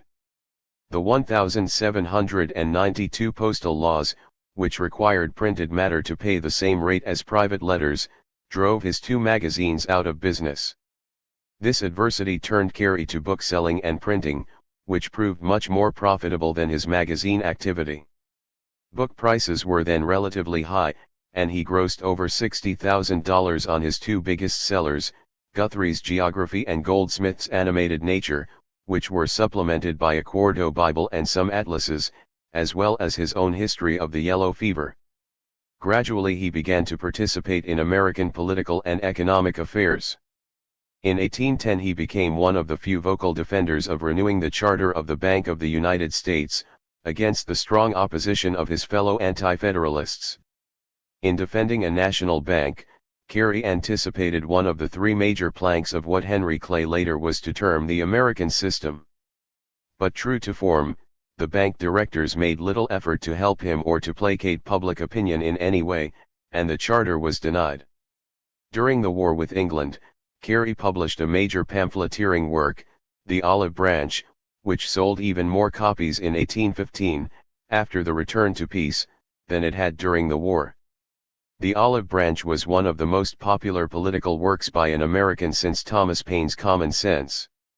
Carey exhibited his innate philanthropism by permitting Boston printers to publish, without charge, an edition that was immediately sold out. The return to peace brought a flood of British imports, and in 1815 Carey became part of the manufacturers' lobby in Washington seeking American industrial independence from Britain. He took the lead in organizing the Philadelphia Society for the Promotion of National Industry, which initially consisted of only 10 members. He read widely in the field of political economy, and was particularly impressed by Alexander Hamilton's report on manufactures, 1791.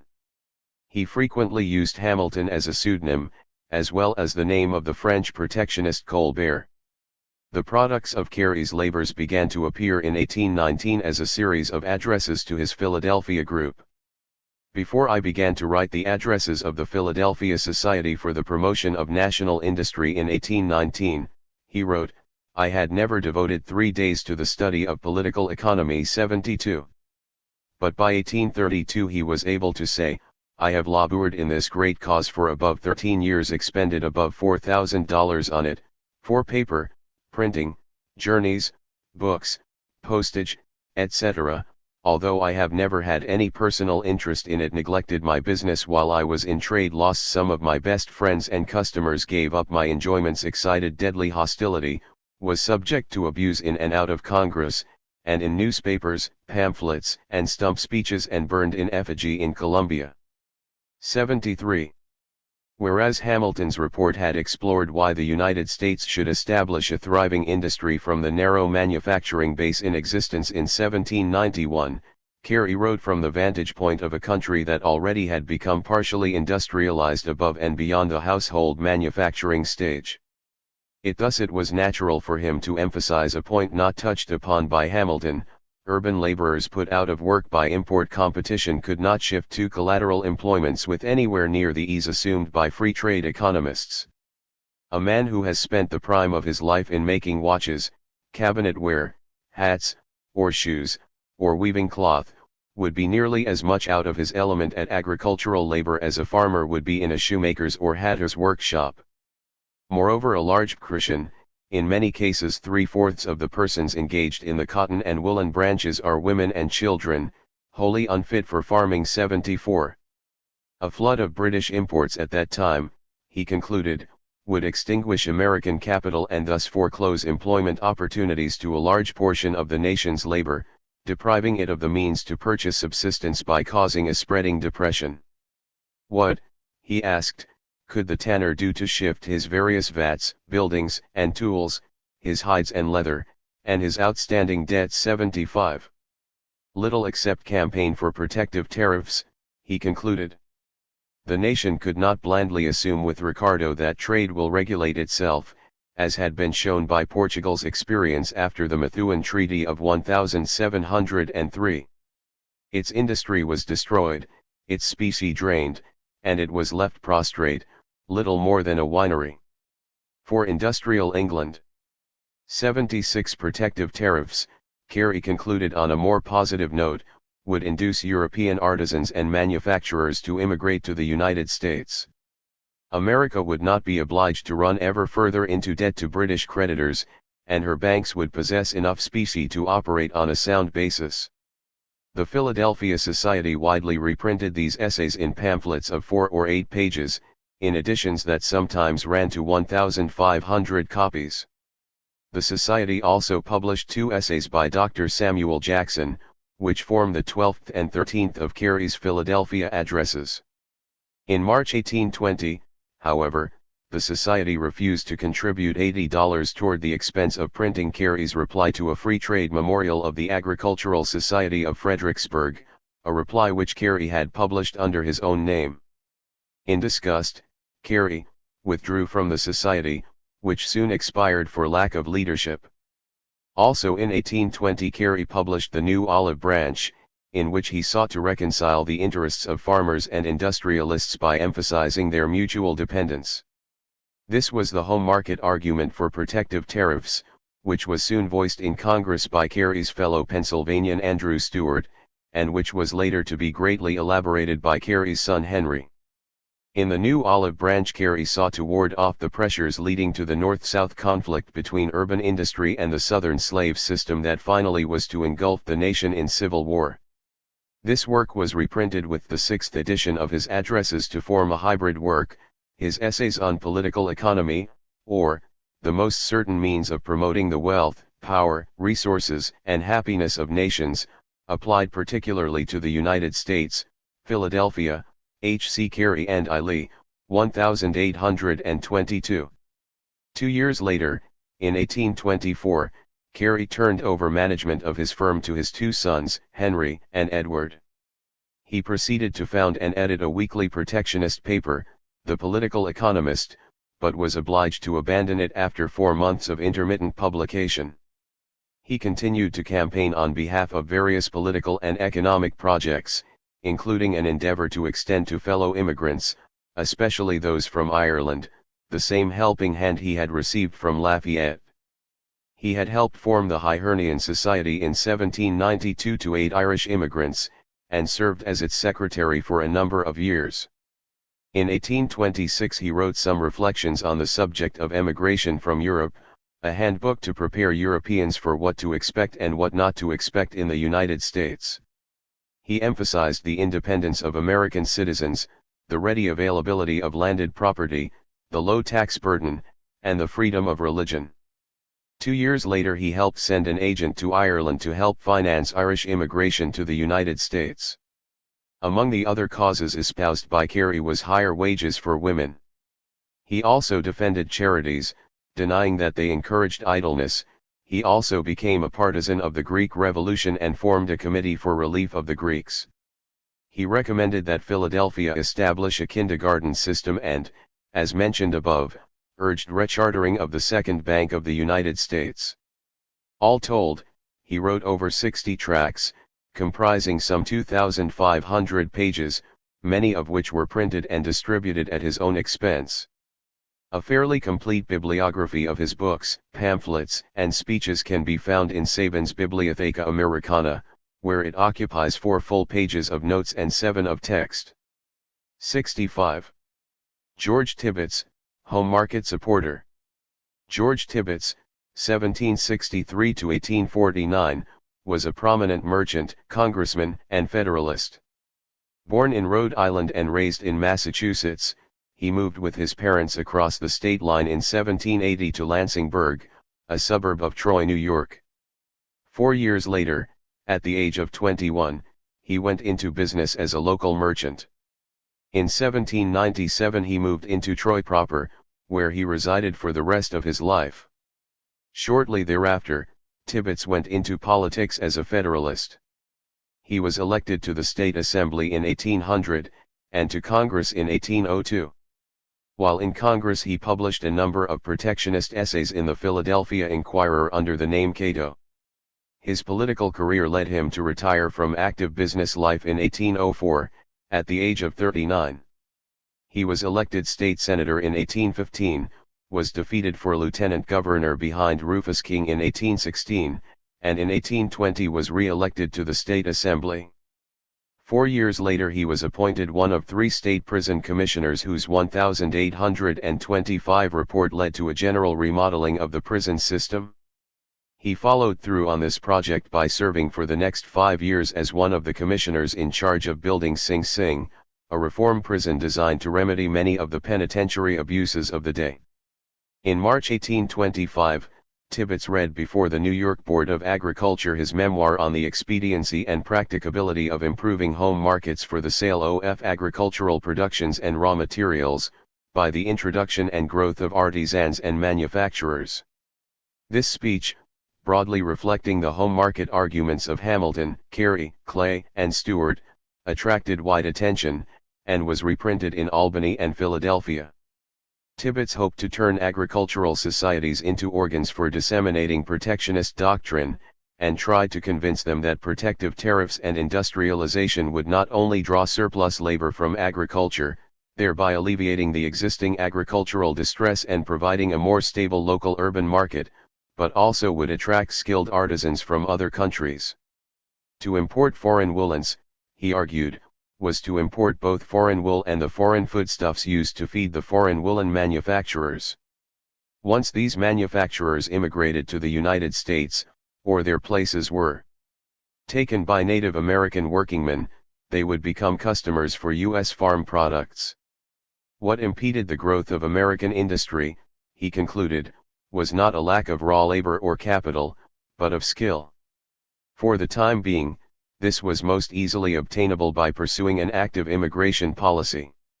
77 England's mercantilist policy had enabled her to vastly increase her taxes, her number of people, and her effective means, until she may well defy competition.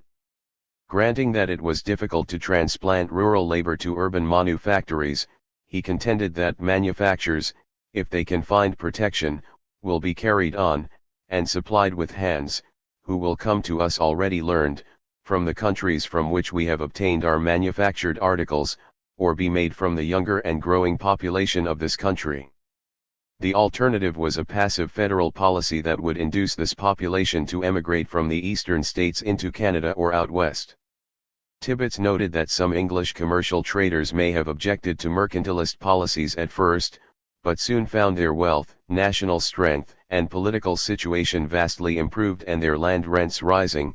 The population of England must have remained vastly less, and that of Flanders, much greater, Had England been content to have continued her former practice of sending her wool to Flanders, there to be worked into cloths, and the cloth sent back to England, in exchange for more wool.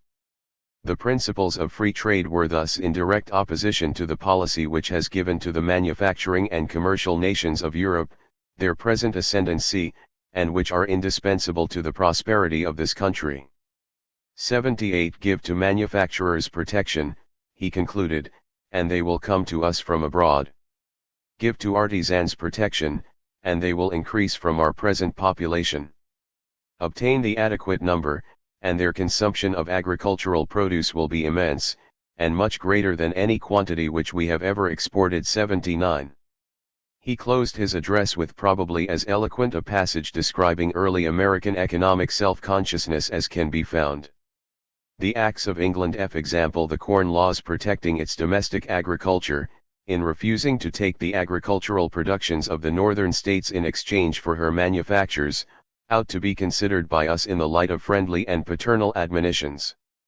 These acts may reasonably be construed as saying to us, you are of age, you have left the family, make your own clothing, your welfare demands it of us to compel you to do it, you are capacitated by God and by nature to become a great and powerful people, and to extend the language, the religion, the laws, customs, and manners of England over immense regions, and even to exceed the mother country in these respects, but you never can arrive to that state, until you acquire and domesticate the mechanic arts, upon which that elevated situation is mainly dependent.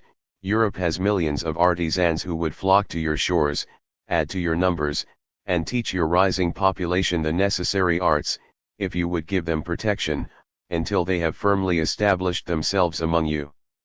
You have the history of our rise, avoid our error and unnecessary wars, exclude foreign manufactures, and you will soon have the necessary stock of artisans, and a home market for all your agricultural productions.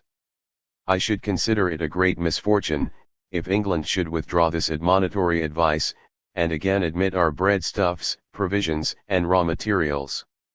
It would have a tendency to prevent us, for a long time, from rising to that solid and permanent elevation to which, by her policy, we are now fast approaching, and to which we may very soon attain by proper management. We want, in addition to the obstructions which she throws in the way of importations, such further obstructions raised by our government, as shall create the fullest confidence in manufacturing undertakings in this country.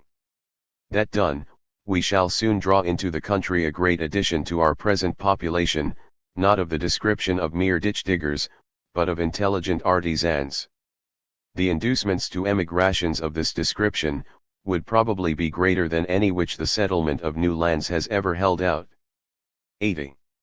In 1827, Tibbets added to this pamphlet a supplementary essay on the same subject, which he had written in 1826, identifying himself simply as an independent farmer pleading the cause of his brother farmers. Warning against the siren song of purchasing cheap goods abroad, he pointed to the fact that the free trade theories carried into operation in Spain, Portugal, Italy, and Poland, have enfeebled and impoverished those countries, and made them tributaries, and quasi-colonies of those nations which had the wisdom to repudiate and reject those theories. Britain and other nations that protected their industry had prospered, in opposition to the general doctrines of Adam Smith, and M. Say. However, Tibbets quoted extensively from the works of Smith and Say themselves to show their arguments for industrialization and, by extension, protective tariffs for the non-industrialized countries. He cited Book 4, ch. 9 of The Wealth of Nations to describe a vicious spiral in which low incomes, stemming from free trade policies, would induce emigration, reducing 80 Ibid, pages 30f. 69. The home market for food and other products, lowering farm income accordingly and inducing still more emigration.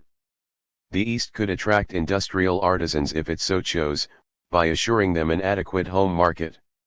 Even if England should repeal her corn laws, it would only be to break down American industry by accepting American grain in exchange for flooding the American market with British manufactures, a policy which would bankrupt American farmers as well as manufacturers. 81 Adam Smith had written his book, Tibbets pointed out, in a country, Britain, and at a time when the arts and manufactures had already arrived, by the nursing care of government, to a very high state of perfection, and were in full operation and practice, and at a time, moreover, when it might have been good policy to have withdrawn that protection and to have left them to take care of themselves, or when the necessity for protection was not as evident as it was in their infancy. 82. What was desirable for Britain at its particular stage of economic evolution was not desirable for the United States in its historical circumstances. Like most other protectionists, Tibbets was an advocate of internal improvements. He played a major role in designing the financial plans for the Erie Canal and the Delaware and Hudson Canal, and in 1828 wrote a pamphlet on the finances of the Canal Fund of the state of New York examined. 2 years later he was elected mayor of Troy, occupying this position during 1830–36. Andrew Stuart, protectionist congressman. Andrew Stuart, 1791–1872, advocated protectionist policies for nearly 2 decades in the House of Representatives, gaining national renown as chairman of the House Committees on the Tariff and Internal Improvements in the 1820s. Having grown up in modest conditions on his father's farm in Fayette County, Pennsylvania, he went on to become one of the originators and directors of the Chesapeake and Ohio Canal, and was also a supporter of the Cumberland Road, a local railroad, and many other internal improvements. He was elected to the Pennsylvania legislature in 1815 after graduating from Washington College, and was appointed Attorney General for Pennsylvania by President Monroe in 1820. He then ran for the House of Representatives, where he served first as a Democrat, 1820–28, and later as a Whig during 1830–34 and 1842–48. In the latter year he declined to run for Congress, in order to become a candidate for the vice presidency under General Taylor, a nomination which he narrowly missed due to a bit of political intrigue by pro-Southern Whigs supporting Millard Fillmore. President Taylor offered him the cabinet post of Secretary of the Treasury, but Stuart declined for reasons of ill. Many of Stuart's congressional speeches were reproduced in full by Whig newspapers and in pamphlets printed in editions numbering into the hundreds of thousands all told. His speeches, like those of Henry Clay and other protectionists, dealt extensively with economic doctrine. In his 82nd year, Stuart, with the assistance of one of his sons, collected his speeches on the subjects of the tariff and internal improvements that remained after his office burned in 1844, and published them in a volume entitled The American System, Speeches on the Tariff Question, and on Internal Improvements. A distinguishing thread running throughout Stuart's home market argument is the farmer's interest in protectionism, drawing upon what is now called input-output analysis. In a speech given February 1, 1827, for example, he declared, "What is the importation of cloth, but the importation of agricultural produce? Is not cloth the product of agriculture? Analyze it, resolve it into its constituent elements, and what is it? Wool and labor. What produces the wool? Grass and grain. And what supports labor but bread and meat? Thus cloth is composed of the grass and grain that feed the sheep, and the bread and meat that support the laborer who converts the wool into cloth. And are we to be told that it is the policy of this country, where 7/8 of the whole 71 population are agriculturists, thus to import annually $8 or $10 millions worth of grass and grain, and bread and meat, converted into cloth, and that too, from the starving and miserable countries of Europe, while our own are rotting on our hands? 68. Rather than taxing the farmer and ruining agriculture, tariffs would nurture a thriving home market. The following year, in 1828, Stuart elaborated the above input-output analysis, replete with foreign trade leakages and capital accumulation, profit factors. It is much better for the farmer that we should import the raw material than to import the manufactured article, and for this plain reason, if wool, hemp, flax, etc., were imported raw, it would be worked up by American labor, feeding on American bread and meat, but if worked up into cloth in England, we lost this market for both. Our imports of woolen goods amounted on an average to from 8 to 10 millions of dollars a year, while our imports of wool amounted to less than $500,000. The wool used in making a yard of cloth is equal to one-half its value, so that in 18 million of cloth, there is $4 million worth of wool, and the balance of its value mostly consisted of agricultural produce, provisions, soap, tallow, wood, teasels, fuel, etc. All these must be paid for by those who purchase and consume the cloth. A practical manufacturer computed the cost of the component materials of a yard of cloth. The result was, that more than 3/4 of the whole price was made up of agricultural productions. Thus, in a yard of cloth worth $4, there was of wool $2 provisions, fuel, soap, tallow, etc. $1.15 profits, etc., etc. $4.69. Warning of the folly of increasing American tariffs on raw materials at a time when industrial England was drastically lowering its raw materials tariffs or abolishing them altogether. Stuart fought the 1828 tariff of abominations with its proposed increase in the tariff on raw wool from 15 to 150%, with only a 3 1/3% increase in the tariff on manufactured woolens, and a 71% increase in hemp and flax duties, largely for products not produced in the United States.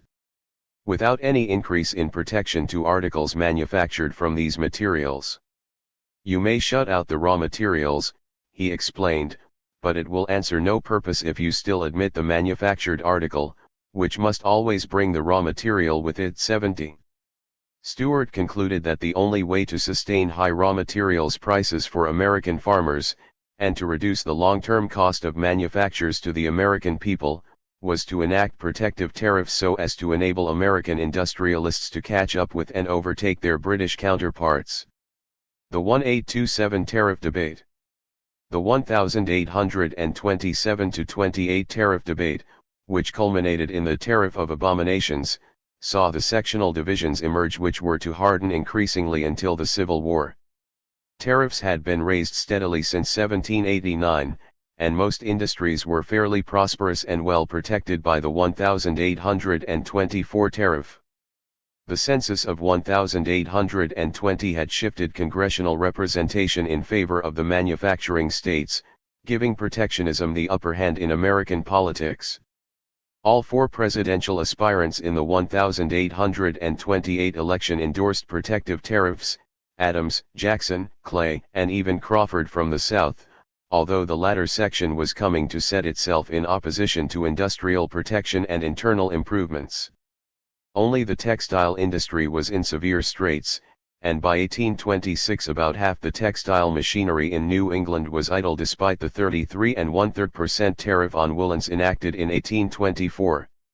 71 English producers enjoyed lower wage costs, were much more highly mechanized, and their government had further increased their cost advantage by reducing the tariff on raw wool from 6 to 1 penny per pound. This provided English manufacturers with substantially cheaper raw material than their American counterparts, to whom the price of foreign wool was increased by about 40% or by the time transatlantic shipping charges were added to the 20% U.S. tariff on raw wool. Furthermore, many English fabrics were disposed of in the United States below cost through the auction system. If American manufacturers were to compete with English imports, they would have to increase productivity by mechanizing production.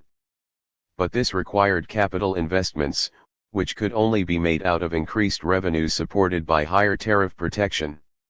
The 1827 Congress saw Roland Mallory of Vermont, a loyal protectionist, chair the Committee on Manufactures, which duly proposed a woolen bill leaving intact the 33/3% ad valorem tariff on woolens, but applied the minimum principle that had been devised in 1816 by Francis Lowell, inventor of the power loom that made the Boston Manufacturing Company the most successful textile factory in America. The Committee on Manufactures proposed three benchmark minima at 40 cents, $2.50 and $4 per square yard.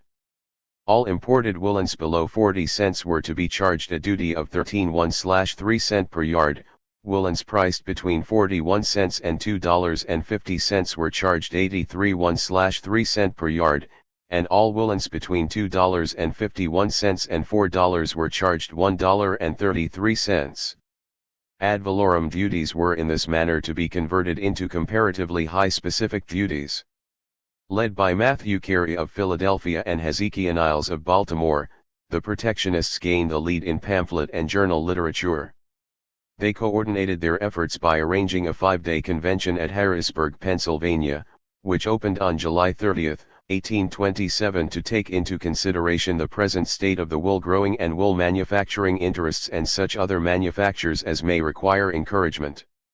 Delegates from all northern states except Maine attended, including senators and industrialists, although Niles reported that a majority of the delegates were farmers. The convention proposed overtly prohibitory duties, asking for a woolen tariff of 40 per center, rising to 50 per center over time, with 4 minimum points set at 50 cents, $2.50, $4, and $6 per square yard. Prohibitory duties on raw wool were also supported, rising from 200 cents to 50 cents per pound over time. Belatedly, free traders throughout the country gathered their forces to wage a campaign of education by means of pamphlets and reprinted speeches to counter those of the protectionists.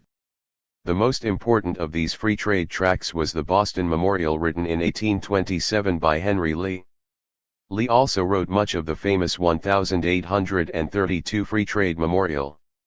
Of his work Edward Stanwood remarks, so far as it challenges the duty of the government to protect manufactures, so far as it denies the obligation resting upon Congress to continue a policy of protection and increase duties until they become adequate to that end, so far as it disputes the proposition that protective duties result in lowering prices, so far as it seeks to show the inconsistency of Mr. Webster, Mr. Edward Everett, and other New England men who had opposed and now favored protection, so far as it attempts to prove that the causes of the existing depression in the woolen manufacture were not those alleged by the advocates of the Woolens Bill of 1827 and would not be cured by that or a similar measure, so far, in short, as it was an argument against protection on the well-recognized lines of the classical political economy, no more powerful document was ever produced in this country. 72.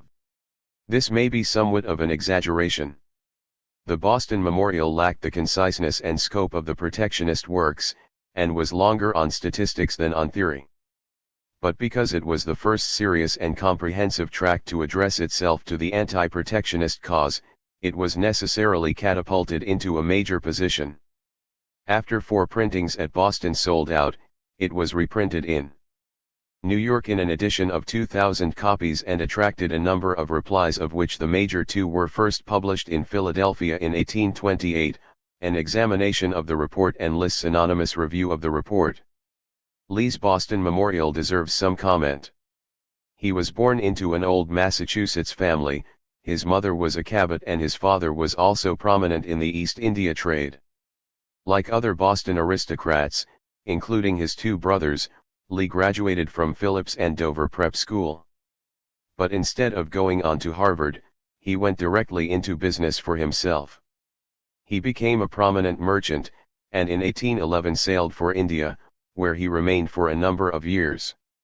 After a number of unsuccessful business ventures upon his return to America, he gravitated towards more academic pursuits, particularly the analysis of commercial statistics. He contributed articles to Condi Raggett's Free Trade Advocate published in Philadelphia, and to a number of other Jacksonian organs. In 1832 he wrote the exposition of evidence that formed the statistical appendix to Albert Gallatin's famous memorial commissioned by the New York Free Trade Convention of that year. In fact, Lee's opposition to federalism was so strong that in 1832 he ran for vice president on the independent, i.e., secession, ticket, receiving South Carolina's 11 electoral votes. Thereafter he settled down and corresponded actively with such English free traders as John Ramsay McCulloch, Thomas Tuke, William Newmarch, and Richard Cobden, withdrawing from business altogether in 1840 to devote himself to reading on commercial subjects, save for one last unsuccessful run for Congress in 1850. The Boston Memorial cites the major protectionist tracts that appeared in 1827, lists outlines of American political economy, the Senate speeches of Clay, Webster's speech shifting into the protectionist camp, and the speeches of Roland Mallory and Andrew Stewart in the House of Representatives, along with the writings of Henry Carey, Hezekiah Niles, George Tibbets, and numerous other writers. The resulting argument and its protectionist replies synthesized the tariff debate as it then stood. First of all, there was an argument over the history of the American textile industry as it had unfolded so far. Lee pointed out that at the time of the Revolution the United States produced 3/4 of the woolens it consumed, protected only by the 5% tariff of 1789. At that time there were no complaints that tariff protection was insufficient, but now the textile manufacturers were complaining that even a 33 1/3% tariff was not enough.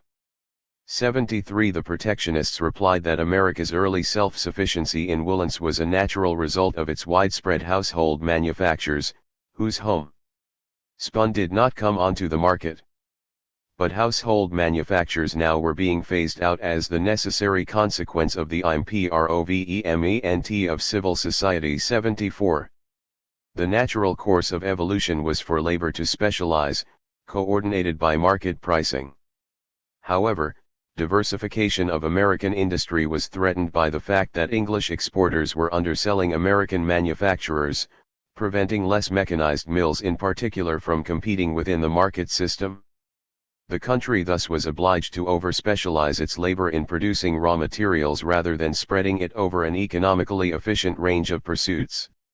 If America remained agricultural, the labor power of its women and children would remain merely latent, as would the South's water power. The labor power available to a given population under industrial conditions exceeded that available under an agricultural economy. Of even greater importance was the fact that machine power was available almost exclusively to manufacturing populations. Mechanization of crop production lay far in the future. The textile manufacturers' complaints of inadequate protection thus were being voiced at a time when economic conditions were radically transformed from those which had existed a half-century earlier. Protectionists also claimed that free trade resulted in a chronic U.S. payments deficit with England and other countries, draining its capital and impairing its industrialization in a vicious circle. England's economy possessed the funds to enable its manufacturers to dump their output at a loss for a time in order, to use Lord Brougham's famous words, to stifle American manufactures in their cradle. This need not even be a deliberate strategy, it occurred naturally. As the United States and other countries began to develop their industry, England's export markets began to be foreclosed. This caused a crisis and overproduction in England, which dumped goods in foreign markets under distress conditions. English depression thus became worldwide, but England's great concentration of capital enabled it to gain an upper hand by bailing out its own producers. Over time, as England's highly protected industrial and agricultural economy ran a growing trade surplus with the rest of the world, it drained the money and capital resources of other countries to give its own producers a growing advantage in producing capital-intensive goods, an advantage that could be offset by less industrialized, less capital-rich countries only through tariff protection. America had to finance its trade deficit either by running up a growing debt to England or by exporting American gold, and thus, by decreasing the fund on which labor must depend, lessen the demand for American labor, and consequently the consumption of agricultural products. 75. Lee replied that America's foreign debt was incurred mainly to pay for the Louisiana and Florida territories. In fact, he claimed, the balance of trade doctrine was an exploded mercantilist fallacy. By definition, no overall payments deficit was possible, because to import any given class of goods was simultaneously to induce the exportation of others to provide the means of paying for what we buy. As we import more foreign goods, we shall create by the importation a new demand for agricultural produce. 76. Even if this reciprocal balance were not the result of an automatic economic mechanism, Lee claimed, it would be maintained by deliberate policy on the part of England. If America would not take English manufactures, England could not afford to buy foreign crops and raw materials wherever they were cheapest, but must necessarily resort to the Brazils, Egypt, and the East Indies, where this staple cotton can be had in exchange for her produce and manufactures. Indeed, England lacked the gold to pay in cash for even 1 year's importation of cotton, and therefore had to pay in manufactures. Given the premise that Anglo-American trade was, in effect, a barter operation, it followed that foreign trade differs only in extent, not in its effects from domestic trade, and the truth is, that there is no such thing as a balance of trade against one nation, in its dealings with another. The balance is in favor of every country. 77. To cease importing from England not only would reduce American crop exports, it would deprive the country of the gains from trade that commerce afforded. Protectionists had their own view of the circular flow between the United States and England. A single bale of fine cloth which weighs only 80 pounds, contains in it the price not only of 80 pounds of wool, but also of several thousand pounds weight of grain, the maintenance of the working people that produced it. 78. To an increasing degree, this grain to feed English workingmen came either from the United States or other suppliers. The problem was that the exportation of American grain and other raw materials, to be worked up into manufactured goods abroad and re-imported in finished form, must necessarily occur on declining terms of trade.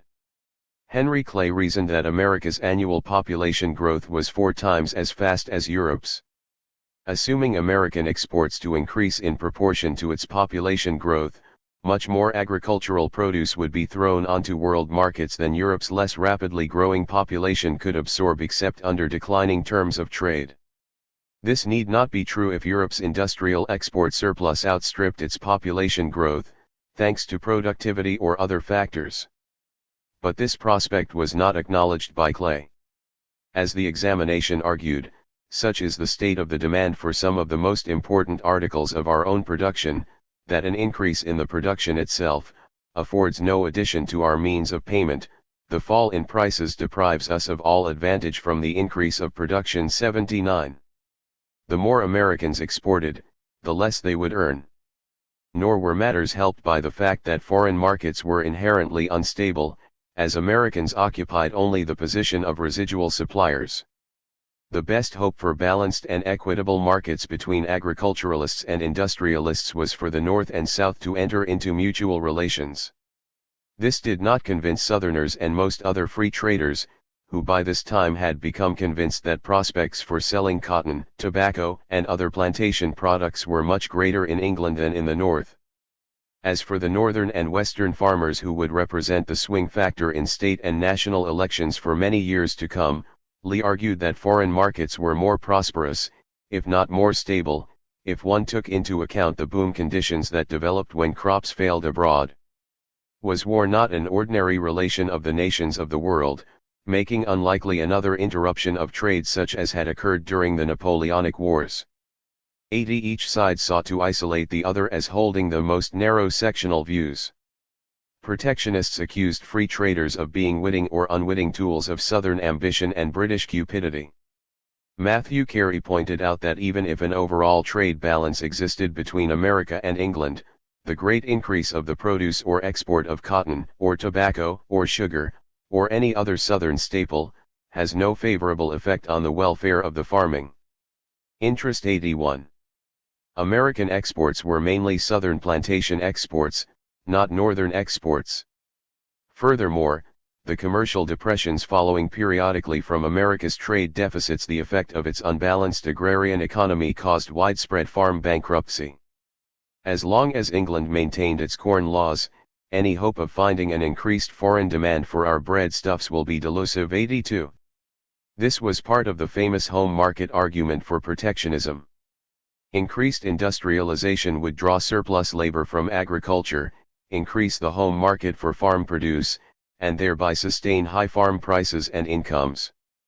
Lee replied weakly that this might occur to an extent, but market costs to farmers also would rise as higher tariffs pushed up prices for the protected articles.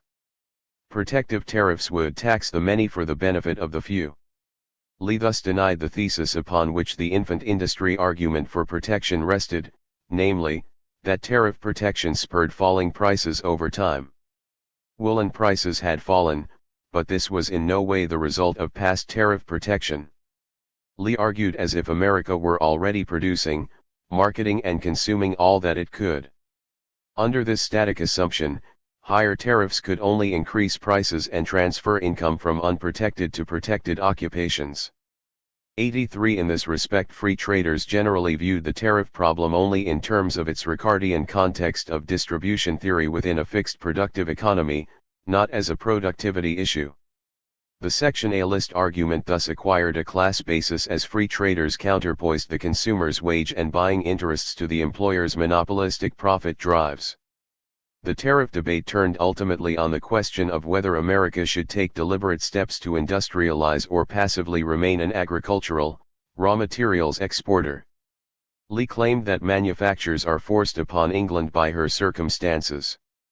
She has a limited territory and a population so dense, that they must be employed in that way or perish. Do we envy her condition in that respect? Low wages, a spirit of competition, which nothing can bring forth but necessity. Success in industrial competition connoted a victory of nations with low living standards over more prosperous agrarian countries like the United States. Lee approved fully of Benjamin Franklin's pessimistic pre-Malthusian statement that great establishments of manufacture require great numbers of the poor to do the work for small wages. Those poor are to be found in Europe, but will not be found in America, till the lands are all taken up and cultivated, and the excess of the people who cannot get land, want employment. 84. America would industrialize naturally enough once its vacant lands were filled up and its wage levels began to decline with further population growth. Protectionists pointed out that England's early industrialization had been the result of a deliberate, highly protectionist strategy. In the absence of British mercantilism, Holland or France would naturally have become the industrial center of Europe. They urged America not to repeat the unfortunate fate of Portugal in 1706 and France in 1786 after their free trade treaties with England. Better to prepare for the day when the nation's lands would be filled up, by putting in place an industrial capital base now. Protection was no tax at all. Increased industrial income would enable manufacturers to mechanize and thus reduce costs. Friedrich List contended that there is a vast surplus of productive power in the world, and in such a state of things, the home market is of greatest importance. 85 The major productive power to be tapped was that of machinery, which could multiply America's manual labor power by 100 or 200-fold, greatly reducing the cost of productive work effort.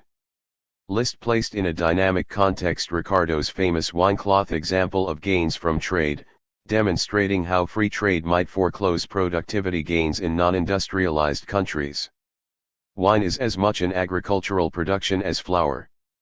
The art of making wine may have been improved by the modern improvements in chemistry, but we believe it will not be pretended that any labor-saving machinery has been introduced into the process.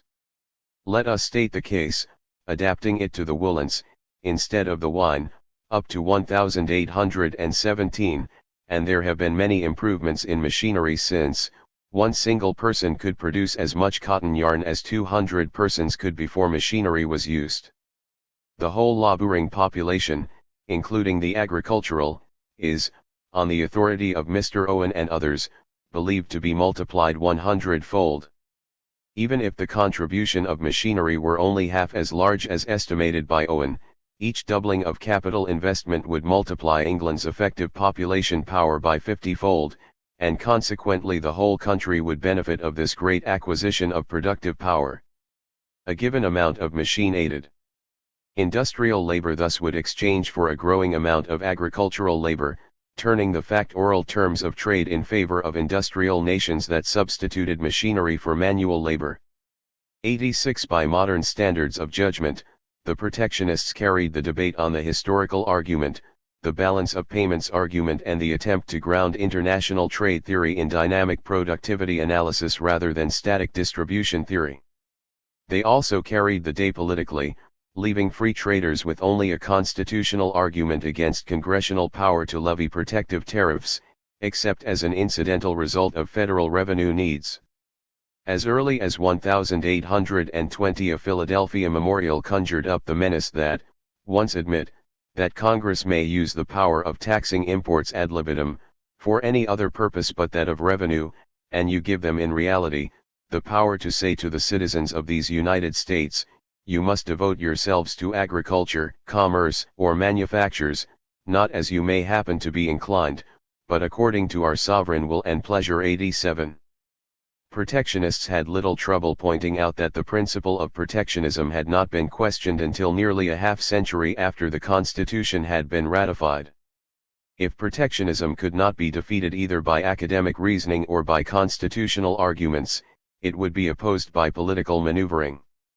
A foretaste of the tariff of abominations was revealed in Lee's attempt to press protectionism to an absurd and divisive length, by claiming that to equalize the advantages of the American system to all parts of the Union, Congress should grant bounties to all the other great branches of industry, for instance, a bounty of 20 cents a bushel on wheat, $20 a hogshead on tobacco, and 3 cents a pound on cotton.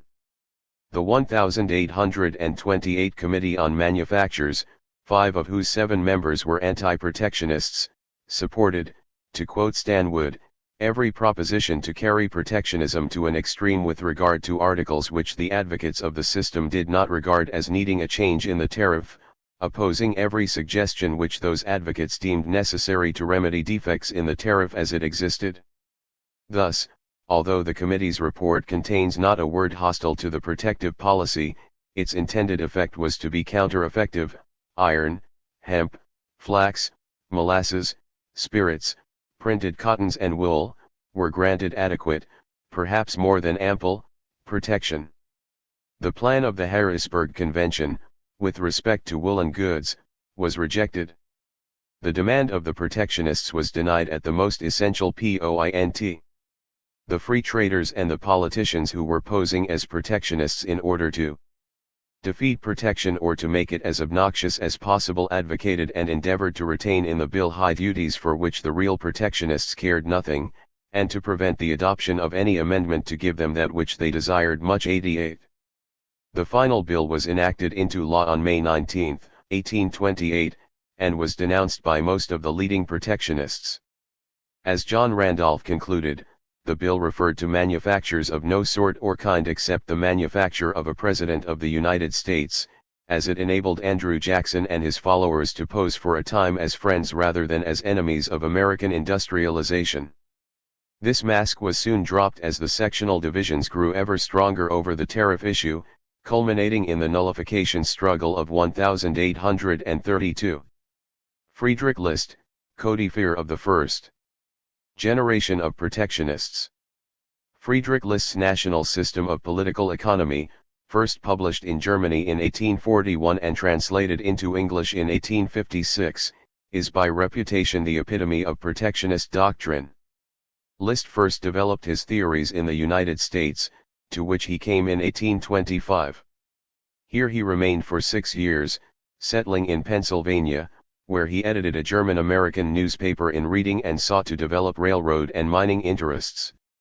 Through his friend General Lafayette, upon whose urging he had first decided to come to the United States, List soon made the acquaintance of most of the country's political leaders. He immediately became friends with Matthew Carey, an émigré also indebted to Lafayette, and espoused the protectionist cause. Carey and his associates directed List's attention to the static assumptions and unwarranted generalities that characterized British laissez-faire orthodoxy. In 1827 he published his Outlines of American Political Economy, based on his pamphleteering work for the Harrisburg Convention of that year and containing his later protectionist views in clear embryonic form. 89 4 years later List returned to Germany, where he transplanted the American economic philosophy and doctrine to lead the agitation for a German customs union, the Zollverein of 1834, which paved the way for subsequent German integration and to become an intellectual forefather of the German historical school of national economists. The major influences on List's thinking were Daniel Raymond, and through him, Lauderdale, Alexander Hamilton and Matthew Carey. Given the time at which he wrote, his books reflected the views held by the first generation of American protectionists. A new generation was to be initiated in 1848 with publication of Henry Carey's The Past, the Present, and the Future. Henry Carey and his followers developed a more broadly based doctrine of economic development comprising full-blown systemic analysis rather than the doctrine of exceptions that List and his contemporaries had put forth. In this respect, List's writings do not reflect the most mature achievements of American protectionism. It was only after his work that protectionism became elevated from the status of institutionalism, claiming merely national application, to a doctrine. 83. Of universal scope, controverting the tenets of British laissez-faire as they apply to England's own development as well as to that of the less industrialized countries of continental Europe and America. The tariff debate did not become a prominent and divisive issue in American politics until after the Treaty of Ghent, December 1814, which restored normal trade relations between the United States and England, lead to economic stagnation in its wake that developed into the crisis of 1819-20. Tariff agitation soon developed both in continental Europe and the United States. Advocates of free trade found a ready defense of their position in the doctrines of Adam Smith and David Ricardo.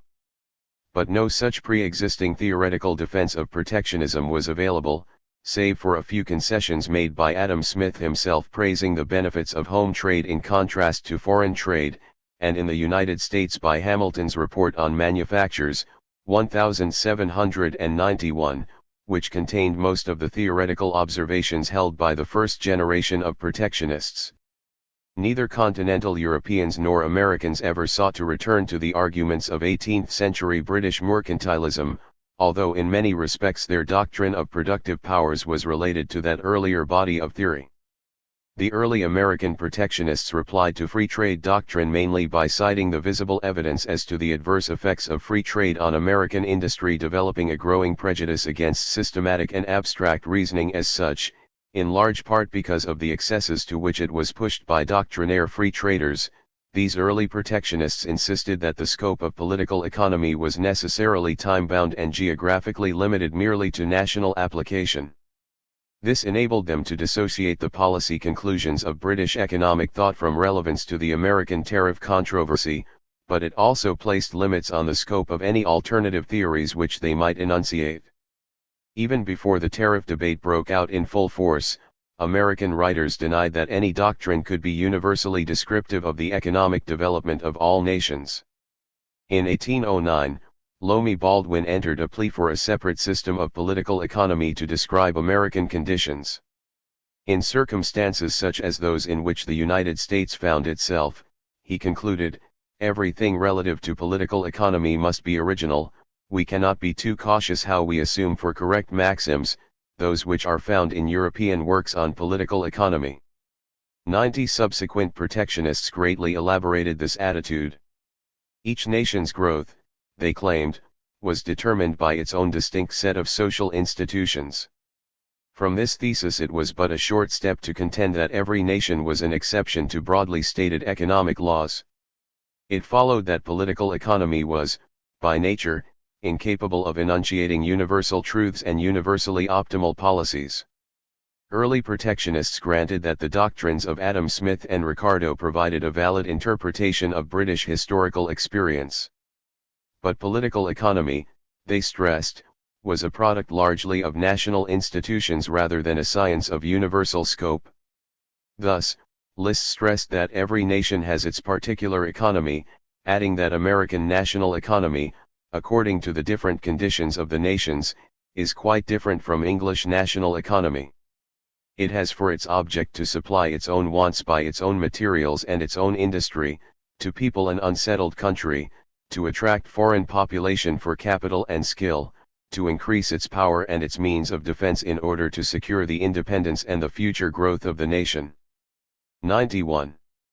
Because of America's distinct institutions and historical problems, List argued, the analysis of its economic development called for an entirely different set of rules and precepts from those of British political economy.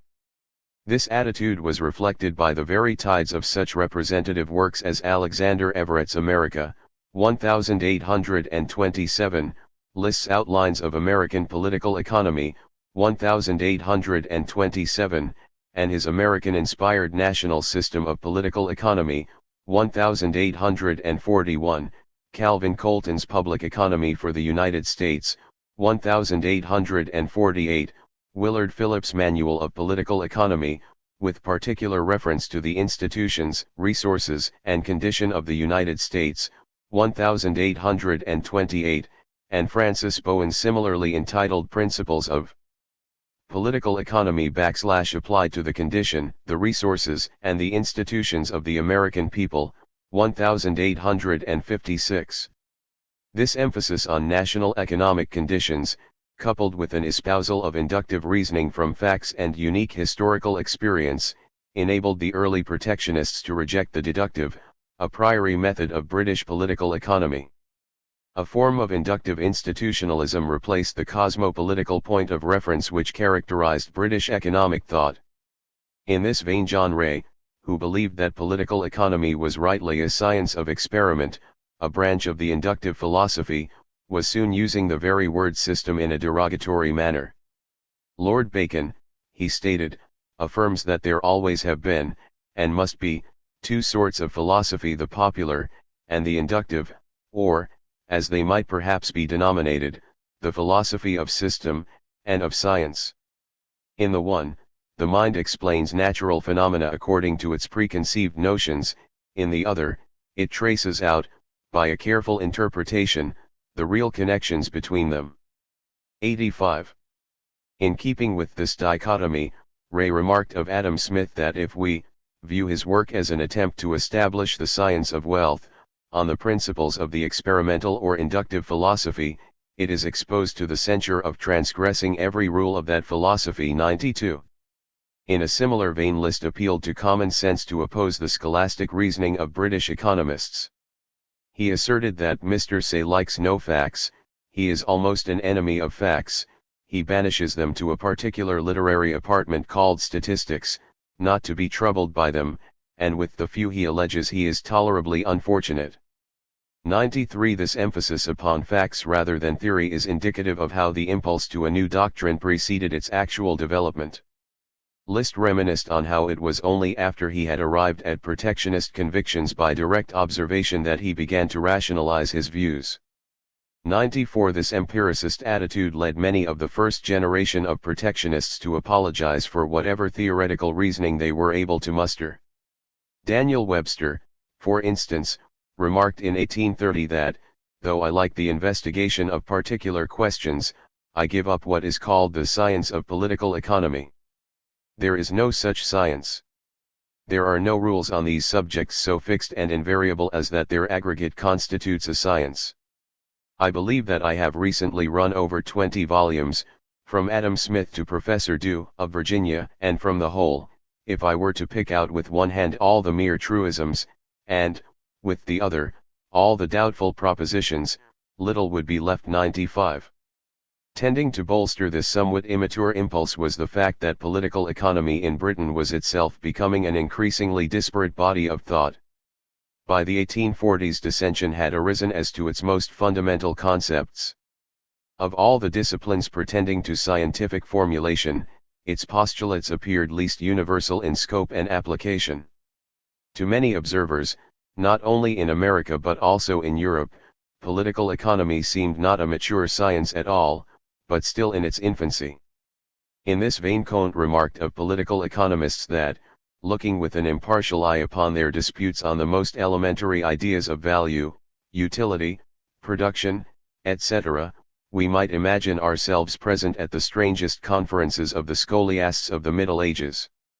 About the attributes of their metaphysical entities, which indeed economical conceptions resemble more and more, in proportion as they are dogmatized and refined upon. 96. Like Ray, he proposed the inductive method of logical reasoning, an analytic method hitherto associated mainly with the natural sciences. England's attempt to impose her free trade and Malthusian doctrines on other nations, under the unwarranted claim that the precepts of these doctrines were universally applicable, and this in the face of her own disputes, represented to American protectionists more of a colonialist strategy than disinterested scientific thought. They therefore pounced upon John Stuart Mill's assertion that many of the methodological problems of political economy arose from its tendency to generalize from a faulty base, reasoning from the historical experience of a single nation, England, that is, from a set of facts and institutions that were not and could not be universal in nature. But if Mill's American readers endorsed his criticism, they scoffed at his proposed solution that it become an even more abstract science, and a branch of moral philosophy at that. Colton derided Mill's praise of abstract hypothesizing, and Peshine Smith seized upon Mill's somewhat bald statement, in the definition which we have attempted to frame of the science of political economy, we have characterized it as essentially an abstract science, and its method as the method a priori. Political economy, therefore, reasons from assumed premises, from premises which might be totally without foundation in fact, and which are not pretended to be universally in accordance with it. The conclusions of political economy, consequently, like those of geometry, are only true, as the common phrase is, in the abstract, that is, they are only true under certain suppositions, in which none but general causes common to the whole class of cases under consideration are taken into account. 97. I.e. hypothetical character of British reasoning induced writers such as Colton to swing to the opposite extreme and define political economy as a purely empirical science, based on inductive investigation on a nation-by-nation basis. In a manner reminiscent of List, he asserted in 1848 that, because of each nation's distinct historical experience, a science cannot be made out of the laws of public economy, except for one nation, each by itself. Claiming that public economy has never been reduced to a science, and that all the propositions of which it is composed, down to this time, are empirical laws. 87. He added that these laws, while perhaps applicable to European nations, were entirely inapplicable to the United States. 98. Colton therefore defined the object of political economy to be not the discovery of universal truths, but rather the application of knowledge derived from experience to a given position, to given interests, and to given institutions of an independent state or nation, for the increase of public and private wealth. 99. In a similar vein, List remarked that national economy teaches by what means a certain nation, in her particular situation, may direct and regulate the economy of individuals, and restrict the economy of mankind, either to prevent foreign restrictions and foreign power, or to increase the productive powers within herself. His national system asserted that although J.B. Say recognized the existence of a national economy or political economy, under the name economy public, he nowhere treats of the latter in his works. Secondly, he attributes the name political economy to a doctrine which is evidently of a cosmopolitical nature, and, in this doctrine he invariably merely speaks of an economy which has for its sole object the interests of the whole human society, without regard to the separate interests of distinct nations. 100.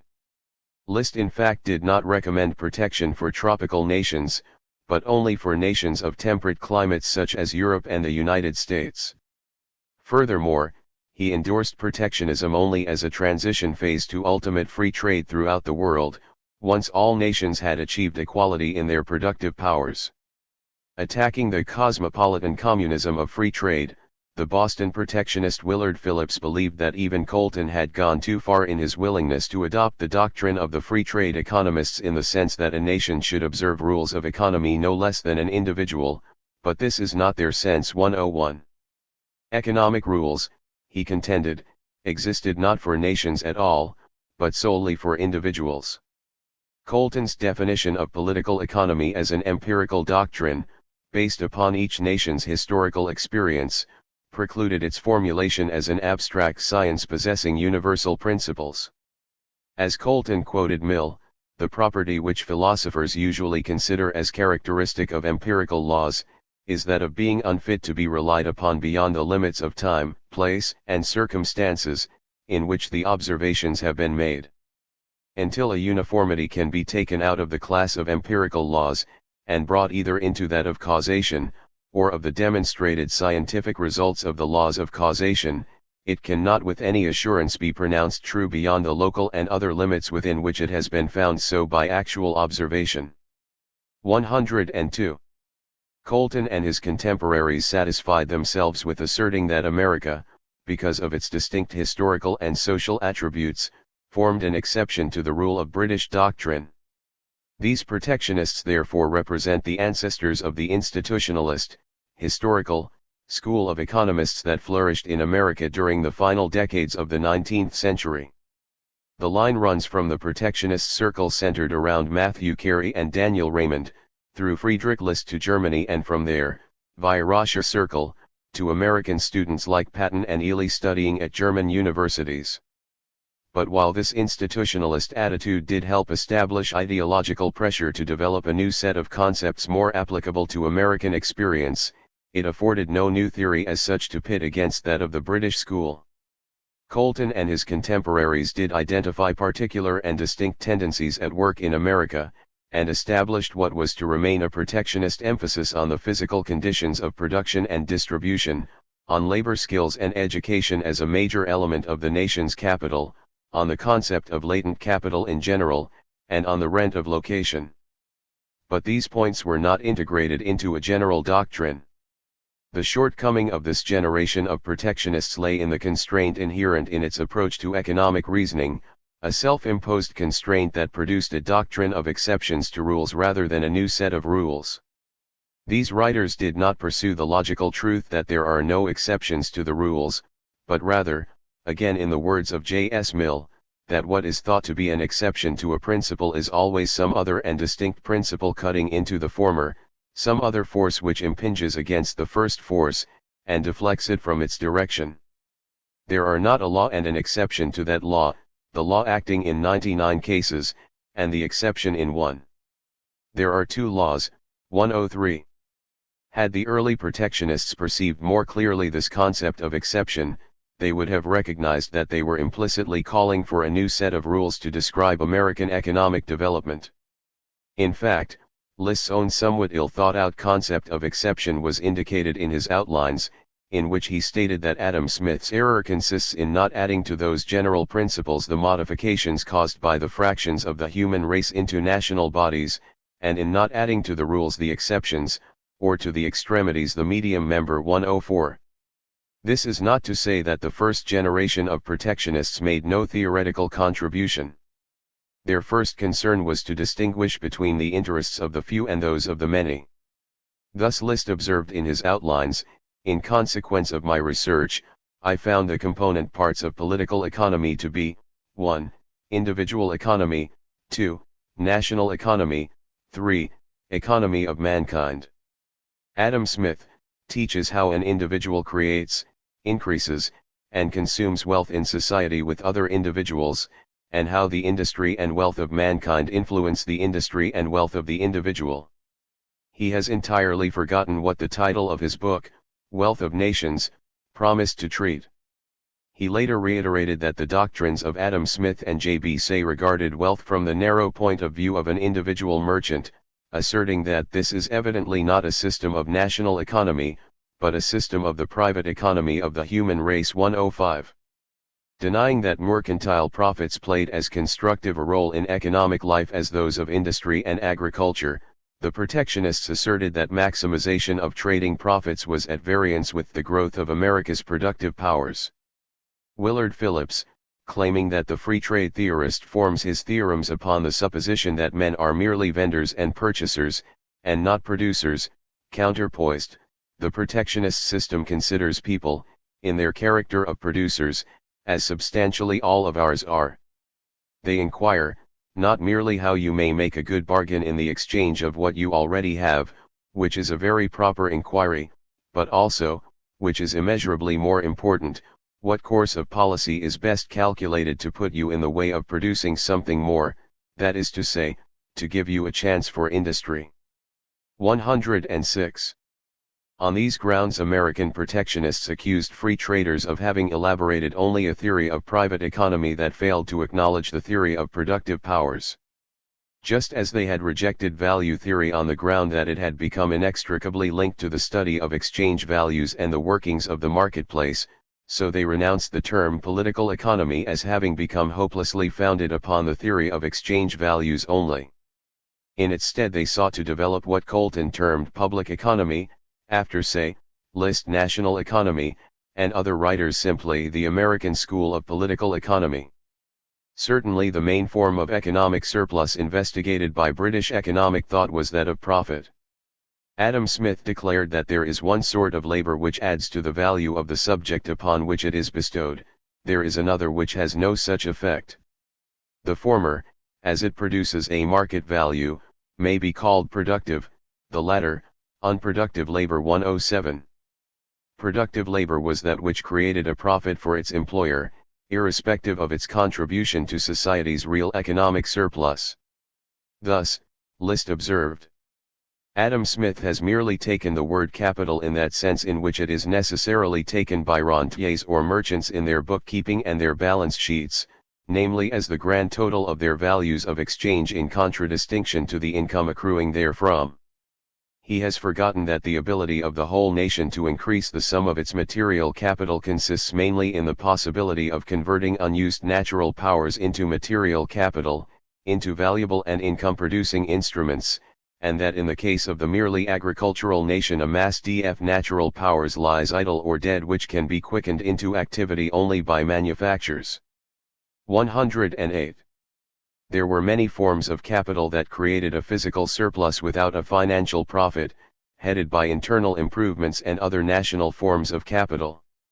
Daniel Raymond listed among the nation's capital such institutions as the nature of the government, the climate and soil of the country, the extent of the territory in proportion to the number of inhabitants, the denseness of population, the equal or unequal division of property, the state of cultivation and improvement, the degree of perfection to which the arts and sciences have been carried, the nation's advantageous situation for commerce, the industrious habits of the people. 109. The growth of productive powers, protectionists concluded, tended to exceed the growth in private profits out of which capital was formed. Neither profits nor the increase in money income was the mainspring of economic growth, but the progress of technology and invention, and the increasing productivity of the nation's labor, capital, and land. In this respect it would be erroneous to view American protectionist thought primarily as a doctrine of international trade. It was rather a theory of the means by which a nation could most rapidly increase production by augmenting both the number and the productive powers of its population. Raymond and Ray, List, and Carey set forth their basic principles independently of direct reference to the issue of protective tariffs. As J. Shield Nicholson wrote in his introduction to the 1885 edition of List's National Economy, on List's view there is no real opposition between free trade and protection, because neither is an end in itself, but simply a means to achieve a certain end, namely, the greatest development of productive power. 110. The task of constructing a universal set of rules detailing the growth of productive powers was undertaken only by the second generation of American protectionists, which clustered around Henry Carey as the first generation had grouped around his father. Carey was more than just an organizer, he was a theoretician in his own right who inverted the Ricardian theory of cultivation and the Malthusian theory of population. In view of his achievement and that of his followers such as E. Peshine Smith, the view taken by List's biographer Margaret Hurst is ill taken. List, she believed, stands on firmer ground than Carey, he founds himself on his doctrine of nationality and productive power, while Carey's protectionism is inextricably mingled with his theory of value and wages, and his belief in economic harmony and in the importance of association for industrial progress. 111. Henry Carey's son saw this to be precisely his father's strong point, observing that Henry Carey had but a poor opinion of List's national system of political economy, for the very good reason that it lacked just what he had aimed to present in his own books, broad, deep, and enduring fundamental principles, interlocked and interwoven into one grand and harmonious whole, like Carey's own great and noble principles of social science. 112. Carey's follower Peshine Smith, also was disappointed by List's work, on the ground that his book is empirical, it builds an argument so much upon the accumulation of particular instances. He has certainly contributed little to the abstract principles of political economy. 113. It was all he could do to muster a favorable review of List's book for the New York Tribune, April 12, 1856, which is appended to this introduction. Later, in England, T. E. Cliff Leslie took an indirect jab at List in summarizing the contribution of more sophisticated American protectionists, instead of taking sulk at political economy and turning his back on it, as the English protectionist did. The shrewder American sought a political economy on his own side, advocating a development of all the natural resources, and authors and lecturers were soon forthcoming to supply the demand for economic science of this sort. 114. List did not formulate such a doctrine, but he played a major role in paving the way for it, both through his criticism of the limitations inherent in British laissez-faire, and in grounding his analysis on the doctrine of productive powers. Peshine Smith's review of List's national system in this book, Americans Have a National Interest. Dr. List, the author, was invited by Lafayette to visit this country in 1824, and accompanied him on his triumphal progress. He settled in Pennsylvania, discovered the Tamaqua coal mines, and made the more important discovery that the system of political economy which he had studied in the Old World was visionary and unfruitful. There only, said he, in his preface to this work, of the United States, have I obtained a clear idea of the gradual development of the economy of a people. He returned to Europe in 1830, and began the agitation for the suppression of customs on the interior boundaries of the German states, and the establishment of a uniform tariff on the exterior frontiers, which resulted in the Zollverein or German Customs Union, now embracing 31 millions of people. This was the transplanting in Europe of our own system, that of sustaining and alimenting absolute, unrestricted freedom of domestic commerce by a common protective league for its defense against interference by the commercial policy of foreign nations, securing free trade to producers between themselves, and thus increasing production by defending them all against being made the spoil of the men who fetch and carry. Under that system the Zollverein states, which 30 years ago exported wool and imported cloth from England, have doubled their domestic production of wool, manufacture the whole of it, import more and manufacture that, export the cloth and undersell the British manufacturer in foreign markets. They have wholly ceased to import cotton goods from England, and purchase cotton in the wool instead of the thread.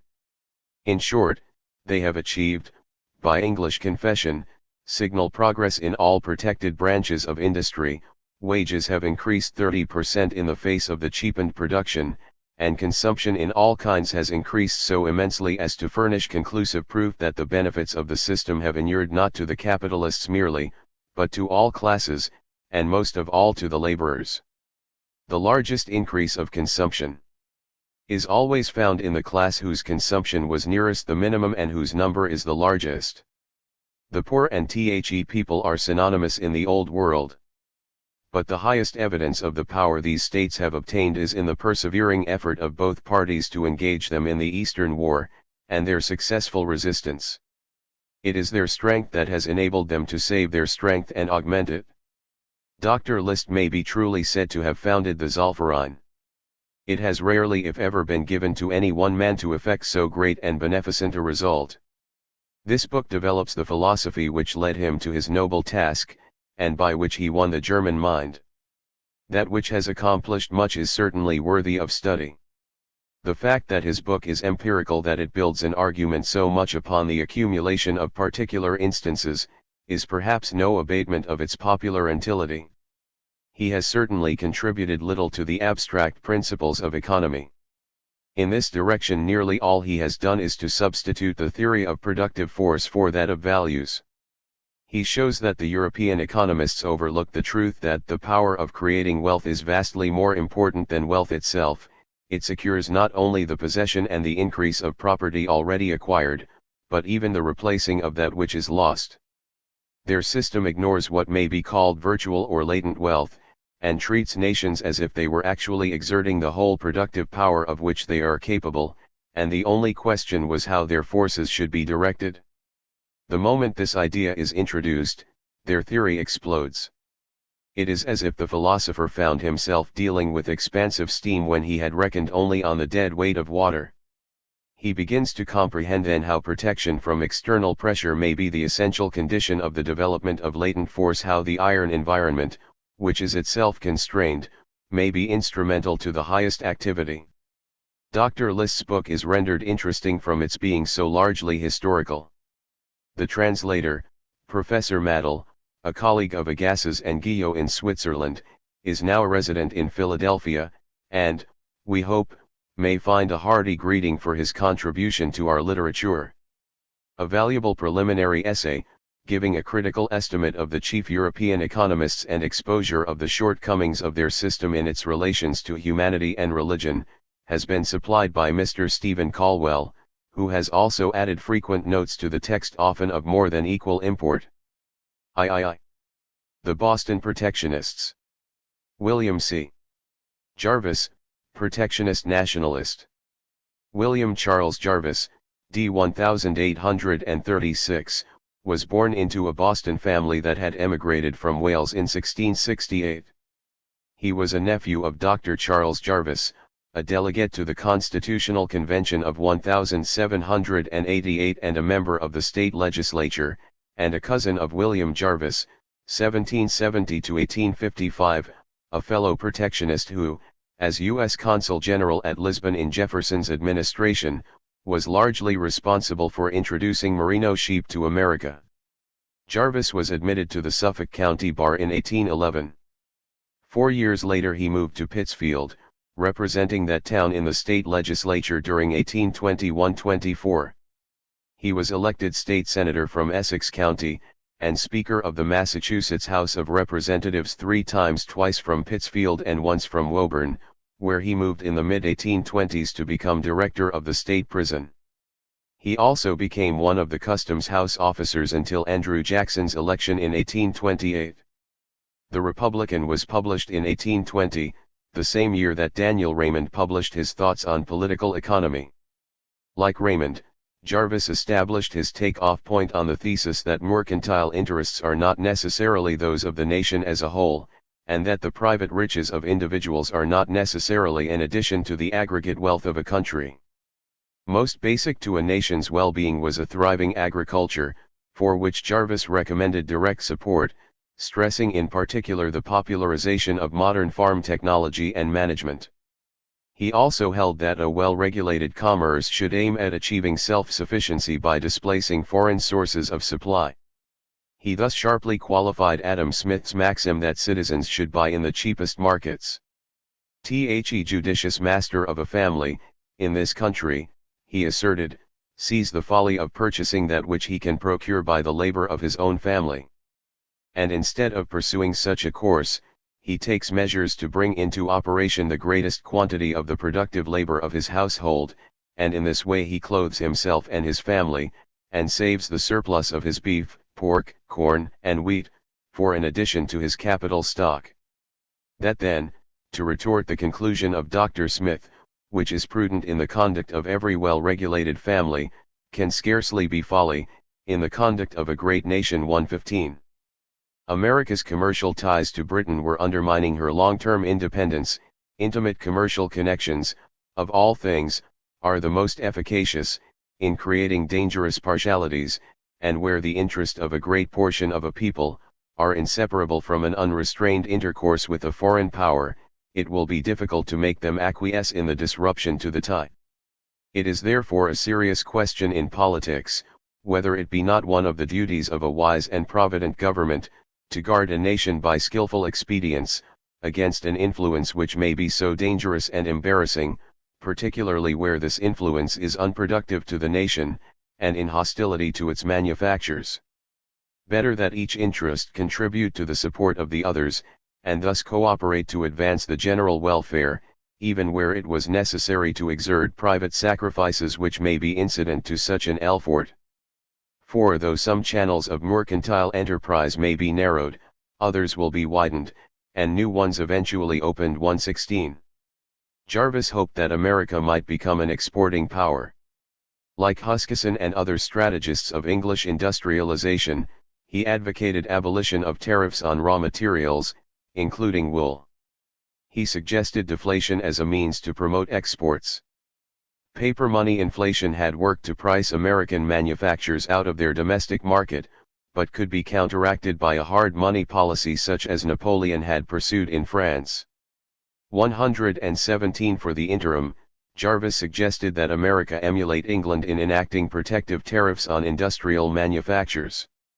However, in his essay on taxation he indicated a preference for taxing luxuries so that the tariff burden would fall mainly 0-11 the rich.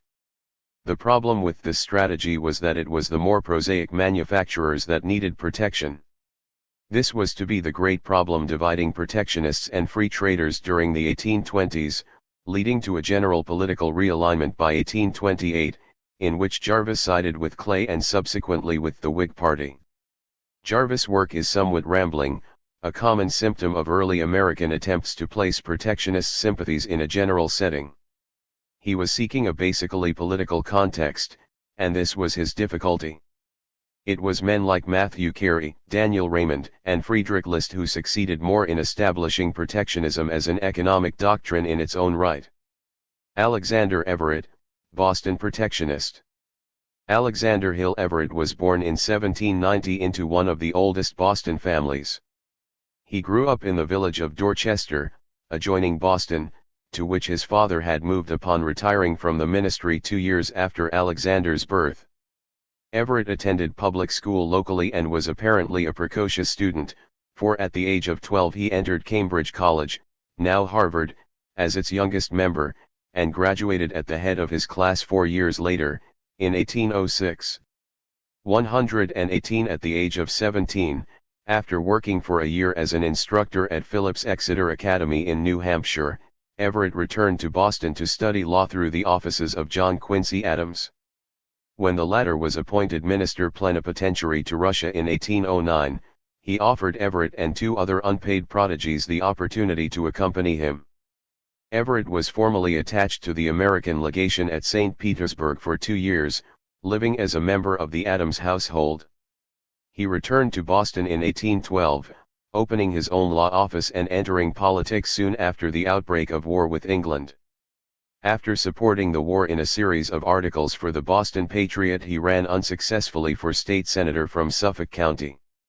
Early in 1815, shortly after the Treaty of Ghent ended the war with England, Governor Eustace of Massachusetts was appointed minister to the Netherlands.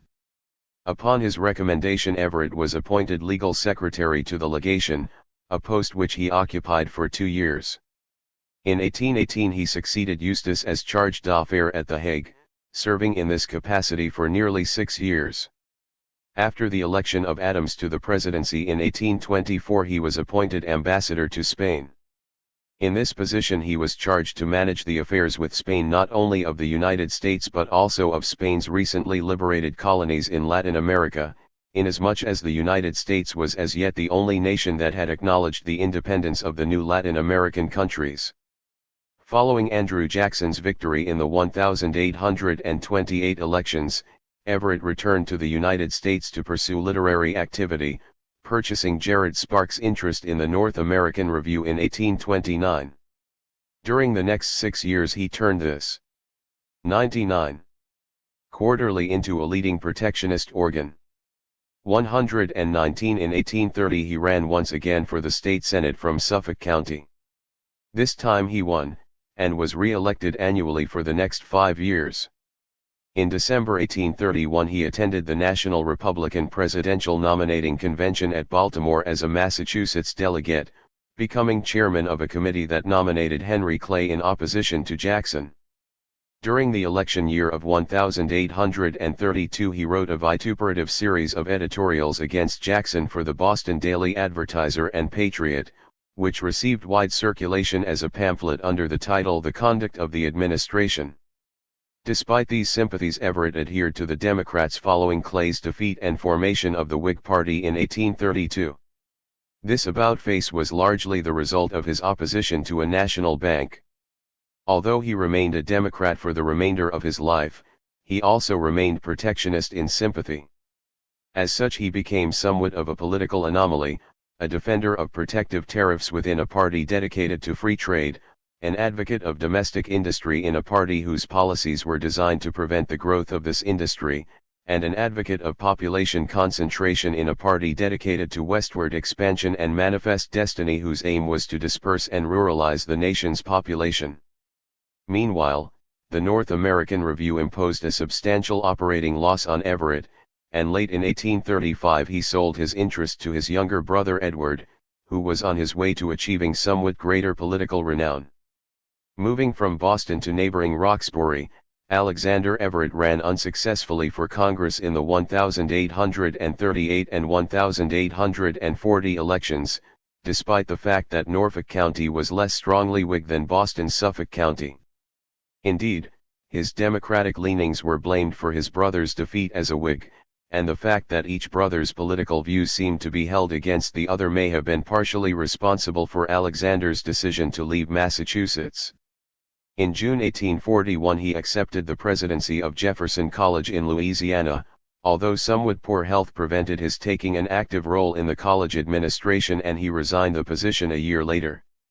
In 1845 the incoming Democratic President Polk appointed him U.S. Commissioner to China, the first U.S. representative under the treaty negotiated by Caleb Cushing, Everett's fellow Bostonian, protectionist and Democrat.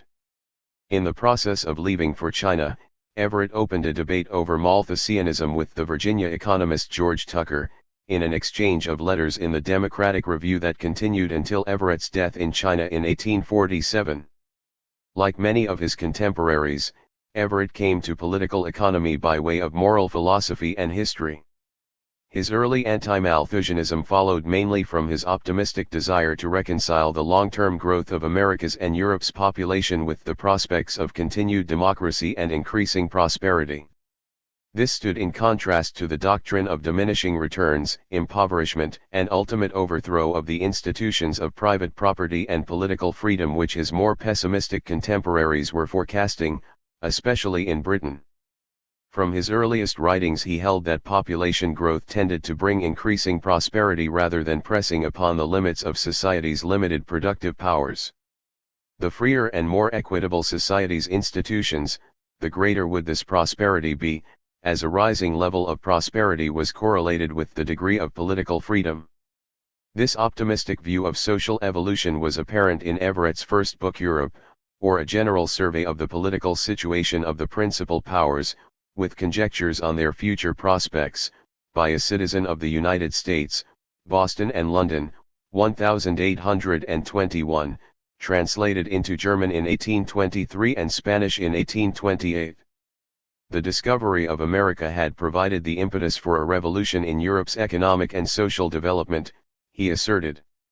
The American colonies generated a demand for European manufactures that had set in motion a train of commerce and industry, bringing about an extension of prosperity and property ownership. 120 so strong had Europe's impetus for social progress become that it could be halted neither by the vestigial feudal institutions that still weighed upon it, nor by possible Russian military conquest. As the cause of political improvement is identical with that of civilization and general prosperity, Everett concluded, every measure that has a tendency to produce these effects, tends also to the promotion of liberal institutions. A return to the old feudal aristocratic forms could come only by striking at the root of the general prosperity of a country in all its branches. To prohibit or discourage agriculture, commerce, and manufactures is the only certain way of checking political improvement. 121. Everett attacked Malthus for fearing that the Code of Napoleon, which replaced the ancient law of primogeniture with an equal division of land among the bequeather's heirs, would bring about a myriad of uneconomic microfundia and a return to feudal poverty and the forms of militaristic dictatorship associated with it. The Code of Napoleon was neither adverse to liberty nor inconsistent with the best possible improvement of the soil. Variations in human ingenuity would lead to property holdings of various sizes, with the average farm size for France's agricultural population tending to stabilize at a point just sufficient to support an industrious family. The rural population would exert moral prudence to keep its families, and farm sizes, stable and self-supporting. Those who were unresponsive to this moral check and who multiplied beyond the ability to care for their progeny would find that the check of disease and poverty would present itself. 122. This check of disease and poverty was scarcely at odds with Malthus, although Everett did give greater weight to man's prudence at regulating his numbers. He believed that the extreme point at which the check of disease and poverty would be brought into play would not generally be reached. Increases in farm population beyond the optimum number that could work the land would migrate to the cities or emigrate abroad. In either case, the result would be an increase in international trade and a growing importation of food into Europe. That continent's growing urban population would find employment manufacturing industrial goods to export to its colonies and ex-colonies in exchange for their surplus foodstuffs, while those who emigrated to the New World would devote themselves mainly to producing food and other raw materials to exchange for Europe's manufactures. So far, Everett's views were quite laissez-faire. Time will doubtless come, he acknowledged, when manufactures will be established in all parts of America, amply sufficient to supply the wants of the inhabitants, and when they will cease to come to Europe for anything but the products that are peculiar to the soil and climate. But this period is still remote. He assumed that agricultural countries could provide a food surplus sufficient to feed the industrial nations for a long time to come, and that world commerce would produce a progressive increase of wealth and population, and a regular tendency towards improvement in the social and political condition of society. 123. In 1823, Everett published New Ideas on Population, with remarks on the theories of Godwin and Malthus. The leading new idea was that the increase of population is a cause of abundance, and not of scarcity, since it augments the supply of labor in precisely the same proportion with the demand for its products, and develops at the same time the new element of skill, by means of which the same quantity of labor is applied with greater effect, and becomes more productive than before. Malthus, he accused, treated men solely in their capacity as consumers without acknowledging their role as producers. It is sufficiently notorious, he asserted, that an increase of population on a given territory is followed immediately by a division of labor, which produces in its turn the invention of new machines, an improvement of methods in all the departments of industry, and a rapid progress in the various branches of art and science. 124. Everett believed that labor productivity might increase at a rate as much as 10 times that of population density, although he assumed for argument's sake that it would increase just in proportion to population density. A doubling of population would thus double its per capita productive powers, thereby increasing its output by fourfold. This was the same model he was to put forth 2 decades later in his debate with Tucker. Everett concluded that Europe's poverty was the result of vicious political institutions rather than any niggardliness of nature.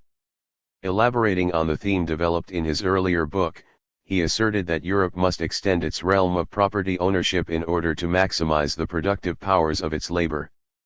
This democratization of property was a precondition for the optimizing principle of the invisible hand of private enterprise to be set in motion, as it had been in the United States, where almost every citizen possesses political rights, and takes a part, in one form or another, in the government of the country. These circumstances naturally give to the individual a sense of his own dignity and value, and tend to produce, in the first place, attention to his own interest, or habits of foresight and industry, and, secondly, intelligence, or the capacity of promoting his own interest, and that of his family and connections. 125. Everett put forth a multi-stage theory of economic development that harkened back to Sir James Steuart and Adam Smith, and later was appropriated by Friedrich List, to describe the relationship between population and its means of subsistence. Young nations such as the United States, which possessed ample unsettled lands or which were still in the pre-agricultural age of barbarism, generally found increasing population density to be accompanied by growing productive powers of labor in agriculture, as well as in industry and commerce. Even for nations whose soil was already fully occupied, increasing population density tended for a time to augment productivity in agriculture. Beyond a point, however, increasing population density brought about diminishing returns in agriculture, so that the increase in productivity deriving from population growth accrued solely to commerce and industry. Food output, Everett believed, ultimately was limited by land area, and therefore was limited for each nation by its natural boundaries. As a result, if we suppose the number of inhabitants of such a territory to be regularly increasing for an indefinite length of time, and if we also suppose that they are obliged to subsist upon the direct products of the soil which they occupy, it will of course follow that there must be sooner or later an excess of population and a deficiency of food. But this perfectly obvious proposition was of very little practical importance. For it is not true that the inhabitants of a given tract of territory must necessarily subsist upon the direct products of the soil they occupy. Industrial food deficit nations could exchange their manufactures for the foodstuffs of less developed countries. Just as the productive potential of non-agricultural labor was unbounded and incalculable, so the room for population growth in Europe's colonies and other agricultural nations was so great as to be virtually unlimited, and from this population growth would follow a rising supply of foodstuffs in exchange for European manufactures. 126 Despite the fact that Everett imagined himself to be anti-Malthusian, he added no new dimension to population doctrine. His argument portrayed Malthus as nothing more than a straw man. He did not succeed in tackling the latter's analytic system of checks, nor his theory as to man's tendency to respond to rising incomes by increasing the rate of population growth, example Malthus's rudimentary statement of the so-called iron law of wages. Everett's statement that men were producers as well as consumers did not dispute the key issue of diminishing returns in agriculture, the idea that mature nations' ability to produce subsistence increased less rapidly than the bodily needs of their populations. He virtually granted the Malthusian framework of analysis in asserting that Malthus had not even attempted to calculate the real rate at which population increases under the operation of all the natural checks, and in concluding that it is not true that the human race possess a rapid and infinite power of increase, under the checks to which the progress of population is subject. 127. Everett's argument thus consisted merely of focusing attention on the medium run in which Europe could draw upon the food surpluses of still sparsely populated, less developed countries.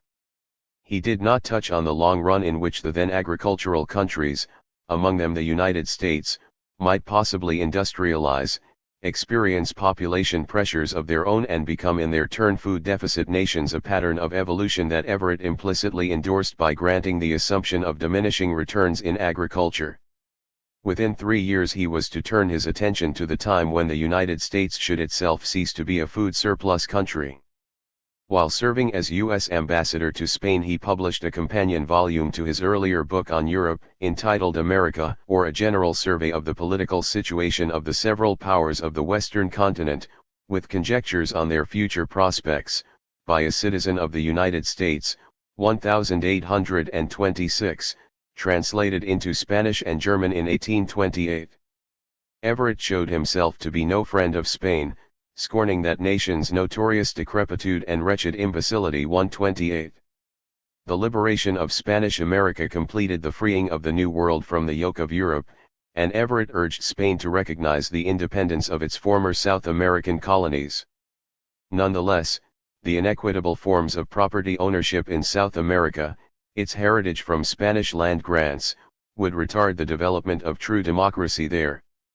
Spanish America could not expect to achieve the rapid social and economic strides made by the United States until it had passed through yet another revolution that would redistribute its land and transform its institutions of property ownership.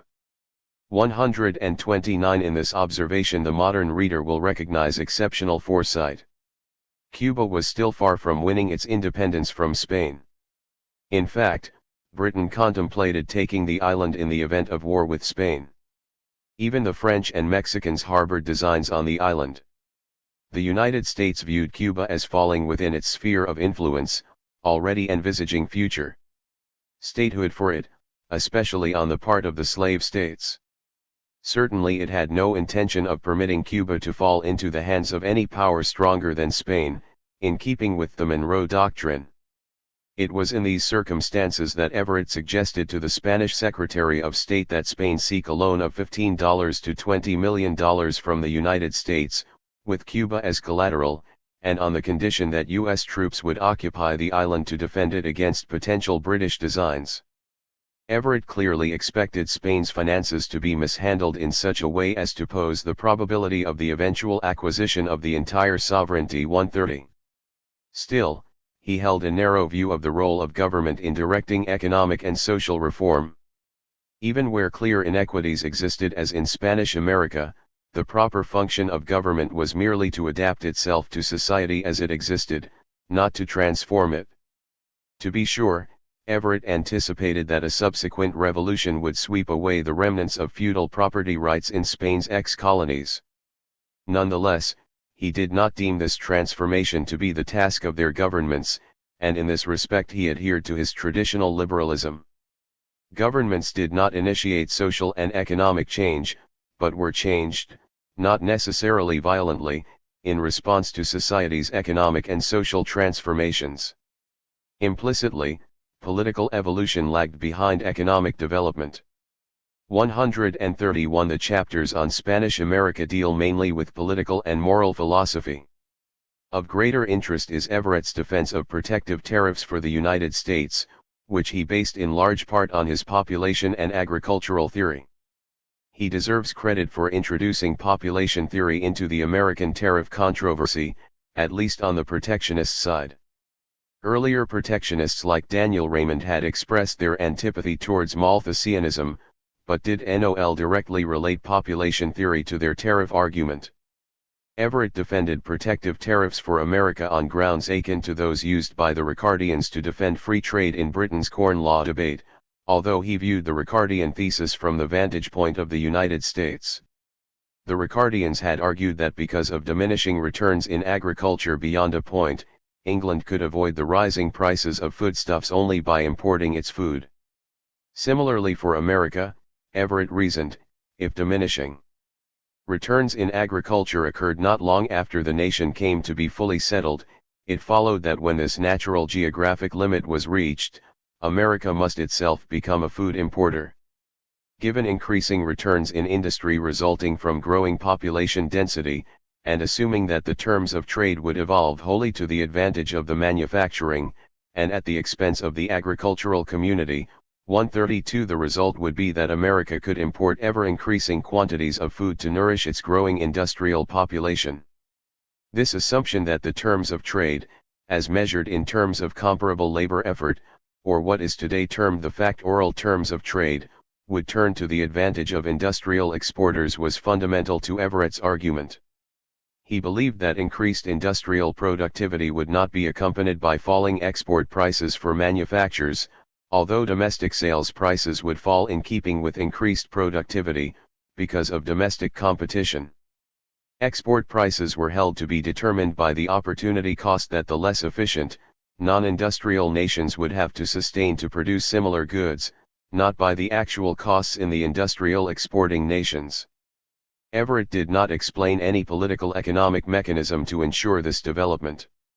In Ricardian terms, rather than the terms of trade settling at some equitable midpoint between average production costs in the industrial and agricultural nations for their respective commodities, international prices would reflect comparative costs in the agricultural countries, not those of the industrial nations. The latter nations thus would benefit strongly as their industrial productivity increased steadily, while their export prices held constant.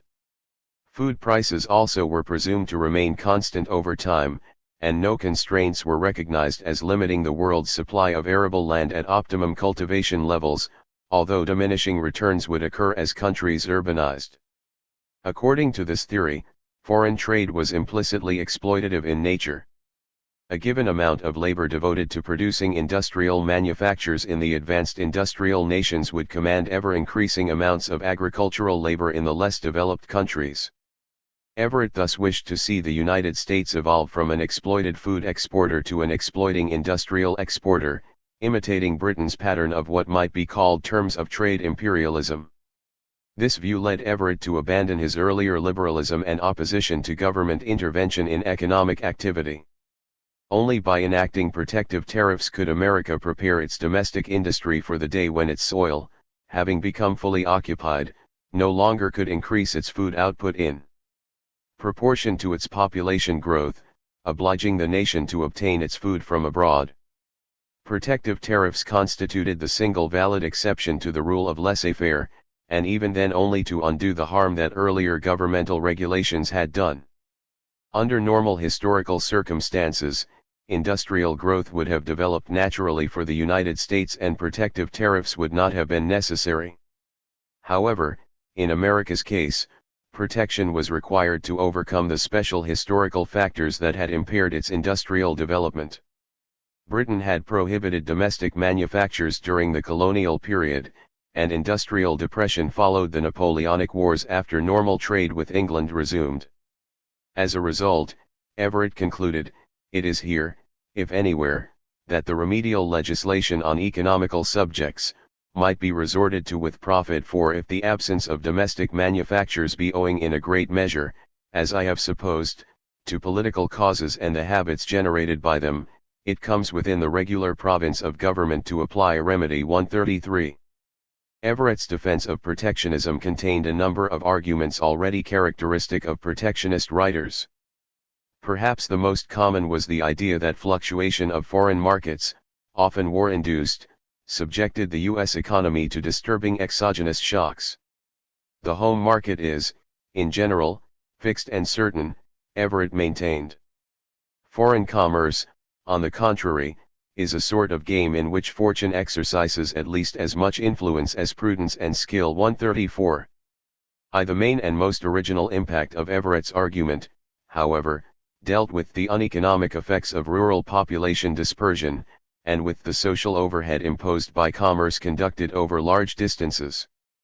Along with his quasi-Ricardian views, this formed the second area in which he used population theory to bolster his protectionist conclusions. Foreign trade had the adverse social effect of diverting labor from the task of production to that of distribution. The first and most obvious of the inconveniences alluded to, is the waste of commercial labor, produced by carrying across an ocean 3,000 miles wide, the bulky agricultural products, that must be given in exchange for the manufactures we import, and bringing back the latter in turn from the same distance. This treatment of commerce as a social overhead cost held significance for the optimum geographic distribution of America's population. Whereas Malthusian theory portrayed the country's great land spaces as a major, albeit transitory, economic advantage, Everett viewed the population dispersion associated with these spaces as entailing a great social overhead, primarily in the form of transport costs. The country's advantage did not lie, he argued, as the above-mentioned Malthusian theory supposes, in the facility afforded by the great extent of the territory, taken in connection with the original scantiness of the population, for obtaining by labor an abundant supply of the means of subsistence. Labor will furnish this anywhere, and is in general more productive in proportion to the density of population, because more skillfully applied. 135. Population therefore should not disperse itself over the land to engage in agricultural pursuits, but should remain in the eastern industrial centers where it would benefit from economies of scale. Excess population dispersion and its associated lack of industrial self-sufficiency in the agricultural hinterland served to break the circular flow of goods between farm and town. The cultivator feeds the manufacturer, who supplies him in turn with articles of use and comfort. But this exchange can never take place to any great extent, excepting where the two classes are situated in the neighborhood of each other, and belong to the same political society. Provisions are too bulky, and in most cases too perishable, to bear transportation from one quarter of the globe to the other. If not consumed on the spot where they are raised, they cannot be consumed at all. What then follows? Our cultivators have in most parts of the country, and in the usual state of commerce, nothing to offer in exchange for foreign manufactures, and of course no means whatever of obtaining them. 136. This evil could be corrected only by establishing domestic manufactures in the vicinity of the farming regions, even at the expense of initially higher costs. If a cultivator in the western country obtains from his neighbors in exchange for a part of his grain, good clothes and furniture, and a good education for his children, of what consequence is it to him, whether he gives for these comforts and blessings more or less grain than they cost in Europe? He cannot send his grain to England to buy clothes and furniture, nor his children to be educated. His wants must be supplied by his neighbors, who will consume his provisions in exchange for what they give him, or not at all. Every article of use and comfort which he can get at home for his surplus products, is therefore so much clear profit to him, although it cost him twice as much as a similar one is worth in England, France, or China. 137. Everett thus contract over the implicit assumption of full employment that marked the classical theory of comparative advantage. Everett incidentally praised the moral benefits which accrued from a compact population. Manufactures, he asserted, check at once all emigration to distant parts. The family circles remain unbroken, and the happiness and virtue of the people unimpaired. Every succeeding generation obtains, with an equal amount of labor, a more abundant supply of the means of subsistence than the preceding one, and life is of course growing constantly easier and easier to all from year to year. There was thus little validity in the vulgar error, that manufactures are of an immoral tendency. 138. In this praise of population density Everett anticipated Henry Carey's principle of association, upon which the latter based his philosophy of concentration. Indeed, Everett's ideas foreshadowed numerous thoughts of Carey, not insignificant in view of the fact that it was Carey's publishing house that published America. Not only did Everett's optimism as to the steady secular decline in the labor cost of producing commodities anticipate Carey's emphasis on technological progress that underlay his theory of value, but Everett's observations as to the economic and social benefits of population density were to reappear, in a greatly elaborated system, in Carey's The Past, the Present, and the Future, 1848. Society's ability to support its population, Everett claimed, was determined in every country by the extent of the territory, taken in conjunction with the political institutions and the state of civilization. 139. Primary among these institutions for the United States were the widespread ownership of property that helped maximize its citizens' wealth-creating powers, and protective tariffs which, by nurturing industry, enabled it to prepare for the day when it would have to import its foodstuffs from abroad. Nonetheless, Everett continued to attribute increasing productivity potential directly to economies of scale and the division of labor following from increased population density. Now what produces the division of labor?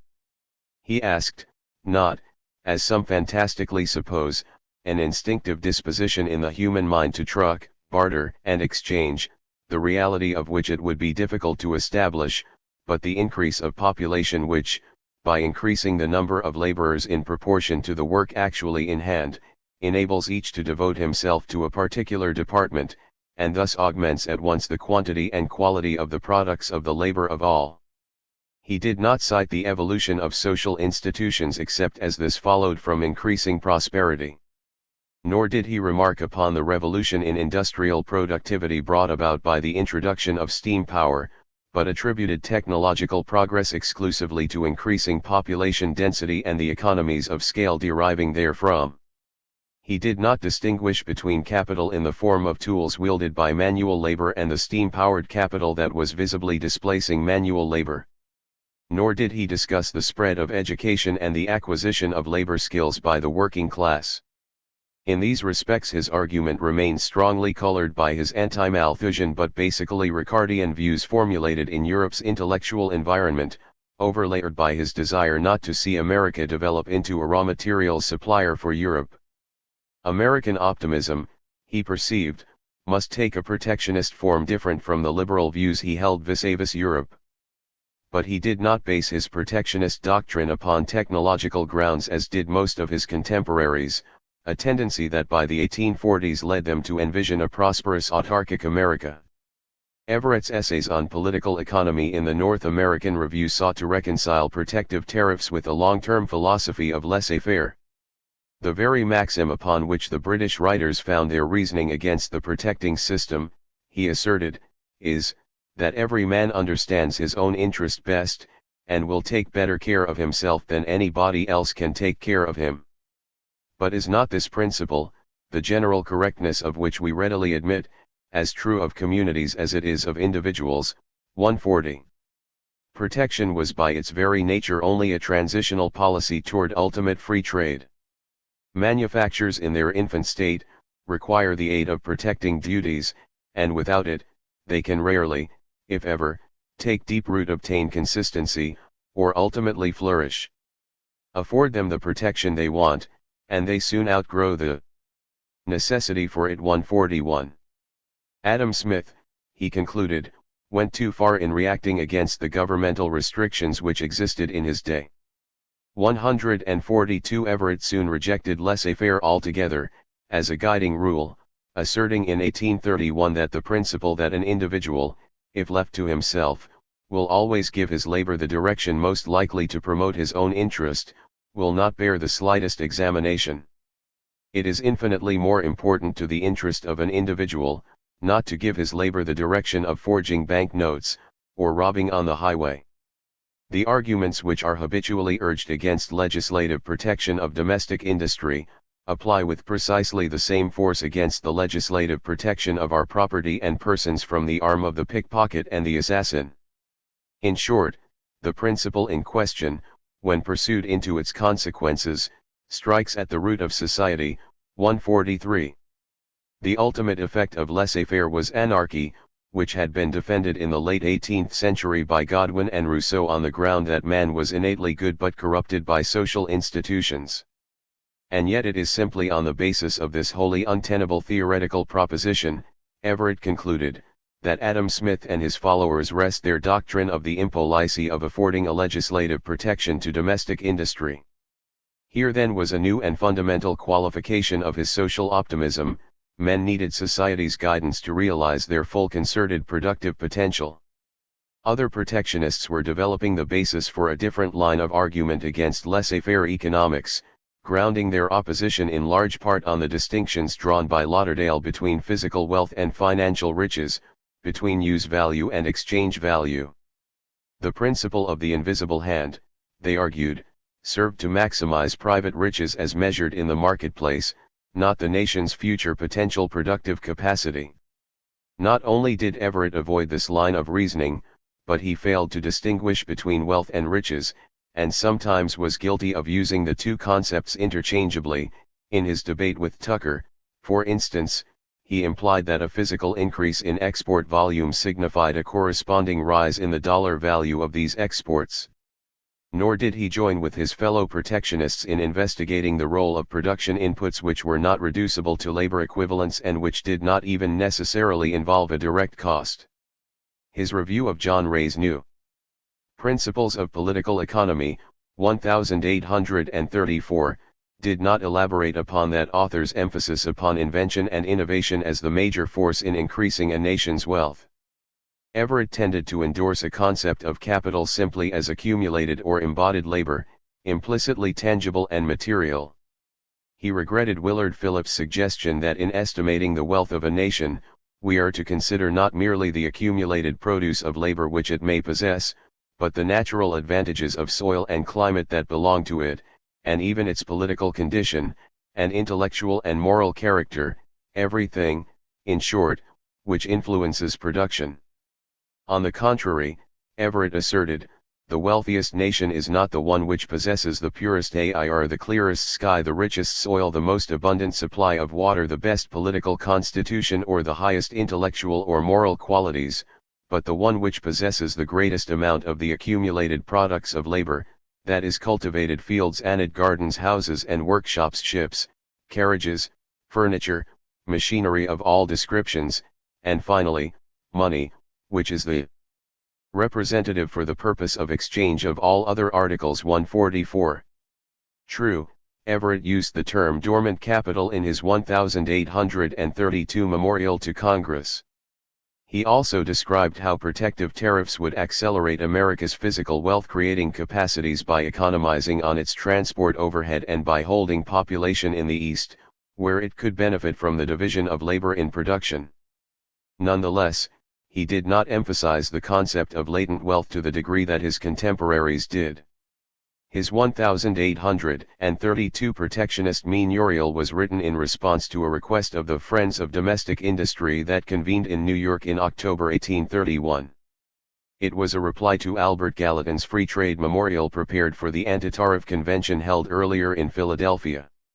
This exchange of tariff conventions and memorials was akin to that of 1827-28, and both sides used much the same arguments as they had earlier. Everett's memorial drew heavily on the fourth chapter of his book on America. The relative absence of American manufactures did not stem from natural causes but from historical ones, specifically Britain's prohibition on the development of local industry. Domestic trade would set in motion exactly twice the amount of domestic industry and capital which is put in motion by foreign trade. Protection would not merely transfer the capital already existing from one employment to another, it would employ labor and capital which would otherwise lie dormant.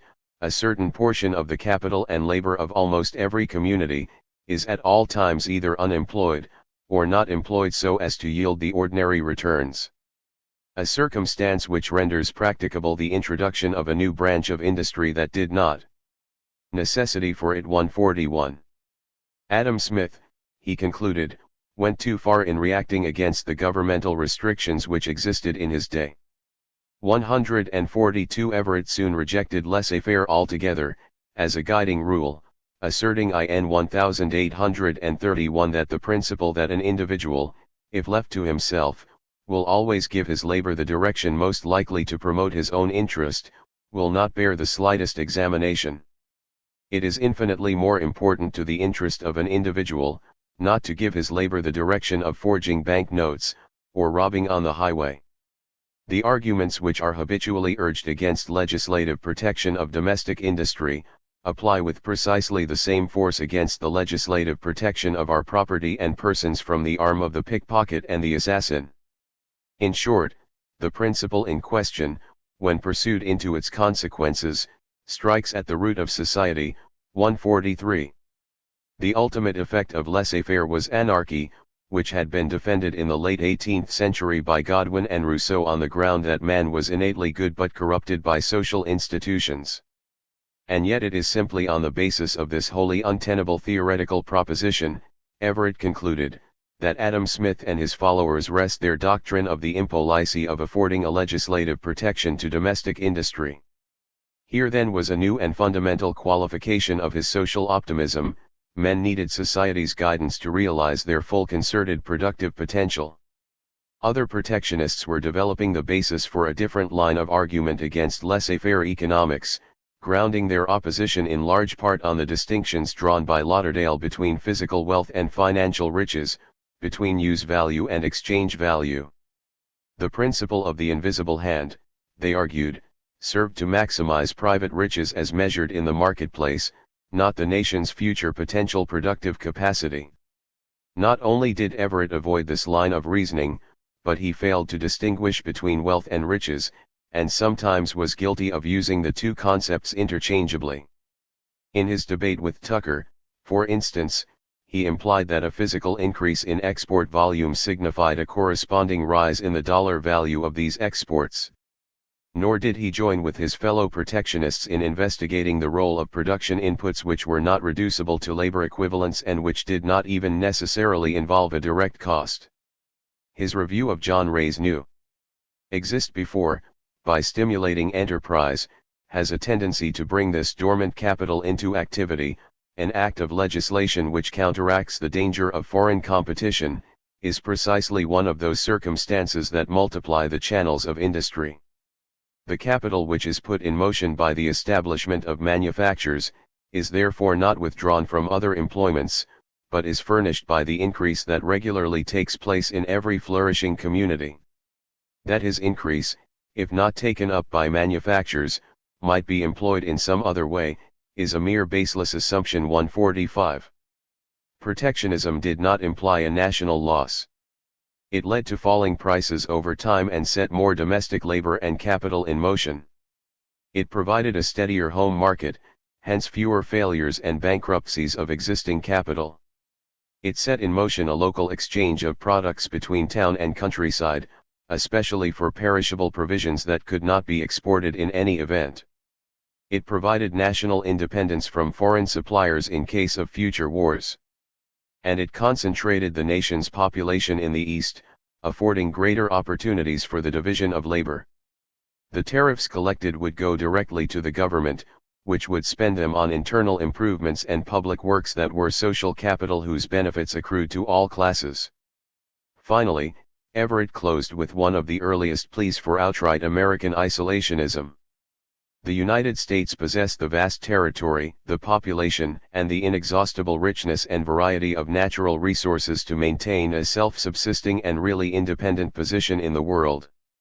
Protective tariffs aimed to render us a world within ourselves, deriving, from a friendly intercourse with foreign nations, all the advantages which we now do, but exempt from the continual shocks which our industry has heretofore sustained from a too close connection with that of Europe. 146.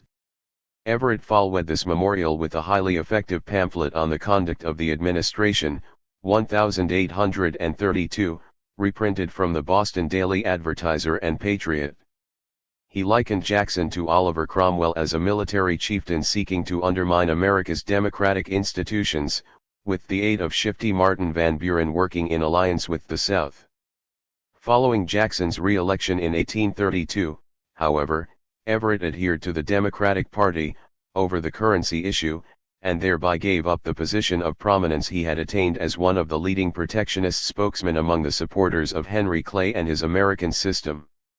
No review of Everett's writings would be complete without citing his 1844-45 debate with Professor George Tucker of the University of Virginia, ostensibly over the Malthusian theory. In this debate Everett repeated his earlier theories of population and its implications for trade policy. The cul-de-sac into which his reasoning had led him became apparent. Actually, the debate did not entail controversy between the two theorists as to population theory as such. Only Tucker discussed the rate of population growth, optimistically differing with Malthus in anticipating that prudential restraint, in an enlightened and well-regulated community, will always keep down population to the point which admits of substantial comfort. Everett did not hesitate to concede the tendency of population to increase steadily without upper limit. 147. Nor did the debate concern the relative evolution of productivity in industry and agriculture. Tucker was willing to grant for argument's sake that industrial productivity might increase in keeping with the growth of population density, and Everett conceded that population growth beyond a point was accompanied by diminishing returns in agriculture. Tucker perceived that this latter assumption of diminishing returns in agriculture implied an upper limit to the Earth's potential food output. Because all human subsistence is derived from the Earth, and because the Earth itself had natural limits, it followed that the quantity of food thus furnished has natural limits, which cannot be exceeded, whether it be equal to the support of 200 to the square mile Oregon of twice or thrice that number. Everett was clearly inconsistent in failing to recognize that, under the assumption of diminishing returns for every nation, population growth abroad must entail diminishing returns for the world as a whole. 148. In other words, both debaters viewed food as essentially the embodiment of land area, the sense in which Ricardo had viewed it, rather than of soil's chemical constituents which could be augmented readily through the use of artificial fertilizers, an argument that came into prominence only in the 1840s. Foreign trade for Everett represented a permanent solution to diminishing returns in the agriculture of mature nations, whereas for Tucker it was only an intermediate-term palliative. Sooner or later, Tucker concluded, all nations must become mature. Thus, whereas Everett believed that the happiness of mankind will be indefinitely increased by his multiplying propensity, bringing proportional gains in labor's productivity in manufactures and increasing this labor's command over food produced by the less industrialized nations, I think it is best promoted by the moral part of his man's nature, and by subjecting that propensity to the control of his reasoning and foresight. 149. America could not simply hope to emulate England's industrial strategy and exploit foreign countries indefinitely as it had been exploited by England. Diminishing returns ultimately must push up food prices, obliging America to exchange an increasing amount of industrial exports for its food imports once its population passed a given level of density. Tucker won points on all actual issues of contention. The major issue was that of international price relationships between industrial and agricultural producers. Everett asserted that industrial productivity in the United States would increase in keeping with population density, once its lands came to be fully occupied. Domestic prices would decline in keeping with reduced production costs, but international export prices for manufactures would remain unchanged. Less advanced non-industrial countries therefore would not share in the benefits of productivity gains in the advanced nations. The relative command of labor in industrial nations over that in agricultural countries would increase steadily. This increase in industrial labor's purchasing power over foreign food, and food-producing labor, would increase in proportion to the productivity gains of this labor, assuming labor productivity in agricultural countries to remain unchanged, and assuming that the supply of food from these countries would increase ad infinitum to meet the demand of the industrial nations. Thus, with every doubling of America's population, labor productivity in manufacturing would double, and the nation could import twice the quantity of food per industrial worker. The terms of trade between industrial and agricultural counties would be set not by marginal costs in the industrial nations, but by relative costs in the agricultural countries. This would deprive them of gaining the benefits of world technological advance, much as Everett felt that the United States had failed to benefit from England's improved productive techniques in the form of improved terms of trade. To this argument Tucker replied that, as soon as the improvement in industrial productivity has lost its temporary character of monopoly, and becomes diffused, the article produced falls in price according to the amount of that saving, and it will take a proportionately greater amount of it to purchase the same quantity of raw produce. 150. Everett could not reply to this assumption of normal international competition, and conceded that after an improvement has taken place in the productiveness of manufacturing labor, the price of the product gradually falls abroad as well as at home. But this price decline at least would widen the market for manufactures, so that a deficiency of food in the industrial nations of course corrects itself, so far as this can be done by the regular operation of the laws of trade, and there is no apparent reason why provisions, if deficient, may not be introduced by sea or land, to any extent, at any point where they are wanted, excepting the cost of the operation or a deficiency in the supply abroad. 151. However, Everett was reluctant to acknowledge what was implicit in the Malthus-Ricardo argument: economic evolution would create towns and manufactures in the agricultural countries themselves, by means of which a demand would be afforded at home for all the food they could raise, curtailing the available international food surplus. 152. This pattern of evolution was precisely what he anticipated for the United States. Tucker suggested that limitations on international transport facilities must at some point limit the international flow of food. Rising transport costs would have to be added to the increasing costs of cultivation, so that although foreign trade might work for a time to stave off the impoverishing effects of diminishing returns in agriculture and rising food costs, such counteraction cannot be permanent. 153. Thus, his argument was explicitly couched in terms of the long run, whereas Everett's was essentially medium-term in scope.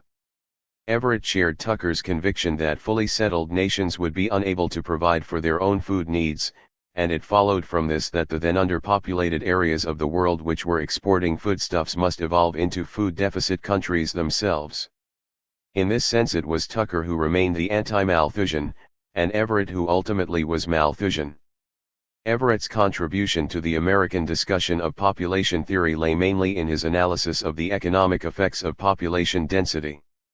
His shortcoming lay in his failure to contract-overt the theory of diminishing returns as a long-term tendency of agricultural production. This was a common feature of the first generation of American protectionists, and was to be contract-overt by the second generation which followed the isolationist doctrines of Henry Carey. This second generation of American protectionists based its doctrines mainly on anti-Ricardianism. In 1848 Henry Carey changed the entire complexion of the population and tariff controversy by postulating a natural historical tendency to increasing returns in agriculture in his past, present, and future. Not only did the secular progress of technology increase the productiveness of agricultural labor on all lands, he asserted, but population growth generally proceeded in each nation from the least to the most fertile soils. Meanwhile, increasing population density worked at the intensive margin of cultivation to reduce society's food distribution charges, as the sparsely populated agricultural hinterland, over which crops had been expensively and laboriously transported, was transformed into an integrated urban-rural entity. Thus, Carey's protectionism rested on an anti-Ricardian base, whereas Everett's had rested upon a Ricardian one. Whereas Everett concluded that rising industrial exports offered the sole means for America to escape from Malthusian Ricardian poverty, Carey defended isolationism. Denouncing the Malthus-Ricardo formulation, he found foreign trade not only unnecessary to the United States, but undesirable. The result was that by the 1850s Everett's position became vestigial, and increasingly sectionalist as it was appropriated in toto by Francis Bowen, his successor as editor of the North American Review and spokesman for the Boston Protectionists. 118. Francis Bowen, Malthusian protectionist. As the most conservative of the American protectionists, Francis Bowen, 1811–90, was the least willing to set aside the moral philosophical approach of Adam Smith, Malthus, and Rit Ardo for the natural scientific approach of the American school. Indeed, at a time when most protectionists were following Henry Carey in grasping the doctrines of Auguste Comte and seeking to ground economic theory on a broad technological basis, Bowen sought to expel any student from Harvard caught reading Comte. 154. His reluctance to question the doctrines of production underlying the Ricardo-Malthus system led other protectionists to condemn him. The fact that he became the most established academic protectionist, teaching at Harvard for over 30 years, was due mainly to the highly sectionalist nature of his protectionism, and to his underlying conservatism. Bowen's education and early career ran parallel to that of the earlier Boston protectionist Alexander Everett. Like Everett, he graduated from Harvard at the head of his class, in 1833. And like Everett, he taught a few years at Phillips Exeter Academy, mathematics, from 1833 to 1835. He then became an instructor at Harvard for 4 years, teaching the course in natural, mental, and moral philosophy. 155. He always remained a moral philosopher, asking primarily what should be rather than becoming an objective economist seeking to analyze actual facts. Indeed, he was an enemy of the new scientific discoveries so eagerly grasped by other Americans. Denouncing Darwin's views as monstrous because they threatened the doctrine of divine revelation, he condemned all sorts of progressives as red Republicans. Again, like Everett, he purchased control of the North American Review, in 1843, and remained its editor through 1854, writing about 1/4 of its articles. During 1843–47 he also edited the American Almanac and Repository of Useful Knowledge, and then, during 1848–49, lectured at the Lowell Institute on the application of metaphysical and ethical science to the evidences of religion. He returned to Harvard in 1850 to become McLean Professor of Ancient and Modern History, which included the class in political economy, but before the university overseers could confirm his appointment, he published an article in the North American Review rejoicing at the overthrow of Kossuth's revolutionary government in Hungary. This was a cause widely espoused in America, and the overseers refused to confirm his appointment. Bowen therefore left Harvard after teaching only 1 semester and went back to the Lowell Institute to lecture on political economy.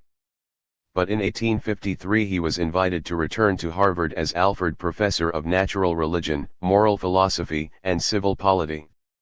This time the overseers almost unanimously confirmed his appointment, and he remained at Harvard until 1889, becoming known as the Old Roman for his conservatism. Bowen began his teaching by replacing Whalen's clerical textbook, Elements of Political Economy, with McCulloch's edition of Adam Smith's Wealth of Nations. He then collected into a makeshift textbook most of the articles on economic subjects he had earlier published in the North American Review. The result was his Principles of Political Economy, applied to the condition, the resources, and the institutions of the American people, 1856, which he dedicated to his sponsor at Harvard, one of the merchant princes of Boston, the cottonwig Nathan Appleton. Although O'Connor considers Bowen's Principles of Political Economy to be the first outstanding nationalist treatise for colleges, 156 which it may have been by default, it received a devastating review by Peshine Smith in Greeley's New York Tribune. The fact that the 546-page book was a heterogeneous and superficial jumbling together of published articles, said Smith, deprived it of compactness and unity. Smith deplored Bowen's view of economics as merely a theory of exchange and as a moral psychological theory rather than an analysis of production having its basis in natural science and technology. Our Cambridge professor, he accused, had the superlative impudence to declare that he has endeavored to lay the foundation of an American system of political economy, coolly ignoring the fact that there is an American school whose distinction it is to have pursued the opposite method, to have started from facts, and not from assumptions, to have made Europe ring with the consequent explosion of dogmas long undoubtingly accepted by its leading economists. There is not a word in this book to show that he ever heard of Carey. Is this affectation or ignorance? Whichever it may be, the result is a blank failure to produce an American system, and, in its stead, a patchwork adaptation of the European system to American circumstances by a little paring in one place and a little elongation in another, by qualifications timidly reaching toward a doubt, seldom or never amounting to a denial. It is the familiar effort of trimmers and compromisers to serve God upon such principles and in such fashion as to give the devil no solid ground for offense. 157. Peshine Smith criticized John Stuart Mill, Bowen's favorite contemporary economist, and thereby indirectly Bowen himself for turning his back deliberately on Bacon, Whewell, Herschel, and Comte, and observing the canons of investigation upon which the positive sciences have made their way.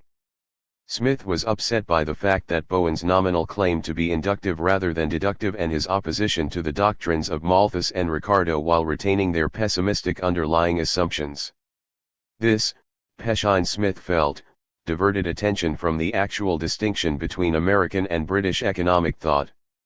Bowen was reflecting the views of his predecessor Everett when he asserted that the limit of population in any country whatever is not the number of people which the soil of that country alone will supply with food, but the number which the surface of the whole earth is capable of feeding, and it is a matter of demonstration, that this limit cannot even be approached for centuries. London taxes all the counties of England for sustenance, England taxes all the countries of the earth for sustenance. 158.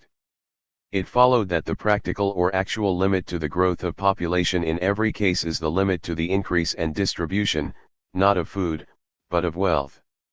It makes no difference whether the mass of the people are engaged in hammering iron, spinning cotton, or raising wheat, for the product in each of these cases either is food, or is exchangeable for food, which amounts to precisely the same thing. Peshine Smith recognized that this is a mere dodging of the question, for Malthusianism has anticipated and answered the pretended refutation. As to the first great fact, it is apparent that the ability of England to draw sustenance from any country depends on the ability of that country to raise a surplus after feeding its own people. That surplus either dwindles with the increase of population in the food-producing country, or its population is kept down by the increasing difficulty, present or prospective, of obtaining food, or by sickness, war, moral restraint or some other of the Malthusian checks. Upon either hypothesis the validity of Malthus's doctrine is intact. The problem of a country exporting industrial goods to pay for its imports was the fact that, under diminishing returns in agriculture, which Bowen did not attempt to contract overt, the terms of trade must steadily decline for industrial exporters, so that the more people hammer iron and spin cotton the more cotton and iron must they offer for a given quantity of food. The proportion of their labor expended directly or indirectly in supplying the primary necessity increases.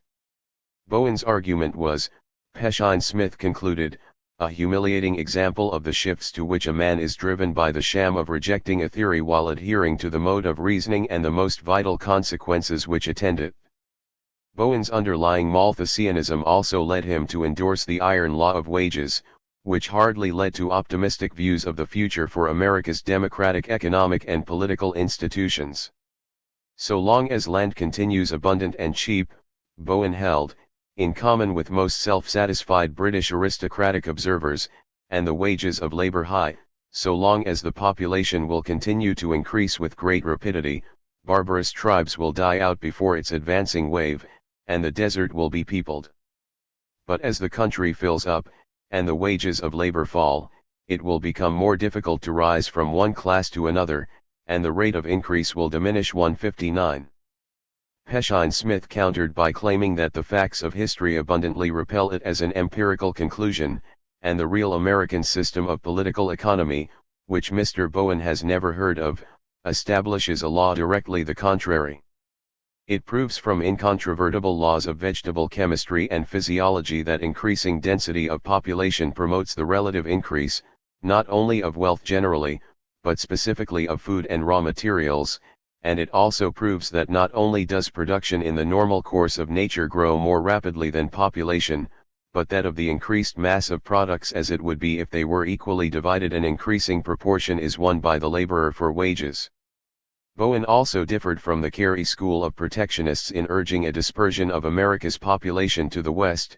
More in keeping with Democratic than Republican policy, he based his argument on his own counterpart to Ricardo's theory of diminishing returns, that of increasing rent of location over time. Assuming that since the population, as it increases, remains stationary, or on the same spot, so that the grain must be brought to it at a price enhanced by the cost of transportation, it followed that the increase of population is an evil because the community are obliged to send farther. And 159 Bowen, Principles of Political Economy, p. 160. 122. Farther off for their supplies. 160. He suggested migration of labor as the solution to this problem, hence a justification of the country's westward expansion. Both Peshine-Smith and Frank Taussig considered the book's best chapter to be that in which Bowen applied Mill's theory of international prices to the American tariff argument. 161 However, this theory was not really linked with the theories of population, rent, money, and banking in the systematic manner attempted by more sophisticated American protectionists. Nonetheless, it was adopted as a text at the University of Pennsylvania in 1859 and at Episcopalian Trinity College after Calvin Colton died in 1855. In 1870 Bowen prepared a new edition, read American Political Economy, including strictures on the management of the currency and the finances since 1861. It is indicative of the Boston intellectual climate that Bowen's slightly progressive monetary views, lauding the decline in the price of gold while urging the dollar's gold content to remain unchanged, an inflationary policy at that time led Harvard to shift him away from teaching economic subjects in favor of Dunbar.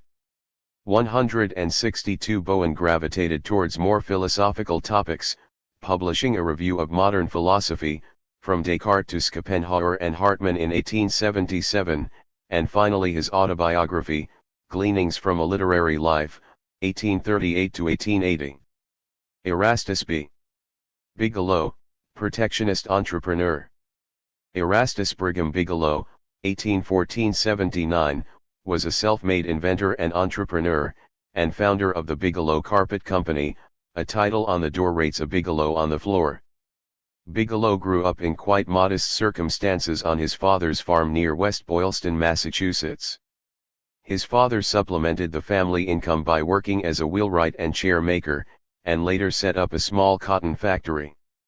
Young Bigelow worked on a neighbor's farm and played the violin for dancing parties and for a church orchestra to earn funds to get a better education.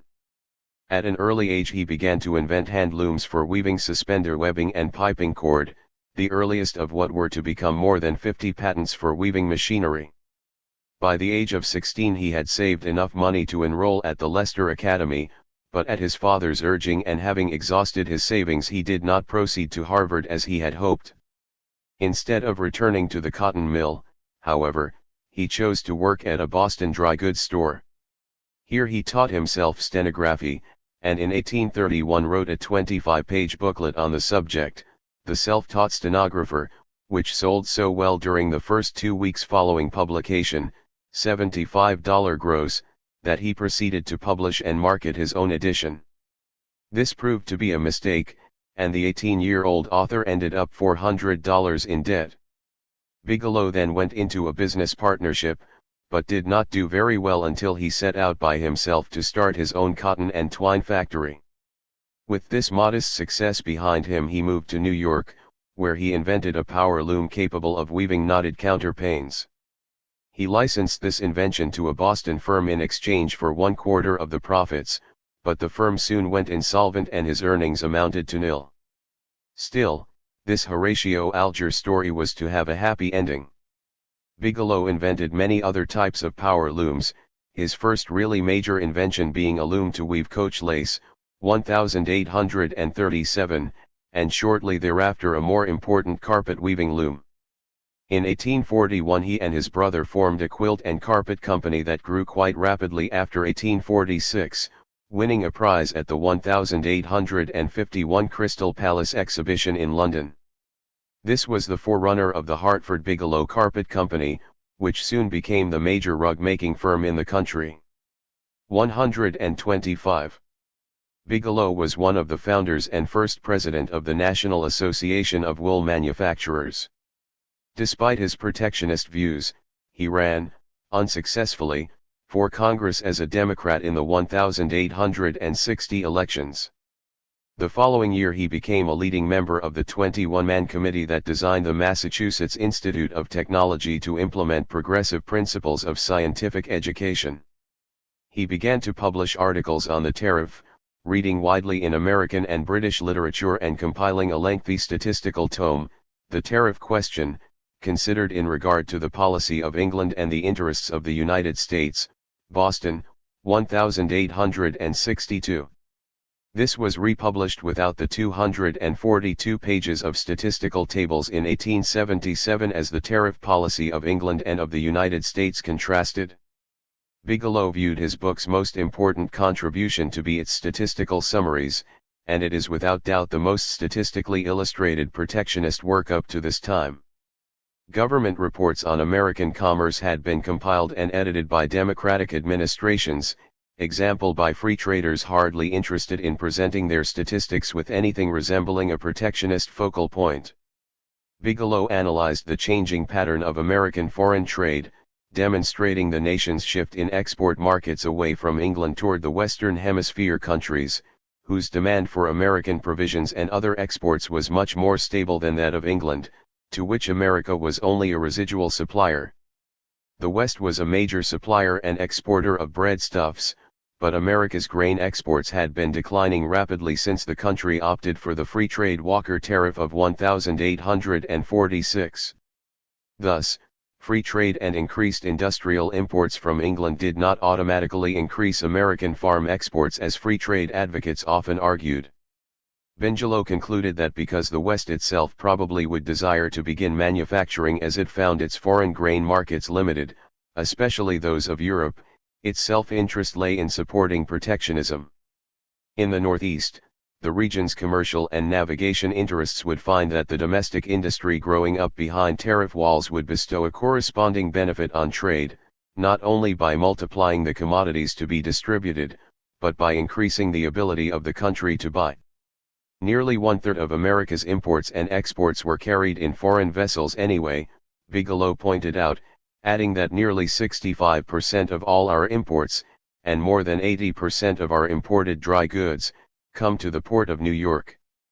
The latter branch of business is well known to be largely in the hands of foreigners, or of those connected with foreign houses. 163. It followed that if the nation must gear itself to developing and retaining export markets, it should focus its attention on the neighboring Western Hemisphere countries, which had grown so rapidly since the 1840s that they had overtaken the entire rest of the world as a steady market for American provisions. Like most other protectionists, Bigelow rejected the utopian cosmopolitanism underlying British laissez-faire theory. There is something highly pleasing and plausible in the thought of an unfettered and universal commerce. It chimes in with our best aspirations, for it suggests the welcome idea of peace among nations, of permanent peace, for in no other condition of things is free trade possible.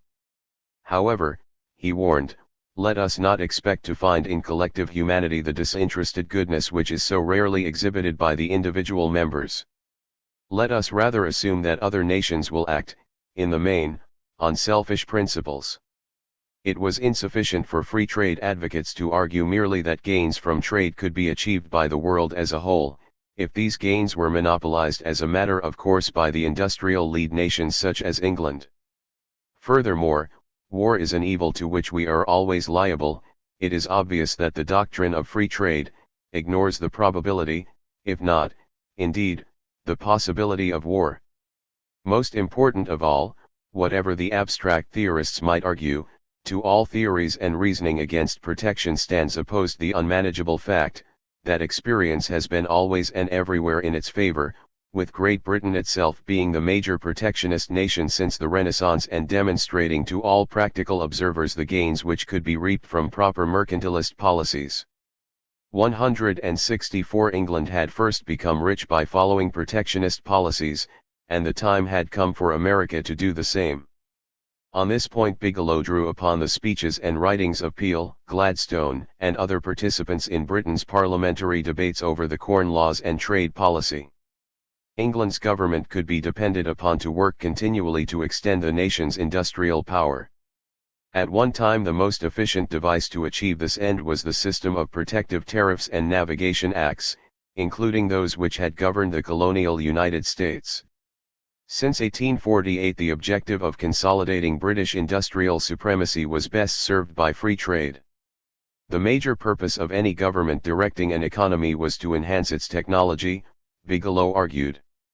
This required above all the securing of adequate capital resources, a precondition for financing industrial undertakings. Although capital employed in this direction could do nothing without skill, it is certain that skill would be all but powerless without capital. 165. Among nations as among individual companies, capital was the ultimate deciding factor in competition. He quoted McCulloch's Commercial Dictionary to explain the growing industrial advantage of capital-rich nations. The immense accumulation of capital that has taken place since the close of the American War has been at once a cause and a consequence of our increased trade and manufactures.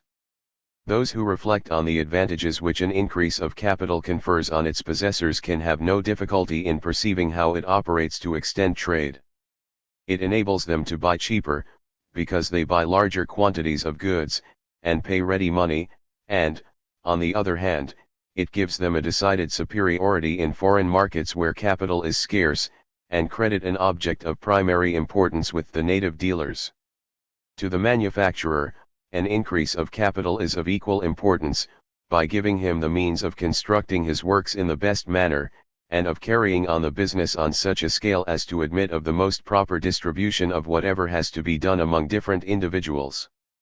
These effects have been strikingly evinced in the commercial history of Great Britain during the last half-century, and thus it is, that capital, originally accumulated by means of trade, gives it, in turn, nourishment, vigor, and enlarged growth. 166. Capital-intensive nations thus tended to reap the benefits of diverging international productive powers and incomes. First of all, industrial exporters were in a position to secure for themselves most of the world's money and capital resources. The abundance of capital that followed from their trade surpluses tended to lower interest rates, giving them a cost advantage in manufactured goods produced largely by capital, especially heavy manufactures. This capital advantage enabled them to augment their industrial exports still further, attracting more money from abroad and financing their industrialization in an upward spiral. Thus, the nations that concentrated skill and technology within their own borders would earn the lion's share of the world's gold. Bigelow used a form of break-even analysis to divide England's imports into those raw materials which were later re-exported in the form of finished manufactures, and those which were consumed at home for domestic use, example tea, coffee, and raw materials to produce manufactures consumed within England itself. To sustain her present position, he argued, England must have an annual foreign demand for her manufactures of at least $650 million in order to secure the foreign exchange to finance her autonomous imports. In drawing this distinction, Bigelow anticipated the structural analysis of international trade and payments reformulated by Keynes and Moulton in the 1920s. England's textile industry employed 1/5 of its entire population. If one included those engaged in procuring iron to build and coal to fuel the machinery which powered its industry, this employment was centralized around Britain's export opportunities, affording a vast political base to ensure government support of that nation's export promotion. 167 Although Bigelow emphasized technology as an increasingly inexpensive substitute for other factors of production, he claimed that America could not compete with England in foreign markets or at home until its cost structure was generally equalized with that of England. To compete with a foreign country on equal terms in our own market, certain conditions must be the same, substantially, in both communities. The two countries should be nearly alike in the possession of skill and capital, in the price of labor, in the enjoyment of an established business, and in the extent of their business operations and connections. This clearly was not the case. First of all, England had a 20 to 30% cost advantage in the price of its labor, especially among unskilled workers. On the other hand, its cost of land was higher than in the United States because of its high population/land ratio. This left the balance to be made up largely of the cost of capital. It was here that England's abundant and inexpensive credit, available to its industrial entrepreneurs at much lower rates than that available to their American counterparts, threw industrial advantage in its favor. Furthermore, neither the laws nor the condition of the United States can be considered favorable to great accumulations of capital, making loans scarce because of their high-risk element as well as the paucity of monetary resources. How, asked Bigelow, is it possible that the American producer, paying from 10 to 30% more for his labor, with money which costs him 9%, and is generally hard to get at that, should successfully contend with his British rival, who easily obtains at 4% all the capital he wants? 168. Because American manufacturers could not match England's low labor and capital costs, they required higher prices supported by higher tariffs in order to support themselves while an urban industrial base putting in place. Inasmuch as the government had to be supported by some kind of revenues, it was best for these to take the form of industrial tariffs. Given proper tariff protection, the nation could mature into a worthy rival of England. 4. From border state protectionism to the emerging New York mainstream. Henry Clay, formulator of the American system. It is unnecessary here to give a political biography of Henry Clay, 1777 to 1852, presidential candidate in 1824, 1828, 1832, 1836 and 1844, frequent Secretary of State, author of the Missouri Compromise of 1821, the Tariff Compromise of 1833-42 and the 1850 Compromise, and the great Whig exponent of what he termed the American system of protective tariffs, internal improvements, and a national bank. Clay played a major role in advancing protectionist doctrine at a time when there were virtually no political economists as such, and the subject was elaborated mainly by journalists and politicians. In this respect he succeeded Alexander Hamilton as a political leader who sought to systematize an argument and popular program for industrialization. One of the threads which he picked up, and which deserves a special comment here, was that of natural energy entering into the industrial process, just as the physiocrats had perceived it entering into agriculture. Hamilton earlier had voiced this view, and Thomas Jefferson came to espouse it by 1817, when he wrote to William Simpson that I was once a doubter whether the labor of the cultivator, aided by the creative power of the earth itself, could not produce more than that of the manufacturer, alone and unassisted by the dead subject on which he acted. In other words, whether the more we could bring into action of the energies of our boundless territory in addition to the labor of our citizens, the more would be our gain.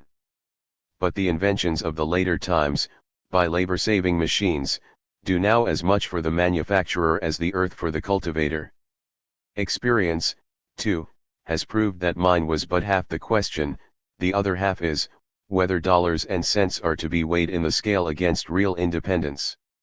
The question is then solved, at least as far as respects our wants. Clay elaborated this argument, as Colton describes his views. Mr. Clay had occasion to notice, as long ago as 1824, that some British authorities estimated the machine power of Great Britain as equal to 200 millions of men. The number of operatives to apply this machinery has never amounted to 1 million.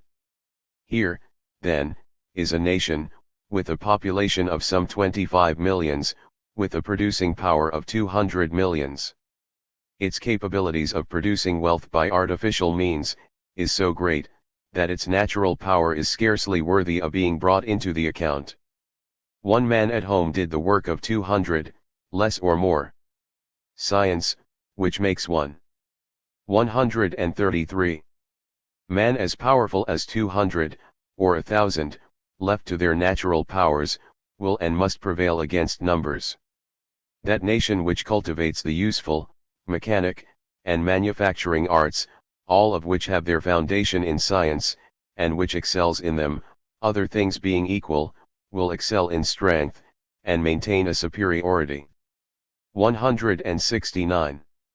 Clay also developed a sophisticated theory of how the terms of trade would turn against the sparsely populated, raw materials exporting countries, the more rapid increase of population in the United States, than in European countries, and the consequent multiplication of producing power, come into the scale, and demand employment, which other countries will not give to it, foreign consumption of the products of American labor and the American soil, instead of increasing, and keeping pace with the ratio of increase of producing power, had fallen off, with the exception of cotton. It was therefore necessary to create a home market. The foreign demand for American produce, in terms of peace, must continue to decrease, in relation to the ratio of the increase of population. Here and elsewhere. Let us suppose, that 500,000 persons are now employed abroad in fabricating, for our consumption, those articles, of which, by the operation of this protective tariff bill, a supply is intended to be provided within ourselves, that 500,000 persons are, in effect, subsisted by us, but their actual means of subsistence are drawn from foreign agriculture. If we could transport them to this country, and incorporate them into the mass of our own population, there would instantly arise a demand for an amount of provisions equal to that which would be requisite for their subsistence throughout the whole year. But if, instead of these 500,000 artisans emigrating from abroad, we give by this bill employment to an equal number of our own citizens, now engaged in unprofitable agriculture, or idle, from the want of business, the beneficial effect upon the productions of our farming labor would be nearly doubled. The quantity would be diminished by a subtraction of the produce from the labor of all those who should be diverted from its pursuits to manufacturing industry, and the value of the residue would be enhanced, both by that diminution and the creation of the home market, to the extent supposed. 170. In other words, under an international specialization of labor, countries with the fastest growing populations, those with the highest wage rates, and most sparse population, tended to increase their exports more rapidly than did the slower growing European industrial nations. Assuming that growth in exports was proportional to population growth as per capita surplus creating powers and productivity were presumed constant, there must ensue an oversupply of raw materials on world markets. The price of food, cotton, and other raw materials would fall, lowering wage costs for England and other food importing countries, while reducing revenues to U.S. crop exporters. This deterioration in FARM earnings could be offset only by nurturing domestic industry, so as to transfer existing farm labor, and channel new immigration, into urban industrial pursuits, creating a home market for farm output.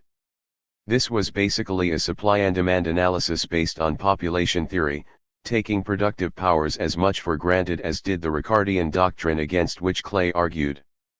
If the productive power of machines increased from a manpower equivalent of 200 to that of 1,000, as suggested by Clay, it would follow that the economic, hence exportable, surplus would increase fivefold even without any population growth.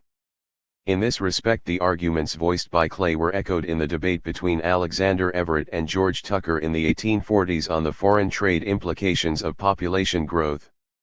Colton's Life and Times of Henry Clay is much more than a simple chronological presentation of Clay's life and thinking. It is organized according to subject lines so as to form an integrated argument for Clay's three planks of the American system. Among its most valuable chapters are the historical ones which give the authoritative Whig version of Jackson's campaign to crush the Second Bank of the United States and the subsequent formation of the sub-treasury system under Van Buren. In addition to serving as an anti-Jacksonian tract, the work afforded a compendium of arguments demonstrating the interest of the nation's farmers and laborers in protective tariffs. 135. Calvin Colton, economic theoretician for Henry Clay. Rev.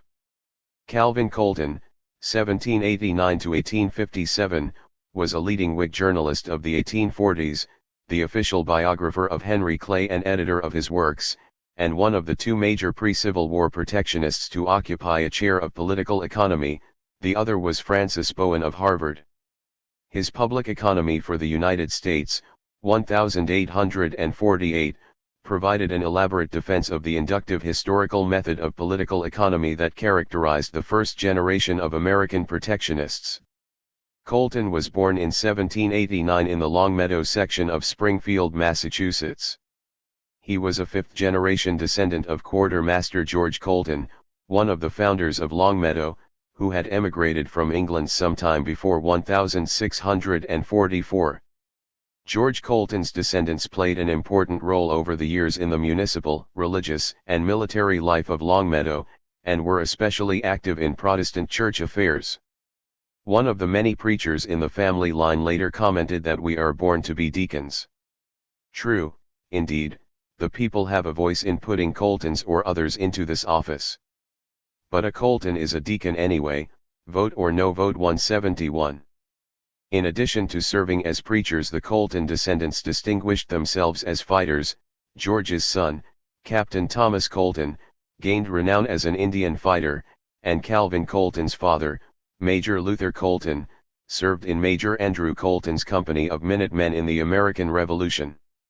Colton's ambition and fiery personal characteristics seem to have destined him to become a preacher.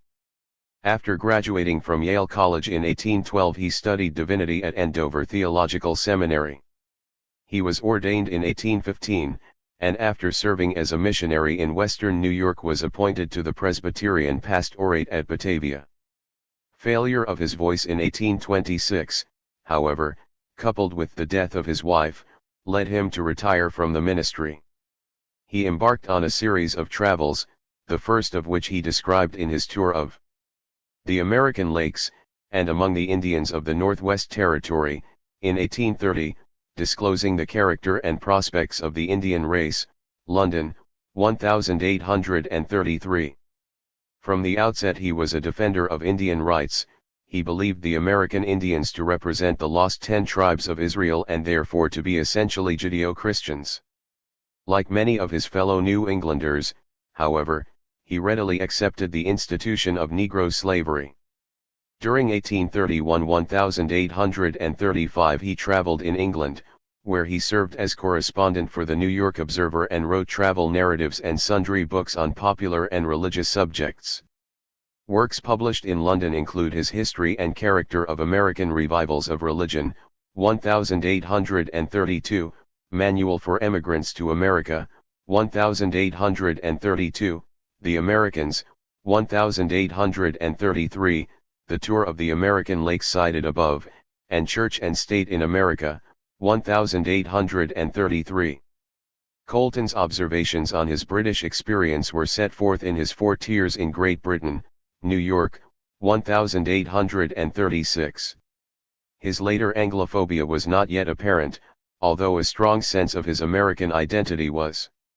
Upon returning to America he took orders in the Episcopal Church, writing a number of books asserting its comparative virtues 172 and serving as rector of the Church of the Messiah in New York City during 1837–1838. His earliest political writings date from these years, as he expressed his opposition to the abolitionist movement in two pamphlets, Abolition: A Sedition and Colonization and Abolition Contrasted. In the first pamphlet he contended that the subject of slavery was a matter of states' rights and therefore lay beyond the limits of action by the national government. As a result, he concluded, there was no justification for the discussion of abolition except in those states where slavery was established. In his second tract he endorsed the colonization movement, which already was shipping American Negroes to Liberia as an alternative to abolition. In 1839 he wrote A Voice from America to England, contending that while the American government was Republican rather than Democratic in form, the force of public opinion had made it a democracy in fact. A rapid flow of political pamphlets followed, including Reply to Webster, One Presidential Term, The Crisis of the Country, and its sequel, American Jacobinism. As editor of the True Whig in Washington during 1842–1843 and author of the highly popular Junius Tracts that appeared during 1843–1844, Colton gained national renown as a Whig pamphleteer, although his position on slavery placed him in the then waning Clay wing of the party. Following Clay's defeat in the 1844 elections, Colton traveled to Ashland, Kentucky, where Clay provided all his correspondence and personal documents for Colton to use in compiling his biography and the collected edition of his works. The first product of this enterprise was his two-volume Life and Times of Henry Clay, which appeared in 1846. Rather than being a simple chronological presentation of Clay's life and thinking, it was organized according to subject lines to form a partisan argument, much of whose logic was supplied by Colton himself. Among its most valuable chapters are the historical ones that give the authoritative Whig version of Jackson's campaign to crush the Second Bank of the United States and the subsequent formation of the sub-treasury system under Van Buren.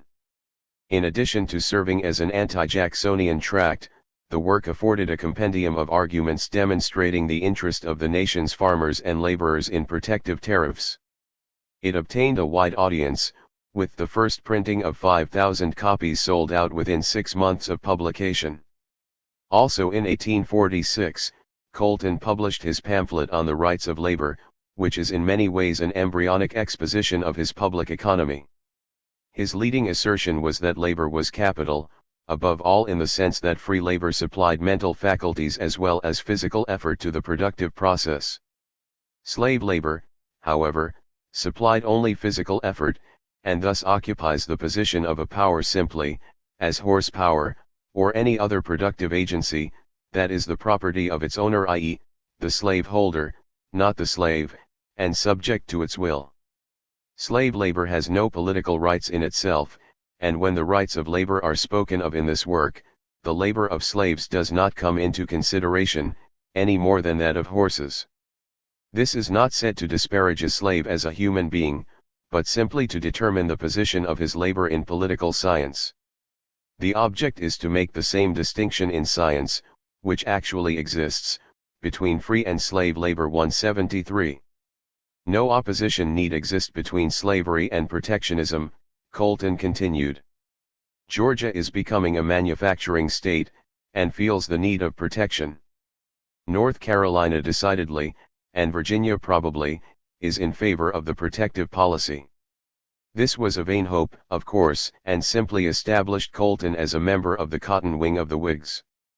American urban labor was independent, he claimed, by virtue of its ever-present alternative of migrating to the backwoods and producing its own subsistence. Europe's labor possessed no such alternative, and therefore was merely the agent of power, the tool of its employer. The source of difference between American and European wage levels was thus a political cause, 17 deriving from the comparative economic freedom of the American laborer. Colton's isolationism also appeared in this pamphlet. This country has come to be a world in itself, 175 he asserted, adding that it was best left that way to develop its free institutions without laying itself open to the impoverishing effects of having to compete with foreign pauper labor. 2 years later, in 1848, he published his Public Economy, reprinted in 1849 and 1856. Coincidentally his voice returned and he began to preach again, this time in French, which he had taught himself, as well as in English. Shortly thereafter he was offered the specially created chair of Public Economy at Trinity College in Hartford, Connecticut, which he occupied from 1852 until his death in 1857. His tenure was spent in teaching political economy, preaching, and completing his edition of Clay's works. Public Economy is in many respects a pamphlet rather than a theoretical work, especially in the vituperativeness of its argument against free trade and its nationalism vis-a-vis England. The ultimate question of free trade, Colton asserted, was whether America, which had won its nominal political independence from England, should be once again reduced to a condition of economic dependence. The very purpose of the American Revolution had been essentially to establish a protective system against England and thereby gain freedom in fact as well as nominally, ch. 8. Free trade was merely a license for depredation on the rights of others, ch. 4, so that Europe with its cheap pauper labor could break down the high value of free American labor. America, he believed, could never afford free trade, even when its industry had become as sophisticated as that of rival nations. Trade with countries that possessed lower production costs in any respect, be it in wage rates or interest rates, would impair the return to its labor and capital. The great aim of British statesmen, he asserted, is to bring American labor down to the same level with the European, which can only be accomplished by a system of free trade. 176. Colton's views on the scope and method of political economy represent the most significant aspect of his book. The differences in social and economic structure between the United States and Europe had not been duly weighed as an element of public economy, he believed. However appropriate the precepts of British political economy might be for the aggrandizement of that nation's power, they were not universal in scope. Claiming that public economy has never been reduced to a science, and that all the propositions of which it is composed, down to this time, are empirical laws, he added that these laws, while perhaps applicable to European nations, were entirely inapplicable to the United States. Every nation, because of its distinct historical experience and institutions, was an exception to any set of broad economic generalities, so that a science cannot be made out of the laws of public economy, except for one nation, each by itself. 177. Colton defined the object of political economy to be not the discovery of allegedly universal truths, but rather the application of knowledge derived from experience to a given position, to given interests, and to given institutions of an independent state or nation, for the increase of public and private wealth. 178.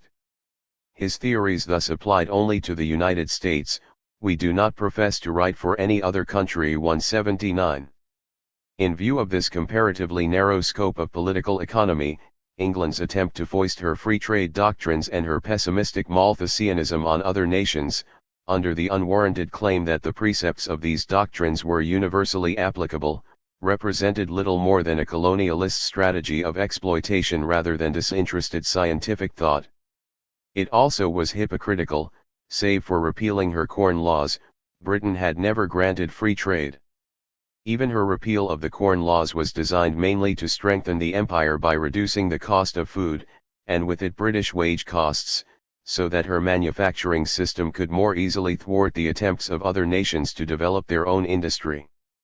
And how should it happen, Colton asked, that nearly all British writers on the subject should have become one solid phalanx of free trade advocates, while the British government has produced nothing but protection? 180. The answer was that the free traders were no more than British apologists. American economic growth was best stimulated, Colton believed, by a business-oriented banking system whose monetary reserves were nurtured by a protectionist policy aimed at accumulating precious metals in the United States as a basis for its commercial credit structure. We want, then, a system of public economy, which shall not only tend to keep in the country what is commonly reckoned enough of money, to carry on its trade and commerce, but we want a system that shall tend to increase that amount, as far as may be, in a degree, commensurate with the development of the means for its profitable use. 181. In addition to enacting protective tariffs so as to terminate the exportation of monetary metals to settle trade deficits with Europe, the nation should abolish the sub-treasury system, by which government revenues periodically contributed to business recession by draining the specie backing of the nation's bank currency into the vaults of the sub-treasuries. Money, Colton contended, was an institution serving as the nation's tools of trade as well as a measure of value. The precious metals were indeed commodities, and had been used as such long before their development as money. As an institution, however, money was more than a mere collection of precious metal. It played a role as a tool of commerce just as machinery served as a tool of industry. M. Say, and all of his school, hold, that it makes no difference whether a nation parts with cash in trade, or with other commodities. This was the same as saying that it made no difference whether a farmer sold his corn or his plow. To be sure, the precious metals were the only sound basis for banking. Nonetheless, the American banking system was not established solely, nor chiefly, for economy in the machinery of the circulating medium, which is the reason assigned to it by Adam Smith, but its main design is to supply a defect of that medium. 182. Later protectionists such as Stephen Caldwell were to reason from this premise that a state theory of money was needed. Another of the leading grounds on which Colton defended protective tariffs was that a protective system is the great power that sustains, and the only cause that can secure, general and popular education in the United States. As one of the new points of his book, he asserted that the concept of labor as capital has never before been introduced into a system of public economy as an essential element. 183. He devoted an entire chapter of his book to the subject of education as an element of public economy in the United States, treating labor's educational and working skills as capital, and capital of the most productive kind. 184. Colton did not assert that America's high industrial wages were the result of superior productive powers, either of the laborer himself or of the industrial capital which he operated. Instead, he put forth the somewhat Malthusian explanation of American wage rates he had given in his pamphlet on the rights of labor, attributing them simply to the relative scarcity of labor resulting from the fact that the American working man possessed the alternative of migrating to Western lands and providing a livelihood for himself there. The time has never yet been in the history of the United States as an independent nation, when labor was not in this sense an independent agent, when it could not reject an unsatisfactory offer, and yet live. It has always had an alternative. As a last resort, the American laborer can at any time go to the backwoods. This wide backwoods field for American labor is a security for its independence for ages to come, if not forever. 185. Were this argument valid, of course, then the pauper labor argument for protective tariffs would be irrelevant to the American wage earner, inasmuch as the worst that could happen to him from cheap imports and business recession would be the necessity to move from urban to rural employments, the last resort to which Colton referred. Indeed, Colton's permanent backwoods theory of high wage rates was inconsistent with his pauper labor argument against free trade, according to which protective tariffs were in the working man's interest because they alone protected his high wages from competition from lesser paid European labor. It is manifest, Colton argued, that when the products of American labor are brought into the free and open market with the products of European and other foreign labor of the same kind, the labor itself is in the same market, and that the tendency is to reduce the price of American labor to that of foreign labor. 186. International prices thus were portrayed as being a direct function of wage differentials unadjusted for differences in labor productivity. According to this theory, low foreign wages resulted in low production, and import prices, which reduced the ability of American manufacturers to employ urban labor profitably. The result of free trade under these conditions would be that the demand for domestic labor would gradually fall until its wages had sunk to Europe's pauper labor level. This early protectionist argument was soon to be controverted by other protectionists. Colton himself, indeed, had earlier noted the falsity of the assumption underlying this theory, namely, that internationally traded commodities were produced by identical processes, that is, by equal amounts of labor and capital, each possessing equal productive powers and equal capital costs. In his Life and Times of Henry Clay he had explicitly noted the greater degree to which Britain's labor was aided by the powers of capital. Here, then, is a nation, with a population of some 25 millions, with a producing power of 200 millions. Its capabilities of producing wealth by artificial means, is so great, that its natural power is scarcely worthy of being brought into the account. 187. It thus was British capital rather than British labor which threatened American industry. As British prices fell, America's industrial sales prices would also be forced down under free trade, with the ability of domestic industry to employ labor suffering accordingly. This was of especial concern to the industrial slaveholder, a somewhat rare breed, to be sure, inasmuch as slave labor was less efficient than free labor and therefore more costly to its employer. Slave labor invariably demands protection, much more than free labor, in all its work that is common to free labor, because the former is not only more expensive for a given amount of its products, but because a free man works for himself, while a slave works for a master. It cannot subsist permanently without protection, as it would in the end eat up itself, and expire of its own vis inertia. There never was a greater mistake than for slaveholders in the United States to go for free trade. 188. Colton believed that manufacturing enterprise held out a prospect for Southern slave owners, an idea few of them shared. The only effect of his attempt to win the South to the cause of protection was to alienate Northern readers. Colton cannot be said to have enunciated a sophisticated concept of capital or wages. The theory of productive powers that played such a great role in the theorizing of many of his protectionist contemporaries is virtually absent from his work. He was primarily an attacker of theories rather than a formulator of new doctrines. His argument against free trade emphasized more its exploitative and detrimental effects on America than the virtues of protection and industrial growth in nurturing the country's productive powers. In this respect his arguments were somewhat unsophisticated even for the first generation of protectionists. Colton's shortcomings and internal contradictions were soon criticized among the protectionists themselves.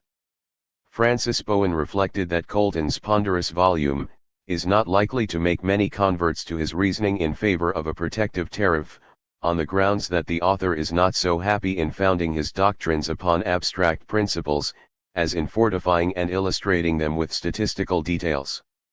His figures prove that the conclusions are sound, but they are often deduced by a summary process in logic from very doubtful premises. 189.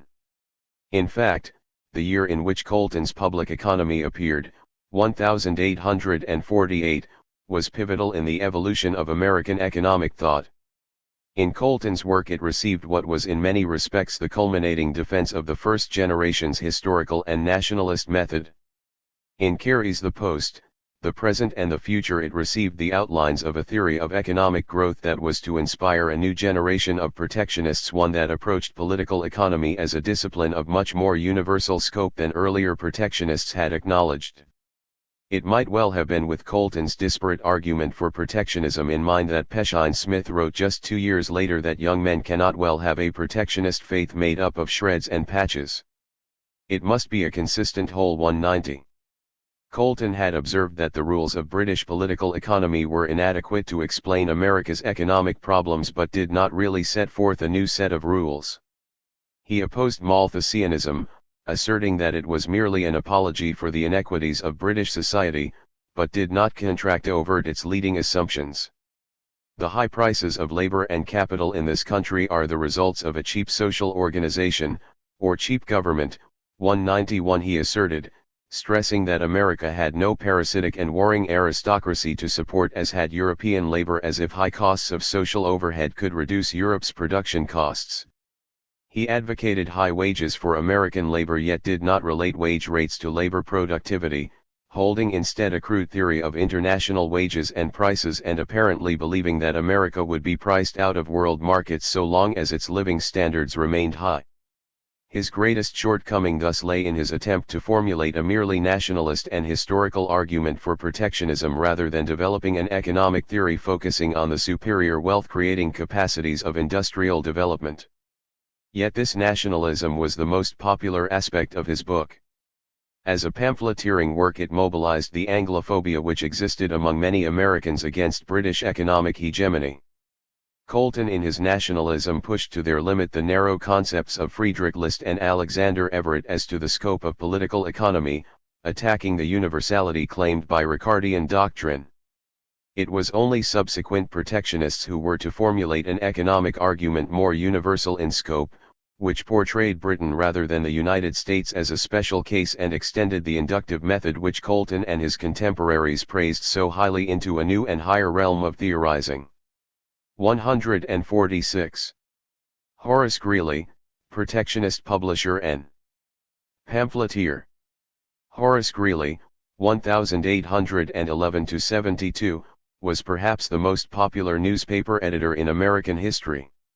His New York Tribune, particularly in its form as a weekly news summary mailed to out-of-town subscribers, exerted an unparalleled influence on American political life during 1841–72, and earned Greeley the presidential nomination on the Democratic ticket in 1872. In addition, Greeley compiled numerous books popularizing protectionism, abolition, land reform, and labor issues. Greeley began as a Whig journalist, going into business for himself at the age of 23 to publish The New Yorker, 1834–41, with $1,500 he had saved while working as a printer. Setting his own type and working virtually alone, he built up sales of the 14-page weekly to 4,500 by the end of its first year and doubled the circulation within 2 more years. In 1838 he began commuting to Albany to edit a companion weekly, The Jeffersonian, official organ of the New York State Whig Central Committee. The paper reprinted Whig speeches sprinkled with Greeley's editorials, for which he was paid $1,000 by the Whig editor and political manager, Thurlow Weed. It was through Weed that Greeley met William Henry Seward, the party's rising light, who in 1838 became the first non-democratic governor of New York in 40 years. Following Seward's election there was further need for a campaign paper, and Greeley turned to writing for space rates in Weed's Albany Evening Journal and other papers to supplement his modest income from the New Yorker. He had hoped to be rewarded by Weed and Seward in the form of patronage as state printer, which probably would have given him a net income of $20,000 annually, but was thrown no plumb by the new regime. Strains in fact existed between Greeley and Seward from the outset. Greeley was a great admirer of Henry Clay, but Weed felt that the Whigs needed a less controversial candidate for president in the 1840 elections, pushing General William Harrison, who avoided dividing the party and its electorate by saying almost nothing on any political topic. A Democratic paper wrote snidely that Harrison would be happiest in a log cabin with plenty of hard cider, and this epithet caught on in reverse, as the Whigs campaigned. 147. Victoriously on the plank of liberty in log cabins rather than slavery in palaces. 192. Weed suggested that Greeley edit a Whig campaign paper called, appropriately, The Log Cabin. The periodical's weekly circulation grew rapidly to 60,000 copies. Nonetheless, following the Whig victory in 1840, Seward once again neglected to reward Greeley with the postmastership of New York or some other post. Greeley's finances were depleted, aggravated by $9,000 in unpaid subscribers' bills for the New Yorker and an even greater sum for the Log Cabin. In the words of his biographer William Harlan Hale, the fading New Yorker was consuming most of what he had earned during the campaign, and the surviving Log Cabin was but a shadow of its former self. In ready cash he had little more than $1,000 in hand with which to launch the New York Tribune, most of which starting capital was lent him by a Whig political friend, James Coggeshall. The Tribune was announced as a new morning journal of politics, literature, and general intelligence, to advance the interests of the people, and to promote their moral, social, and political well-being. It rapidly caught on, thanks to Greeley's policy of including news items about local people, giving advice and muckraking, a strategy foreshadowing that of the Hearst tabloids a half-century later. The paper finally got adequate financing from Thomas McElrath, who invested $2,000 to become a full partner with Greeley and was responsible for merging the New Yorker and Log Cabin into a weekly Tribune edition, picking up stories and editorials from the Daily. This salvaged Greeley's sprawling properties and cheaply projected the Tribune far beyond the city's boundaries into that western area, in fact, where Greeley's heart and understanding lay. It was this new far-flung weekly Tribune, far more than the local Daily, that was to make Greeley famous and McElrath rich. 193. Meanwhile, Greeley's status as a Whig was somewhat idiosyncratic. On the one hand, he advocated protective tariffs, industrialization, and the accumulation of capital, and on the other he was drawn to socialistic theories such as those of Albert Brisbane, whose Social Destiny of Man, 1839, converted Greeley to Fourierism, and whose plan to create a utopian community, association, or Principles of a True Organization of Society was serialized in Greeley's Tribune in 1842, for which space Greeley was apparently paid $500 by Brisbane. Greeley invested most of his Tribune profits for 1843 into a plan to build a Sylvania phalanx in northern Pennsylvania, although this colony survived no better than other Fourierist communities. Greeley continued his socialist advocacy by serving in 1845 as a delegate to the first meeting of the New England Workingmen's Association, and employed two leading Fourierites on the Tribune staff, Charles A. Dana as city editor, and Stephen Pearl Andrews as Washington correspondent. Rather than feeling an intrinsic conflict to exist between labor and capital, Greeley believed that protection for American industrial capital was in the interests of labor. In 1843 he published in 12 monthly issues a periodical entitled The American Laborer, devoted to the cause of protection to home industry, embracing the arguments, reports, and speeches of the ablest civilians of the United States in favor of the policy of protection to American labor. The inevitable effect of free trade, he argued, was to increase the predominance of any particular nation which had obtained an ascendancy in any branch of business, and thus to reinforce England's industrial monopoly. Free trade makes Alabama a cotton plantation, Jamaica a coffee field, Sicily a wheat field, Sheffield a pin factory, and but this policy does not develop men, it does not inform them, neither does it feed them. A largely exporting country is always a poor country, much of its labor is unemployed and unproductive, and very much of the product is consumed in transportation, exchanges, and c. There will be rich merchants and factors in Egypt, Sicily, England, the West Indies, the planting states, and but the laboring mass will be poor and degraded so long as they do not produce the great bulk of their own necessaries of life. 194.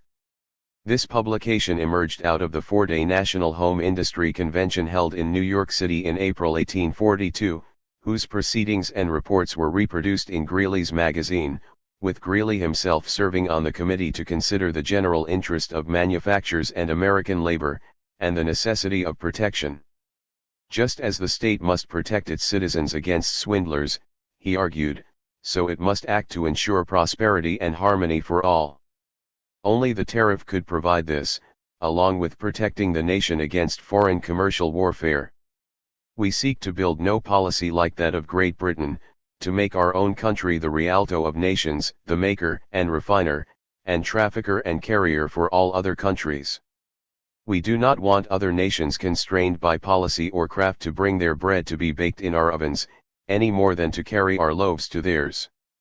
He further reflected that, in looking back to the history of our country since the Declaration of Independence, this strange anomaly presents itself that we have been uniformly more prosperous under the most adverse circumstances, than we have been under those that were most favorable. 195. During wars the value of farmlands rose in keeping with the output of home industry, only to be crushed upon return to peace and resumption of free trade. Hence Greeley's support for Clay in 1844, a year in which he published Protection and Free Trade, The Question Stated and Considered, as well as a book of Whig songs for 1844.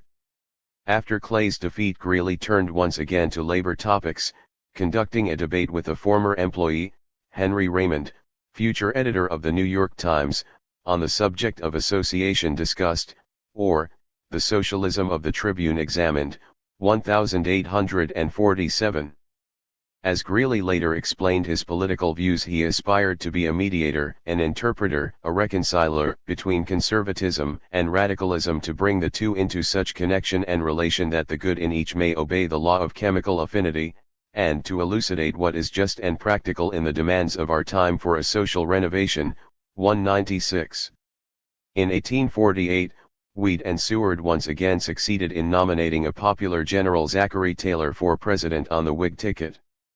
This led Greeley, who had hoped to see Clay renominated, to walk out of the Philadelphia National Convention. Seward ran for senator of New York, inspiring Greeley to ask Weed if he might be nominated for governor, or at least lieutenant governor, or, failing that, for Congress, where a New York City seat had just been vacated. Greeley ran and won the congressional race, and spent a turbulent 90 days in the House of Representatives, apparently offending everyone by muckraking congressional abuses, trying to abolish the issue of grog in the Navy. He was the author of a number of anti-alcohol tracts, proposing that the United States change its name to Columbia, and urging a reform of the Homestead Bill providing for the granting of 160-acre tracts on the public domain to bona fide settlers, with no immediate payment whatever to be required of them, the provision reading that after 7 years of occupancy they could take formal title to the land at the nominal government price of $1.25 an acre. Although the House buried this proposal, Greeley made the most of it in the Tribune. Meanwhile, Seward wrote Weed that Greeley won't let them adjourn until 3 o'clock, and martyrizes himself 5 or 6 times a day by voting against the whole House. I am sorry, but who can reason with him? 197. After Taylor's victory in the fall presidential elections, Greeley hinted to Weed that although he wanted no spoils, it might be appropriate to name him Postmaster General or perhaps an ambassador. But he had antagonized too many vested interests to rank very high on the patronage list. Yet he still felt close to Seward and Weed, writing to one politician that if Seward could only maintain that position which he adopted in his higher law speech against extension of slavery, then he is our home for 1856. However, when Seward arbitrated a libel suit against the Tribune, Greeley was greatly disappointed in the outcome. His relations with Seward and Weed reached a final breaking point following establishment of the New York Times in 1851, when Henry Raymond supplanted Greeley in the triumvirate relationship. The Tribune lost its unique source of inside news information and its advance texts of speeches delivered by Seward and other Whig leaders. Most important, there was a law requiring New York City banks to insert each week in one city paper a paid announcement summarizing their week's transactions, and this lucrative plum went to the Times via an investor in the paper who also happened to be state banking superintendent, empowered to select the lucky paper. Greeley finally began to push Weed in earnest for some compensation for his years of set vice, preferably the nomination for governor in 1854. Instead, Weed threw the nomination for lieutenant governor to Raymond. After the election won by the Whigs, Greeley wrote a long letter to Seward complaining of the lack of support he had received for his political ambitions, announcing that it seems to me a fitting time to announce to you the dissolution of the political firm of Seward, Weed, and Greeley, by the withdrawal of the junior partner. 198. In 1854 the Republican Party was formed, led by an old anti-rent friend of Greeley, Alvin E. Bovee, who had settled in Ripon, Wisconsin. Greeley moved quickly to join the new coalition, and criticized Seward for adhering to the vacant shell of Whiggery, the party having lost its Free Soil section and most of its pro-labor progressives by its refusal to enunciate a party program. Greeley hoped to influence the Republicans to widen their political base to include the non-slave South, as well as to defend protective tariffs. His hope was to split the Democratic Party into a non-slave faction, led by Stephen Douglas, and a Southern pro-slavery camp, gradually winning the former over to the new party. The Republicans, he believed, needed someone not identified with radical abolitionist appeals, preferably a non-Easterner. He thus adopted Weed's general attitude just at a time when Seward and his associates had developed a strong ideological basis for their republicanism. But he was a poor judge of the political currents around him. He wrote in January 1860, "I know the country is not anti-slavery. It will only swallow a little anti-slavery in a great deal of sweetening. An anti-slavery man per se cannot be elected, but a tariff, river and harbor, Pacific Railroad, free homestead man, may succeed although he is anti-slavery, so I'll try to get a candidate who will fairly and readily unite votes to win 199. As matters turned out, the tariff issue was downplayed as much as possible in the election. It had failed to swing the balance in the 1830s and 1840s, and opposition to the spread of slavery seemed to be the peg upon which to hang protectionism, not the other way around. Greeley campaigned against Seward, insisting that the latter could not win the presidency if nominated because of the antagonism his views had created in New Jersey, Pennsylvania, Indiana, and Iowa. At the Chicago nominating convention he was almost single-handedly responsible for defeating Seward in favor of the then unknown, politically gray character of Abraham Lincoln. The chairman of the Indiana delegation said that Greeley has slaughtered Seward, but has saved the Republican Party 200. Greeley had been long in coming over to Lincoln's support, but after early backing Bates he finally did so. The last means of stopping Seward. Despite his normally pacifist views, Greeley was a hawk in the Civil War.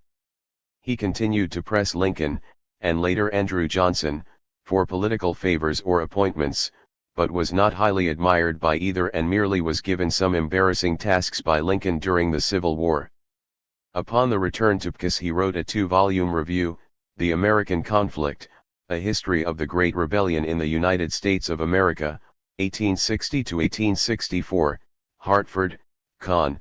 1864–66, followed in 1868 by his autobiography, Recollections of a Busy Life. Greeley continued to write in defense of protectionism and to defend the harmony of interests between labor and capital. In 1869 he published his essays designed to elucidate the science of political economy, while serving to explain and defend the policy of protection to home industry, as a system of national cooperation for the elevation of labor, which he dedicated to his old hero Henry Clay. Protection, he argued, is another name for labor saving through cooperation, by bringing producer and consumer nearer each other, instead of circuitously, through several intermediates, and at great cost. In thus reducing the proportion of exchangers and increasing that of producers in a community, it inevitably increases the aggregate product of human effort, and thus enhances the recompense of labor. As canals and railroads have increased production and wealth by reducing the cost of transportation, so protection achieves the same end by shortening the distances for which transportation is required. 201. This was basically a restatement of Henry Carey's principle of association and of the views set forth by E. Peshine Smith, who exerted influence over both Carey and Seward, and whose articles and book reviews had been published by Greeley and Dana in the Tribune. Dependency on agricultural exports, Greeley warned, would render American farmers dependent on distant and uncertain markets, would divert productive labor to sustain the unproductive transport overhead, and would restrict farmers to producing 2 or 3 great staples, concentration upon which would deplete the soil of its minerals and essential fertilizing elements. Greeley pointed to Europe's beet sugar industry to show what protection could achieve. He hoped that tea might be grown in America inasmuch as the country's climate and latitude paralleled that of China, Japan and India. Greeley also employed a form of input-output analysis to demonstrate that iron making was allied with many subsidiary occupations, including the manufacture of capital goods, fuel, transport, feeding the labor employed, and so forth. A people who have but a single ounce of profit are uniformly poor, he argued, not because that vocation is necessarily ill-chosen, but because no single calling can employ and reward the varied capacities of male and female, young and old, robust and feeble. A diversity of pursuits is indispensable to general activity and enduring prosperity. In Massachusetts, half the women and nearly half the children add by their daily labor to the aggregate of realized wealth. In North Carolina and Indiana, little wealth is produced save by the labor of men, including boys of 15 or upward. The chief end of a true political economy is the conversion of idlers and useless exchangers or traffickers into habitual, effective producers of wealth. 202. He thus analyzed the productive process in terms of technical relationships, ignoring the class relations emphasized so strongly by Marx and other European socialists. It may thus seem somewhat ironic that Greeley employed Karl Marx during the 1850s and 1860s as foreign correspondent for the Tribune, but this was fully in keeping with Greeley's and Dana's international political views and many of their domestic views as well. In fact, many of Marx's reports were lifted wholesale by Dana and published as Tribune editorials. Late in Grant's administration, Greeley joined the Republican revolt against the corruptions that had come to characterize Grant's appointees. The insurgent liberal Republicans held a convention in Cincinnati in May 1872, and Greeley announced his willingness to run for president so long as the Rump Party adhered firmly to protectionism. He secured the nomination over his nearest rival, Charles Francis Adams, supported by Carl Schurz, and this virtually obliged the Democrats to nominate him too in order to avoid splitting the anti-Grant vote, even at the cost of endorsing the Cincinnati platform with its demands for equal Negro rights, for amnesty in the South, for civil service reform, for sound currency, and for an end to all further grants of lands to railroads or other corporations. 203. Greeley was somewhat anomalous as a Democrat, and even more out of place as a serious political figure. Just before the elections his wife died, and Greeley followed her a month later, after losing the election in a particularly grueling campaign. E. Peshine Smith, synthesizer of the second generation of the American school. Erasmus Peshine Smith, 1814–82, the most sophisticated of the pre-Civil War economists, was the major intellectual influence on his fellow protectionist and mentor, Henry Carey, 1793–1879, a fact recognized by Carey himself, though by few others. Smith sought to develop political economy as a quantitative engineering science, to construct a skeleton of political economy upon the basis of purely physical laws, and thus to obtain for its conclusions that absolute certainty which belongs to the positive sciences. 204. More specifically, he sought to transform protectionist economic thinking from a body of disparate and often self-contradictory parts into an integrated doctrine of economic growth. Indeed, the manual's organization, patterned after that of Ricardo's Principles of Political Economy, indicates Smith's intent to formulate a theory of economic development which could be counterposed to Ricardian laissez-faire economics. This represented a sharp break from the first generation of protectionists, the embryonic historical school which had sought to develop little more than a theory of exceptions to Ricardian political economy. Peshine Smith recognized that the earlier protectionists had often struggled to maintain sound positions by unsound arguments, and brought weakness instead of strength to the cause they labored to serve. Although there had been a time, he continued, when it might do for us, Whigs and protectionists, to rely upon the instinctive detection by our people of the errors in fact, and fallacies in reasoning, which are involved in the defense of the foreign trade policy, which tails itself free trade. Time, we apprehend, has passed. The time, Neve, was, when we could rely upon contemptuous sneers at theorists. Young men cannot well have a faith made up of shreds and patches. It must be a consistent whole. 205. In his endeavor to formulate the required integral doctrine, Peshine Smith attributed economic growth mainly to man's growing command over energy, portraying industrial capital as the mainspring of national wealth. This depiction of economic activity in terms of energetics represents the doctrinal embodiment of a tendency which a generation of protectionist writers had sought to explicate, and which has remained a distinct feature of American thought extending through Brooks and Henry Adams in the 1890s to the technocrats of our present century. Nature's resources, especially her energy resources, were viewed as infinite in potential, in sharp contrast to the pessimistic scarcity economics of British Ricardian orthodoxy. Peshine Smith was born in New York City on March 2, 1814, 9 months before the Treaty of Ghent ended the war between the United States and Britain and ushered in an era of economic competition between the two nations, in which he was to play a featured role. Shortly thereafter the family moved to Rochester, the political center of western New York, where Peshine Smith spent his childhood and most of his life. Smith returned to New York City to attend Columbia College, from which he graduated in 1832.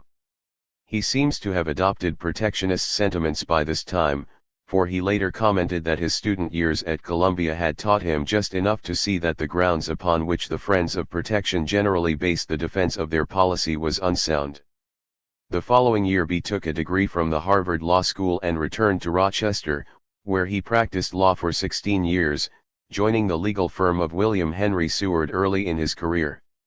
This association led to a long friendship between the two men that was to determine much of the course of Smith's life.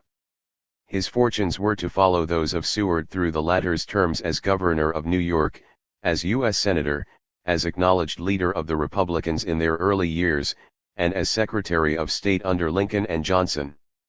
In fact, Peshine Smith's manual, published in 1853, 1 year before the Republican Party was founded, provided a doctrinal basis for the new party's program of protective tariffs, industrialization, internal improvements, and abolition, all policies that were enacted during the Civil War and Reconstruction periods. Smith's life as an active writer on economic and political subjects dates from 1849, when he withdrew from legal practice to become editor of the Buffalo Commercial Advertiser. The following year, at the age of 36, he entered into what was to become a lifelong friendship with Henry Carey, in the process of writing an article for the Whig Review on the latter's economic theories. In the initial letter of a correspondence spanning nearly 30 years, he described Carey's the past, the present, and the future as having come to him as welcome as a torch to a man groping in darkness. I saw by its light, that the path I desired to follow was demonstrably safe and sure. Safe and sure I had before felt it, but 156. Could not find the system of the logic by which I could prove the truth to myself or to others. 206. What Carey had done was to contract overt the Ricardian theory of diminishing returns in agriculture and to portray man's economic evolution with unbounded optimism. Man did not progress from the best to the worst soils, Carey claimed, but from the worst soils, those on the mountain tops, which settlers were obliged to occupy in new regions for security reasons, to the superior soils of the valleys below. Once having occupied these soils, however, it was man's duty to maintain their fertility through wise agricultural practices, otherwise they would become depleted. This entailed the creation of a localized economic balance between town and country, in which the manufacturer was placed side by side with the farmer, hence the harmony of interests between the agriculturalist and industrialist. Peshine Smith interpreted this as more than simply a historical law. He recognized that it formed the basis for constructing a doctrine of political economy upon the basis of the physical sciences generally, a doctrine which would focus on man's technological potential as compared to his realized stage of production. Given the technological promise of society's existing economic state, what degree of this potential could and would be realized? The great question was what constraints prevented any given nation from realizing its full technological potential. Peshine Smith found that America's trade with England prevented it from accumulating industrial capital and led to soil-depleting modes of farm cultivation, thereby preventing the country from achieving its full potential productive powers. This afforded a new and much more scientific defense of protectionism than had hitherto been enunciated. Referring to himself as in the situation of a clergyman waiting for a call, he enlisted Carey's support in his attempt to spread protectionist thinking. In the summer of 1850, Carey rejected an offer of the chair of political economy at New York University, recommending Peshine Smith in his stead. Smith replied that he would not accept this post at any price, the reason apparently being the Democratic Party's domination of New York City politics. The following winter Carey recommended him to Nathan Appleton as the one man in the country that knows how to teach it political economy as it should be taught, and suggested that he fill Francis Bowen's vacant McLean Chair of Ancient and Modern History at Harvard, a position more attractive to Smith but which failed to materialize. 207 Smith in fact maintained a lifelong antipathy towards universities, as did most of his fellow protectionists. He wrote to Carey, "I regard it as eminently desirable that the office of instruction should as far as practicable get out of the hands of the men of the cloister and into those, who have been in the world for which they undertake to prepare youth." 208. Same day he wrote to Thurlow Weed, Seward's political manager, that he was not above teaching boys, though I think that teaching men from the professor's chair of a daily journal is the only university worth mentioning in these latter days. 209. But there were few editorial posts open to protectionist writers, and that autumn Smith chose to fill an exigency as acting professor of mathematics and natural philosophy at the newly founded University of Rochester rather than accept the political appointments which Weed offered him in Washington. He remained at the university for 2 years, during which period he read widely in the natural sciences, grasping eagerly the application to economic doctrine of the increasing use of steam technology, of Liebig's experiments and writings on organic chemistry and physiology, and of the concept of conservation of energy just then beginning to be widely applied by Joule and his colleagues. It was at the University of Rochester that Peshine Smith wrote the manual, which found its genesis in a series of articles written for Hunt's Merchants magazine during 1851–52. Carey's investigations, Smith recognized, provided merely a take-off point. For when the theories of Malthus and Ricardo have been merely negatived, he later remarked, without the supplanting the false by a true law, reaching back into and grafting itself upon physical science, no progress has been made. 210. Like Ricardo, he sought to formulate general economic laws in precise mathematical terms. The problem with Ricardo, he believed, was that he deduced his system with his eyes closed, ignoring the physical, technological, and economic reality around him. It was for this reason that, except for a 2-chapter prefatory discussion of soil fertility, the manual's organization was modeled on Ricardo's principles. In its 3rd chapter are introduced the concepts of value and utility which find their counterparts in Ricardo's 1st chapter. Rent, wages, profits, and foreign trade are then introduced in the same sequence as that used by Ricardo. Like other Americans of his century, including John W. Draper, Henry and Brooks Adams, Simon Patton, and others, Peshine Smith sought to develop a theory of historical and social development on the basis of natural laws. The common complaint of American economists and historians was that Europeans, following the lead of Britain, insisted on interpreting all subjects in terms of moral philosophy and political prejudice.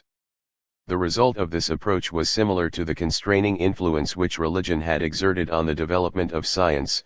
Man's analytic powers were turned inward to develop deductive systems, not towards the world to analyze the natural development of societies. John Stuart Mill had defined political economy as the science which treats of the production and distribution of wealth, so far as they depend upon the laws of human nature, and as the science relating to the moral and psychological laws of the production and distribution of wealth. 211. As against this approach, Peshine Smith asserted that political economy must not only introduce to the study of society the same mode of investigation that characterized the natural sciences, it must take as its very subject matter the relevant knowledge of its predecessor physical sciences.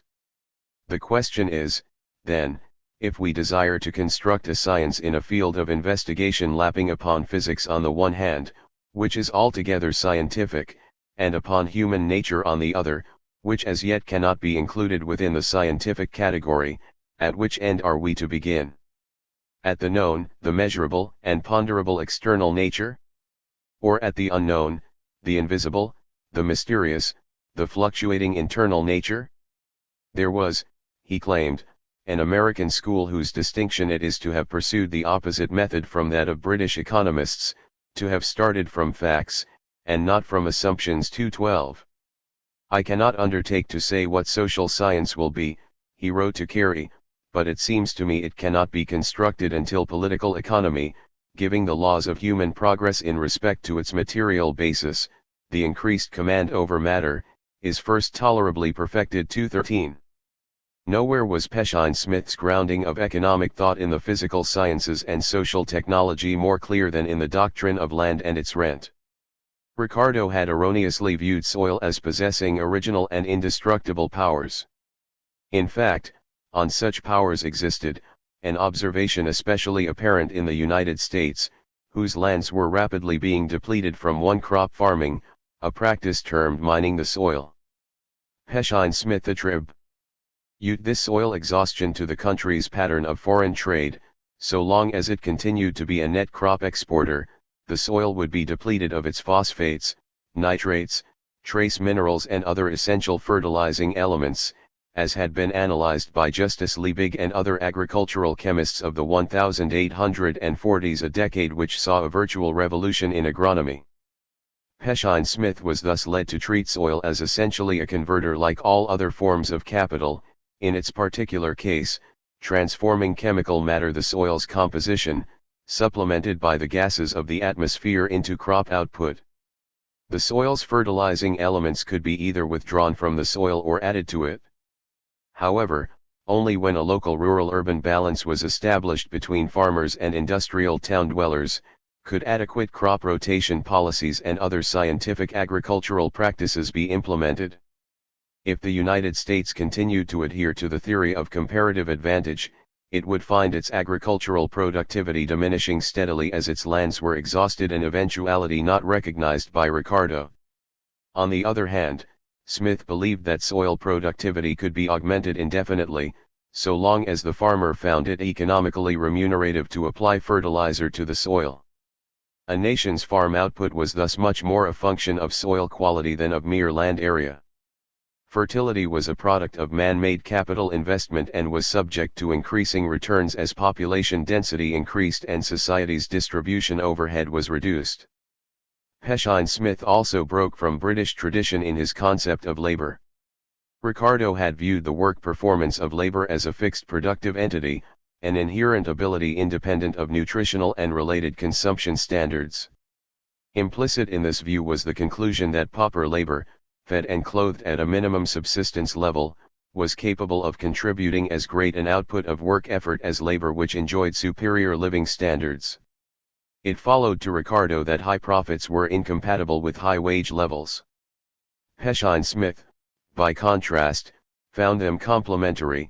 Not only was highly paid manual labor superior in strength and exertions to poorly paid manual labor, but, as society's productive powers increased over time, capitalists introduced increasingly sophisticated forms of capital, which in turn required increasingly skilled labor to operate it. The American system of political economy, he wrote in 1852, rests upon the belief that in order to make labor cheap, the laborer must be well fed, well clothed, well lodged, well instructed, not only in the details of his handicraft, but in all general knowledge that can in any way be made subsidiary to it. All these cost money to the employer and repay it with interest. 214. In the manual he reiterated that high proportional wages are index of cheap production. 215. Highly paid labor on a per diem basis thus turned out to be cheap labor on a unit cost basis, enabling well-fed and well-educated American labor to outperform Europe's pauper labor. Wage payments were therefore a function of labor's productive powers, not of the supply and demand for labor. The industrial working man in America was not well paid simply because the large expanse of vacant lands held out an alternative mode of employment and diminished the supply of industrial labor at any wage less than that which the laborer and his family could eke out by migrating to vacant lands. A precondition for high wages was a productive power of industry high enough to defray these real wage costs. Labor, working in conjunction with energy mobilizing capital, afforded a great economic surplus out of which both the working man and capitalist could share in rising incomes. Wages were thus a residual income remaining after payment to the capitalist of normal interest plus profit, and wages and incomes could rise together, a doctrine at odds with that of Ricardo and with the wages fund doctrine then prevalent among British economists. This productivity theory of wage rates afforded a powerful argument to win the votes of labor to the cause of industrial protection. Peshine-Smith's greatest break with the Ricardians occurred in his analysis of capital and the evolution of its productive powers. The British economists had viewed capital mainly as an adjunct to their value theory, and hence as a form of embodied labor. The examples of capital chosen by Adam Smith and Ricardo in their discussions of value were not energy-generating substitutes for labor, e.g., independent producers of work effort such as the steam engine, but were simple tools to supplement labor. According to this treatment of capital, the hand-fed loom and the steam-powered loom, the pencil and the steam engine, were homogeneous forms of capital. Peshine-Smith viewed capital as something much more than embodied labor. He attributed economic growth mainly to man's growing command over nature's energy resources, primarily through fuel-powered, energy-intensive capital. The result was a depiction of steam-powered industry as the mainspring in man's economic development, a powerful argument for nurturing and protecting domestic manufactures. Smith in fact portrayed capital in a role similar to that which the physiocrats had attributed to land a century earlier, namely, as the unique factor which tapped nature's productive powers. It was nature, not labor, that was the exploited factor responsible in the final analysis for society's growing energy surplus, a doctrine which Peshine-Smith hoped would help reconcile the views of labor and capital as to their mutual interest in cooperating to exploit nature through steam-driven production. In primitive societies, human labor provided the major source of productive energy. The maximum potential output of such societies was therefore constrained by the size of their population, multiplied by the modest energy surplus which man could generate over and above his own subsistence needs. Only with the accumulation of energy-intensive capital such as the water wheel, the steam engine, and other energy-transforming devices, did man begin to accelerate his economic growth, by supplementing manual effort with the latent energies freely existing in nature, energies which cooperate with him gratuitously, through the intervention of the machinery devised for giving play and direction to their activity. 216. Energy-intensive capital was at first utilized merely to supplement manual labor, but it gradually came to supplant it. This tended to transform the nature of labor itself. The working man's status was elevated from that of providing merely manual effort, that is, of converting food into work energy on a par with the ox and other beasts of burden, to that of a trained engineer whose contribution to production consisted in applying technical skills to operate society's industrial capital. This evolution necessarily resulted in profound social improvement. What Peshine-Smith termed the law of endless circulation in matter and force was simply the law of conservation of energy in its application to economic phenomena. Believing all economic laws to have their counterparts in those of the natural sciences, he characterized the reproduction of wealth as a vast energy transfer system within nature's overall equilibrium, the only question being the extent to which man would proceed to exploit nature's latent wealth. The entire universe then is motion, he wrote to Carey, and the only point is how much of the universal and ceaseless motion shall we utilize and how much shall we permit to be working against us. 217. The answer would be determined by man's wit and will, the wit to extend the frontiers of his technological ability, and the will of society to provide an adequate inducement to invest in this technological potential. For America this entailed the enactment of industrial protection. Instead of representing social output in terms of human satisfaction or other utilitarian measures, Peshine-Smith developed an energy measure proxy for society's economic surplus. In Ricardian value theory, the capture of surplus energy, existing freely in nature, entailed no corresponding human labor cost, and was therefore dismissed as being merely a free economic service. It was precisely this ratio of industrial energy to human labor effort, or kilowatt hours per capita, as we would measure this ratio today, that represented the key to society's wealth-producing power, Peshine-Smith declared. Economic growth consisted of the per capita increase in society's expenditure, harnessing, of energy. The manual defined utility as the aid which nature renders in supplementing manual labor effort. This energy was gratuitous, example cost-free, in that it entered the productive process without entailing a corresponding expenditure of human effort. Thus, man's ability to harness the gratuitous cooperation of the forces of nature adds immensely to the capital of a nation, without adding to its value. 218. Although the manual's definition of utility was not yet rigorously conceived in terms of energy input, Peshine Smith already revealed his desire to co-measure utility with value so as to provide a measure of energy surplus, the difference between utility and value between the gross amount of service, in the satisfaction of wants, that the possession of a thing will bestow, and the gross amount of labor which must be undertaken to secure it is the sum of the effects produced by the gratuitous operation of the forces of nature. 219. Not until 3 years after the manual's publication, however, did he refine his concept of non-human energy input, utility, as being strictly co-measurable with human labor effort, value, expended directly in production. I had, I think, in any book substantially hit upon a half of it. See page 70 in speaking of value as the sum of the obstacles to the attainment of a given article or service. It measures the resistance which nature opposes to man. The truth becomes much more striking by the apposition of the other half of it, that utility measures the aid which nature renders. You make the water float a log downstream for you. The velocity of the current measures its utility. You tow the same stick up against the current, its velocity measures the value of the work, the labor it requires. There must be a better illustration somewhere, in the action of positive and negative electricity, or the magnet with its one pole attractive, utility the other repellent, value. 220. This concept was later stated with even greater clarity in Peshine Smith's notes for a never-published review of Carey's Principles of Social Science. Production and consumption are mere transformations of substance, alterations of matter in its quality without increase or diminution of its quantity. In every transition of matter from one condition to another, force is employed, i.e., consumed, and force is also evolved, that is produced. When we regard any commodity as an object, the forces necessary for its production are summed up and measured by value. When we regard it as an instrument, the forces capable of being generated, set free is the expression by its consumption, are summed and measured by utility.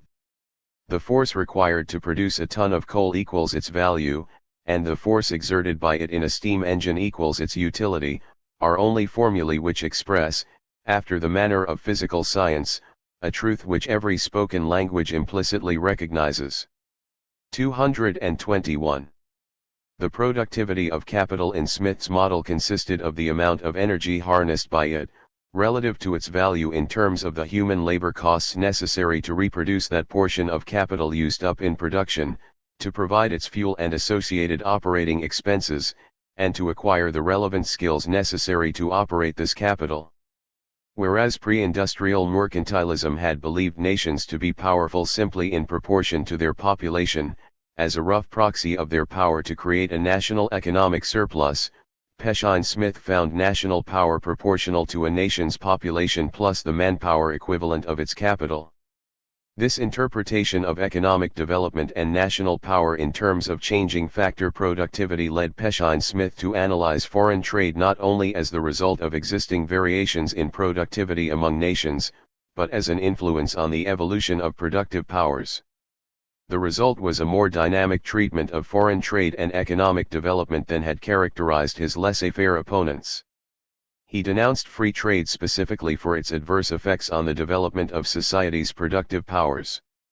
First, the importation of low-priced manufactures discouraged domestic industrialists from investing in capital, thereby cutting off the nation's greatest source of potential productivity growth. Second, by reducing industrial activity and the growth of urban employment, it slowed the growth of urban wage rates, thereby preventing the country's laborers from making the investment in education and working skills that was a precondition for increasing their productivity. Free trade thus retarded productivity growth for labor and capital, and actually reduced that of land. The manual argued that America's export surplus in agricultural produce was interrupting the natural cycle in which the mineral constituents removed from the soil in the form of crops were returned to it in the form of local urban refuse. Under free trade, America disturbed the natural rural/urban balance. Treating technology as a subject rightly belonging to the realm of political economy was a distinctly American trait. As early as 1823, Daniel Raymond had written, in his Elements of Political Economy, that political economy is not only the most important, but the most comprehensive science. It not only comprehends a knowledge of the influence of agriculture, commerce, and manufactures on public wealth, but the administration of justice, civil liberty, public morals, and even the arts and sciences themselves are but branches of this science, inasmuch as they all have their influence in promoting national wealth. 222. As Liszt had put matters, the point in question is not that of immediately increasing the values of exchange in the nation, but of increasing the amount of its productive powers. 223. This tendency of thought, which Peshine Smith pressed to a much further degree than earlier writers, was alien to European economic and historical analysts. Courcelle Senouil, who reviewed the manual in France, admitted that Peshine Smith's definition of political economy proved too original and specifically American for him to understand, and added that in order to found his theory on purely physical laws, Peshine Smith has simply left the realm of economic science. The manual's emphasis on the effect of international trade upon productivity in agriculture, he added, entailed propositions in truth, more agricultural than economic. 224. Similarly in Germany, Baumgartner dismissed this approach to economic analysis as an indirect productivity theory which lay outside the mainstream of British and Austrian value theory. It is somewhat ironic that Peshine Smith's logical method, and that of so many of his fellow Americans, was closely akin to that of Auguste Comte, whose works Peshine Smith did not read until the manual was completed. Comte had portrayed all sciences as branches of a single trunk of knowledge, along which scientific investigation evolved, beginning with mathematics and progressing successively through astronomy, physics, chemistry, and biology, to arrive at political economy and, ultimately, sociology, as the most general social science. Now, Comte wrote, it is clear that the action of man upon nature depends chiefly on his knowledge of the laws of inorganic phenomena, though biological phenomena must also find a place in it. We must bear in mind, too, that physics, and yet more chemistry, form the basis of human power. Here we have another ground on which to exhibit the impossibility of any rational study of social development otherwise than by combining sociological speculations with the whole of the doctrines of inorganic philosophy. 225. Comte himself, however, never implemented this approach in his own writings on economic subjects, but remained trapped within the moral philosophical system of reasoning that emanated from British writers.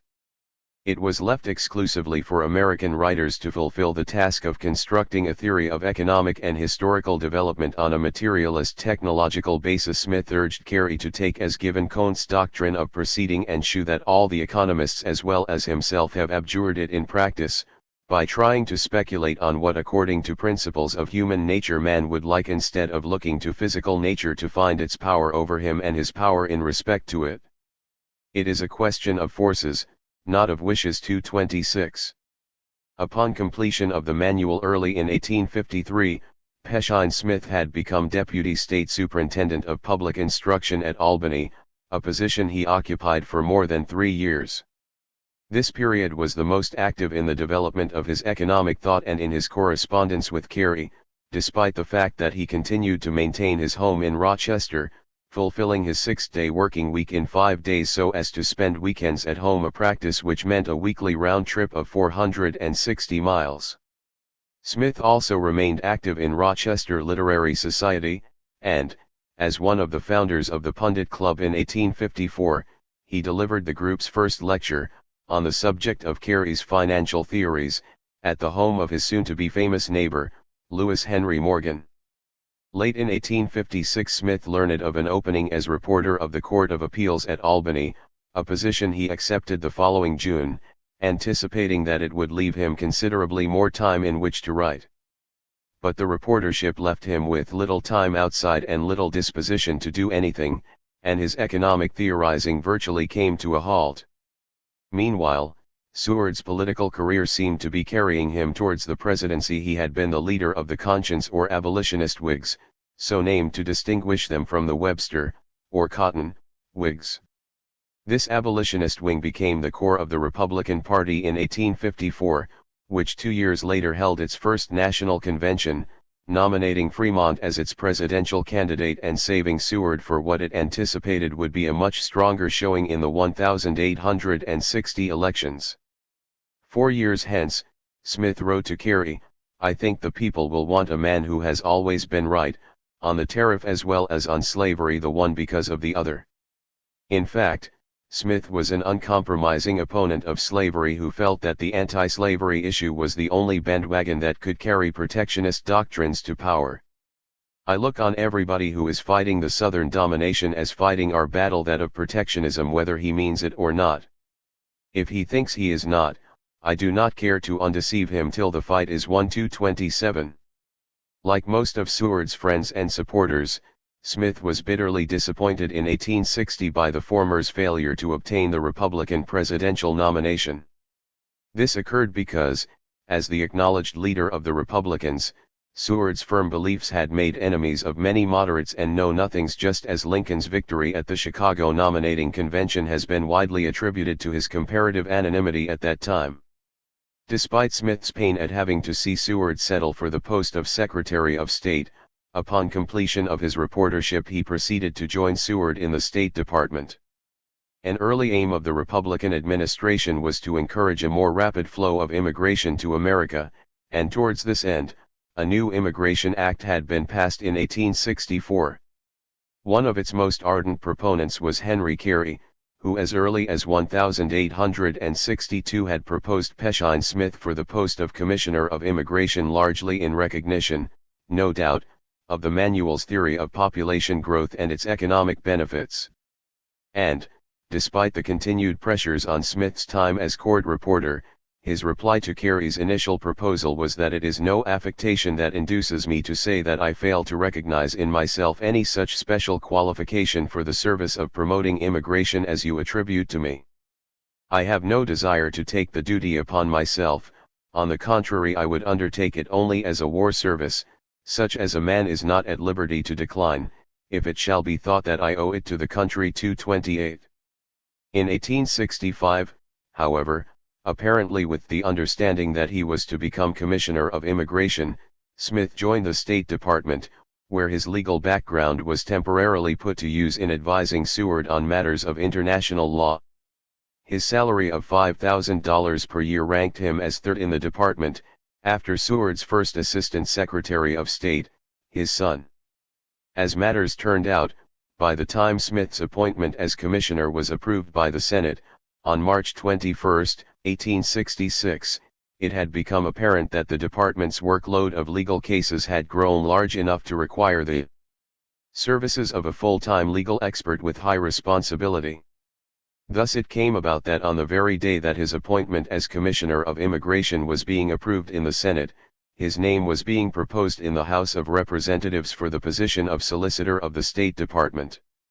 In July he left the Immigration Section to return to his earlier advisory position in international law as Examiner of Claims, the official title eventually decided upon. This position he occupied until 1871.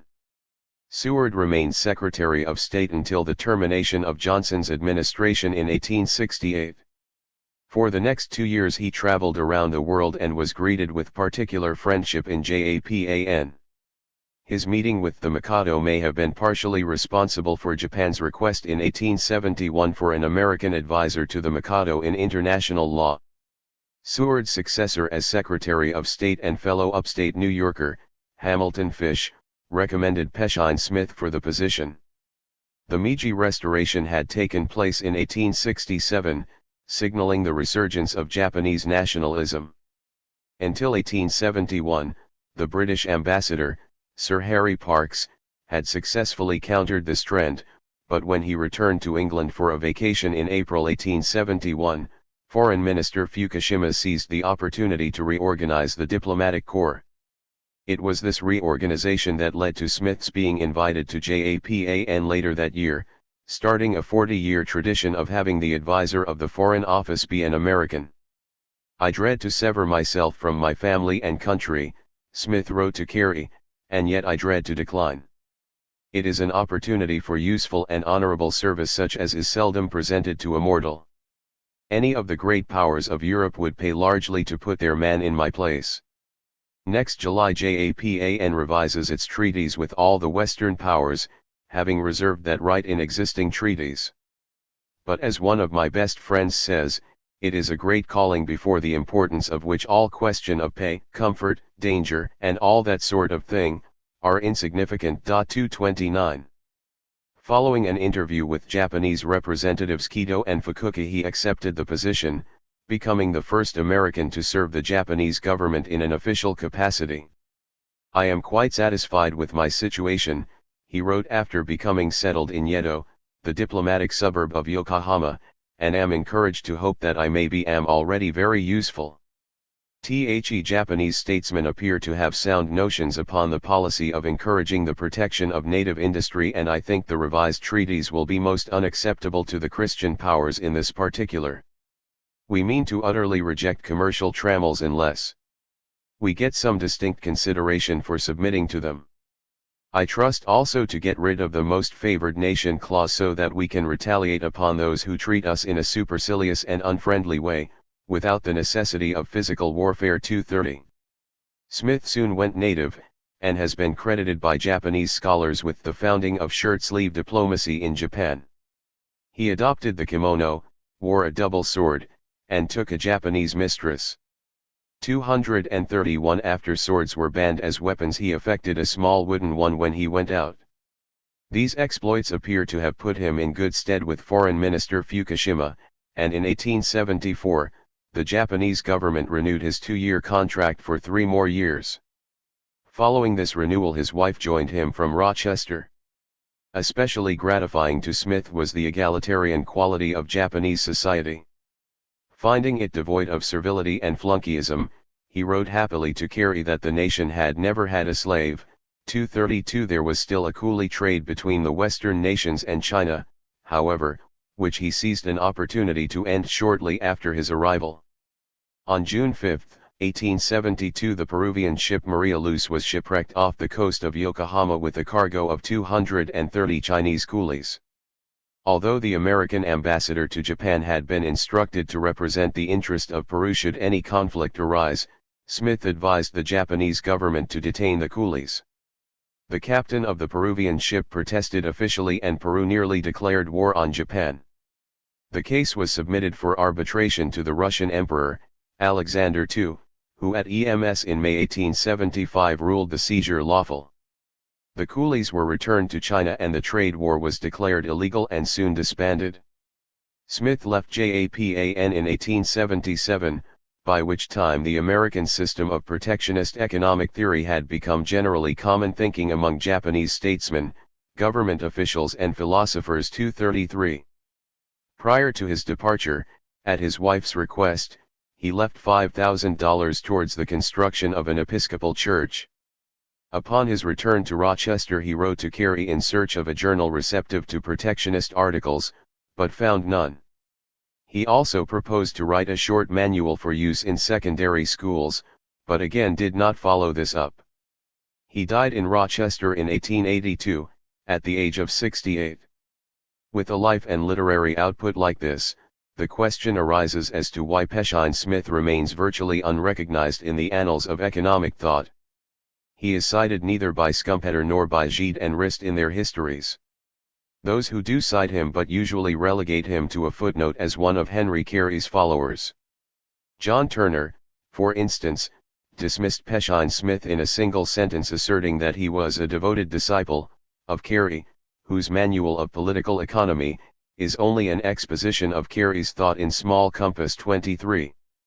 What he did not observe was that Peshine Smith's anti-Ricardianism, in particular his application of Liebig's theories of agricultural chemistry and physiology to rent and wage theory, was formulated before Carey published his Principles of Social Science, and that Carey acknowledged his indebtedness to Smith for the law of endless circulation in matter and force, upon which he based his doctrine of balanced and localized growth between agriculture and industry. The influence of Peshine-Smith on Carey has rarely been recognized, although over 10% of the manual is quoted verbatim in the latter's Principles of Social Science, and a voluminous correspondence from Smith to Carey has been preserved. Carey mailed to Peshine-Smith for criticism and suggestions the preliminary drafts of each chapter of his Principles of Social Science, as well as later articles. Even more misleading about the relationship between Peshine-Smith and Carey is Dorfman's description of the manual as Carey's the past, the present, and the future in a third of the space, and far more readable 235. Carey had merely inverted the Ricardian theory as it applied to the historical progress of cultivation, without tackling either the static concept of soil which underlay Ricardo's theory of differential rent, or Ricardian value and wage theory. Peshine-Smith proposed to supplant Ricardian thought with a fundamentally different conceptual system, based not only on a more scientific concept of soil but also on broader concepts of utility, productivity, and capital. While deeply impressed with Carey's integration of the ideas of population density, soil fertility, and foreign trade, he developed a quite original line of thought, one that went far beyond Carey. Peshine-Smith's energy theory of capital and the accompanying energy concepts of value and utility were never pursued by Carey. It was to be 8 decades after the manual's publication before the technocrats, unaware of the concept's earlier formulation, revived the explanation of the reproduction of wealth in terms of the expenditure and conversion of energy. A major reason for Peshine-Smith's neglect is undoubtedly the fact that the manual represents merely the halfway point in the development of his concepts of capital and productivity. Because he never found himself able to revise this work, these concepts were refined solely in his correspondence with Henry Carey during the live years following the manual's publication. Finding the doors of the academic community shut to his ideas, and dependent upon earning a livelihood, he accepted employment which robbed him of the leisure necessary to further refine his doctrines. Throughout his life he grieved to Carey about his frustrated desire to incorporate his ideas into a new book. "I shall go crazy with thinking," he wrote in 1871, "unless I rewrite my book or write a new one or have my head taken off and thus be saved all the trouble." 236. When a major review article which Smith had submitted to the North American Review on Carey's Principles of Social Science was rejected, he seems to have become discouraged from writing further essays. He later lamented that it is a great disadvantage not to be able to command space in a review where people are forced to see your article, but the reviews will have none of us. 237. He felt the tragic conflict of his life was that he could not devote all his energies to the pursuit of theoretical inquiry and at the same time fulfill the duties of his political appointments. And yet, despite the fact that he was a highly political man, Peshine-Smith was not a political apologist. His theories explained economic phenomena as he saw them. He portrayed the economic waste created by pauper labor and slavery, the depletion of America's soil resources caused by its international trade patterns as they then existed, and the vast opportunities for economic growth afforded by industrial capital, as well as the economic benefits which he foresaw would accrue to the United States from increasing population density and market size. While by no means unaware of institutional factors and particular historical circumstances in economic growth, Peshine-Smith restricted the scope of his analysis to that which was universal among nations. This approach was sharply at odds with the historicism enunciated by the first generation of protectionist writers in the United States who clustered around Matthew Carey in the 1820s through the 1840s. Peshine-Smith's generation clustered around Henry Carey, inspired by the latter's search to defend pro-industrial growth and tariff policies, not simply on the ground that America represented an exception to the British rule, but because a new set of rules existed altogether which had been ignored by British political economists. It was this generation that came to power in 1861 and whose doctrines guided the nation's economic development over the remainder of the century. V. Henry Carey's generation after the Civil War. William Elder, follower of Carey. William Elder, 1806–85, was a popularist of anti-slavery and protectionist views.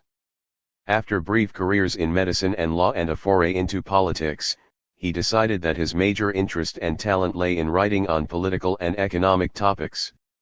In 1845 he gave up his legal practice in Pittsburgh and moved to Philadelphia, where in 1847 he was put in charge of the anti-slavery Liberty Herald, and in 1848 wrote most of the Republic, a Free Soil campaign paper. The brief essays which he contributed to these and other newspapers were collected in 1854 into his first book, Perry's Copies. As a protectionist, Elder was naturally drawn into Henry Carey's circle. This contributed to his being invited to the Treasury Department as statistician following the outbreak of the Civil War. He wrote a widely circulated pamphlet on the debt and resources of the United States in 1863, and 2 years later a pamphlet on how the national debt can be paid, which was distributed by the financier J. Cook as part of his campaign to sell government securities. Soon after the war, Elder returned to Philadelphia, where in 1871 he wrote his most popular book, Questions of the Day, Economic and Social, a popularization of Carey's protectionist and related economic views. 2 years later he returned to Washington as clerk in the Comptroller's Office of the Treasury Department, remaining 12 years at this post. It was here that he wrote his Conversations on the Principal Subjects of Political Economy, 1882, his final work. Richard W. Thompson, self-made protectionist. Richard Wigginton Thompson, 1809–1900, was a self-made man who rose to become Secretary of the Navy in the Hayes administration. In his early teens he left his home in Culpeper County, Virginia, and found employment as a storekeeper's clerk in Louisville, Kentucky. He soon moved on to Indiana, where he taught school, worked in a store, and studied law at night, gaining admittance to the Indiana bar in 1834. During the next 4 years he served in both houses of the Indiana legislature, acting for short periods as president pro tem of the state senate and as acting lieutenant governor. In 1840 he was voted to the Electoral College behind Harrison on the Whig ticket, and in 1841–43 served in the House of Representatives.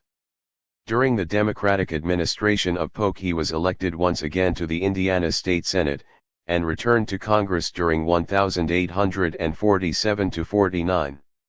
He then withdrew from politics until 1867, when he was given a judgeship in Indiana Circuit Court.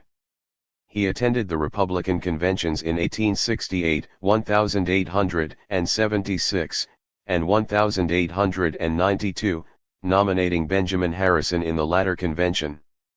The peak of his career came when he was appointed Secretary of the Navy in President Hayes' cabinet. This has been called by Hayes' biographer the only major appointment dictated entirely by political considerations, and it was the only bad one. The problem was that Thompson saw no conflict of interest in becoming chairman of the American Committee of the Panama Canal Company at a salary of $25,000 per year in 1881 while still holding his cabinet post. Upon hearing of this commercial employment, President Hayes notified Thompson that his resignation, unoffered, had been accepted 238. Thompson was in fact criticized frequently on ethical grounds during his career, often by his own friends. In addition to writing on the tariff, Thompson wrote a number of anti-Catholic books warning of papal intrusion into American politics. In 1876 he published The Papacy and Civil Power, and in 1898, The Footprints of the Jesuits. Meanwhile, he compiled his History of the Protective Tariff Laws in 1888, followed by his Recollections of 16 Presidents in 1894. Robert Ellis Thompson, protectionist. Educator. It was natural that the least academic resistance to protectionist doctrines in the United States would be at the University of Pennsylvania. Economically, the state was the seat of protectionist doctrine, thanks to its coal, iron, and related heavy industrial interests, coupled with the presence of Matthew and Henry Carey. Intellectually, the university itself traced its origins back to Benjamin Franklin's 1751 Philadelphia Academy, which in colonial days had made the first serious moves away from religious sectarianism. Franklin's Proposals for a Complete Education of Youth, 1749, had suggested a course of instruction which, although dealing primarily with history, presented history in a predominantly economic setting. He proposed that information be given in the curriculum on the history of commerce, on the invention of the arts, on the rise of manufactures, on the progress of trade, and the change of its seats together with the reasons and causes therefor. 239. It is therefore somewhat surprising that the university apparently did not introduce a course explicitly in political economy until 1855, when it was taught by the free trader Henry Vethake. Following the latter's departure in 1859, the subject was appropriated by protectionists, using Bowen's Principles of Political Economy as their textbook. Finally, Henry Carey's supporters won dominant sway in 1869 when the political economy course was replaced by social science, the new title alluding to Carey's compendious synthesis of protectionist doctrine, Principles of Social Science, 1858-60, which was required reading for the course. Robert Ellis Thompson, 1844-1924, was appointed the professor for the new subject, which was part of the English requirement for the university's BA degree until 1878, when it was continued separately as part of the senior requirement. Thompson was born in Ireland of Scotch-Irish descent, on a 300-acre farm 20 miles southwest of Belfast. At the age of 13 he emigrated to the United States with his family. His Irish background, passing the years of the terrible potato famine, 1844-47, may have contributed to his strong dislike for England, a characteristic common to Carey's isolationist associates. Rabineau called Thompson an exaggerated protectionist, emphasizing that he typified how the main motive of the petitions for industrial protection was the desire of becoming completely independent of England. 240.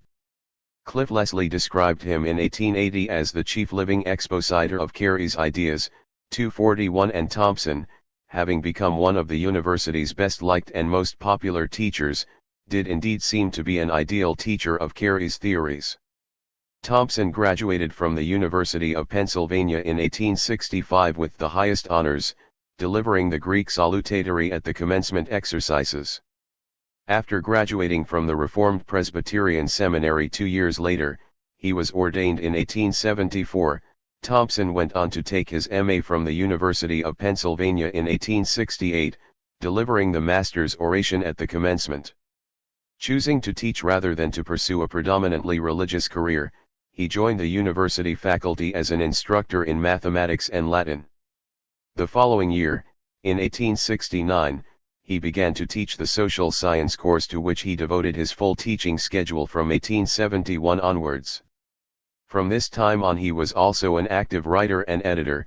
During 1870-81 he edited the Perm Monthly, a university-sponsored magazine for which he wrote many articles over the years, and from 1881-92 he edited an offshoot of this magazine, The American, a weekly paper dealing with current events.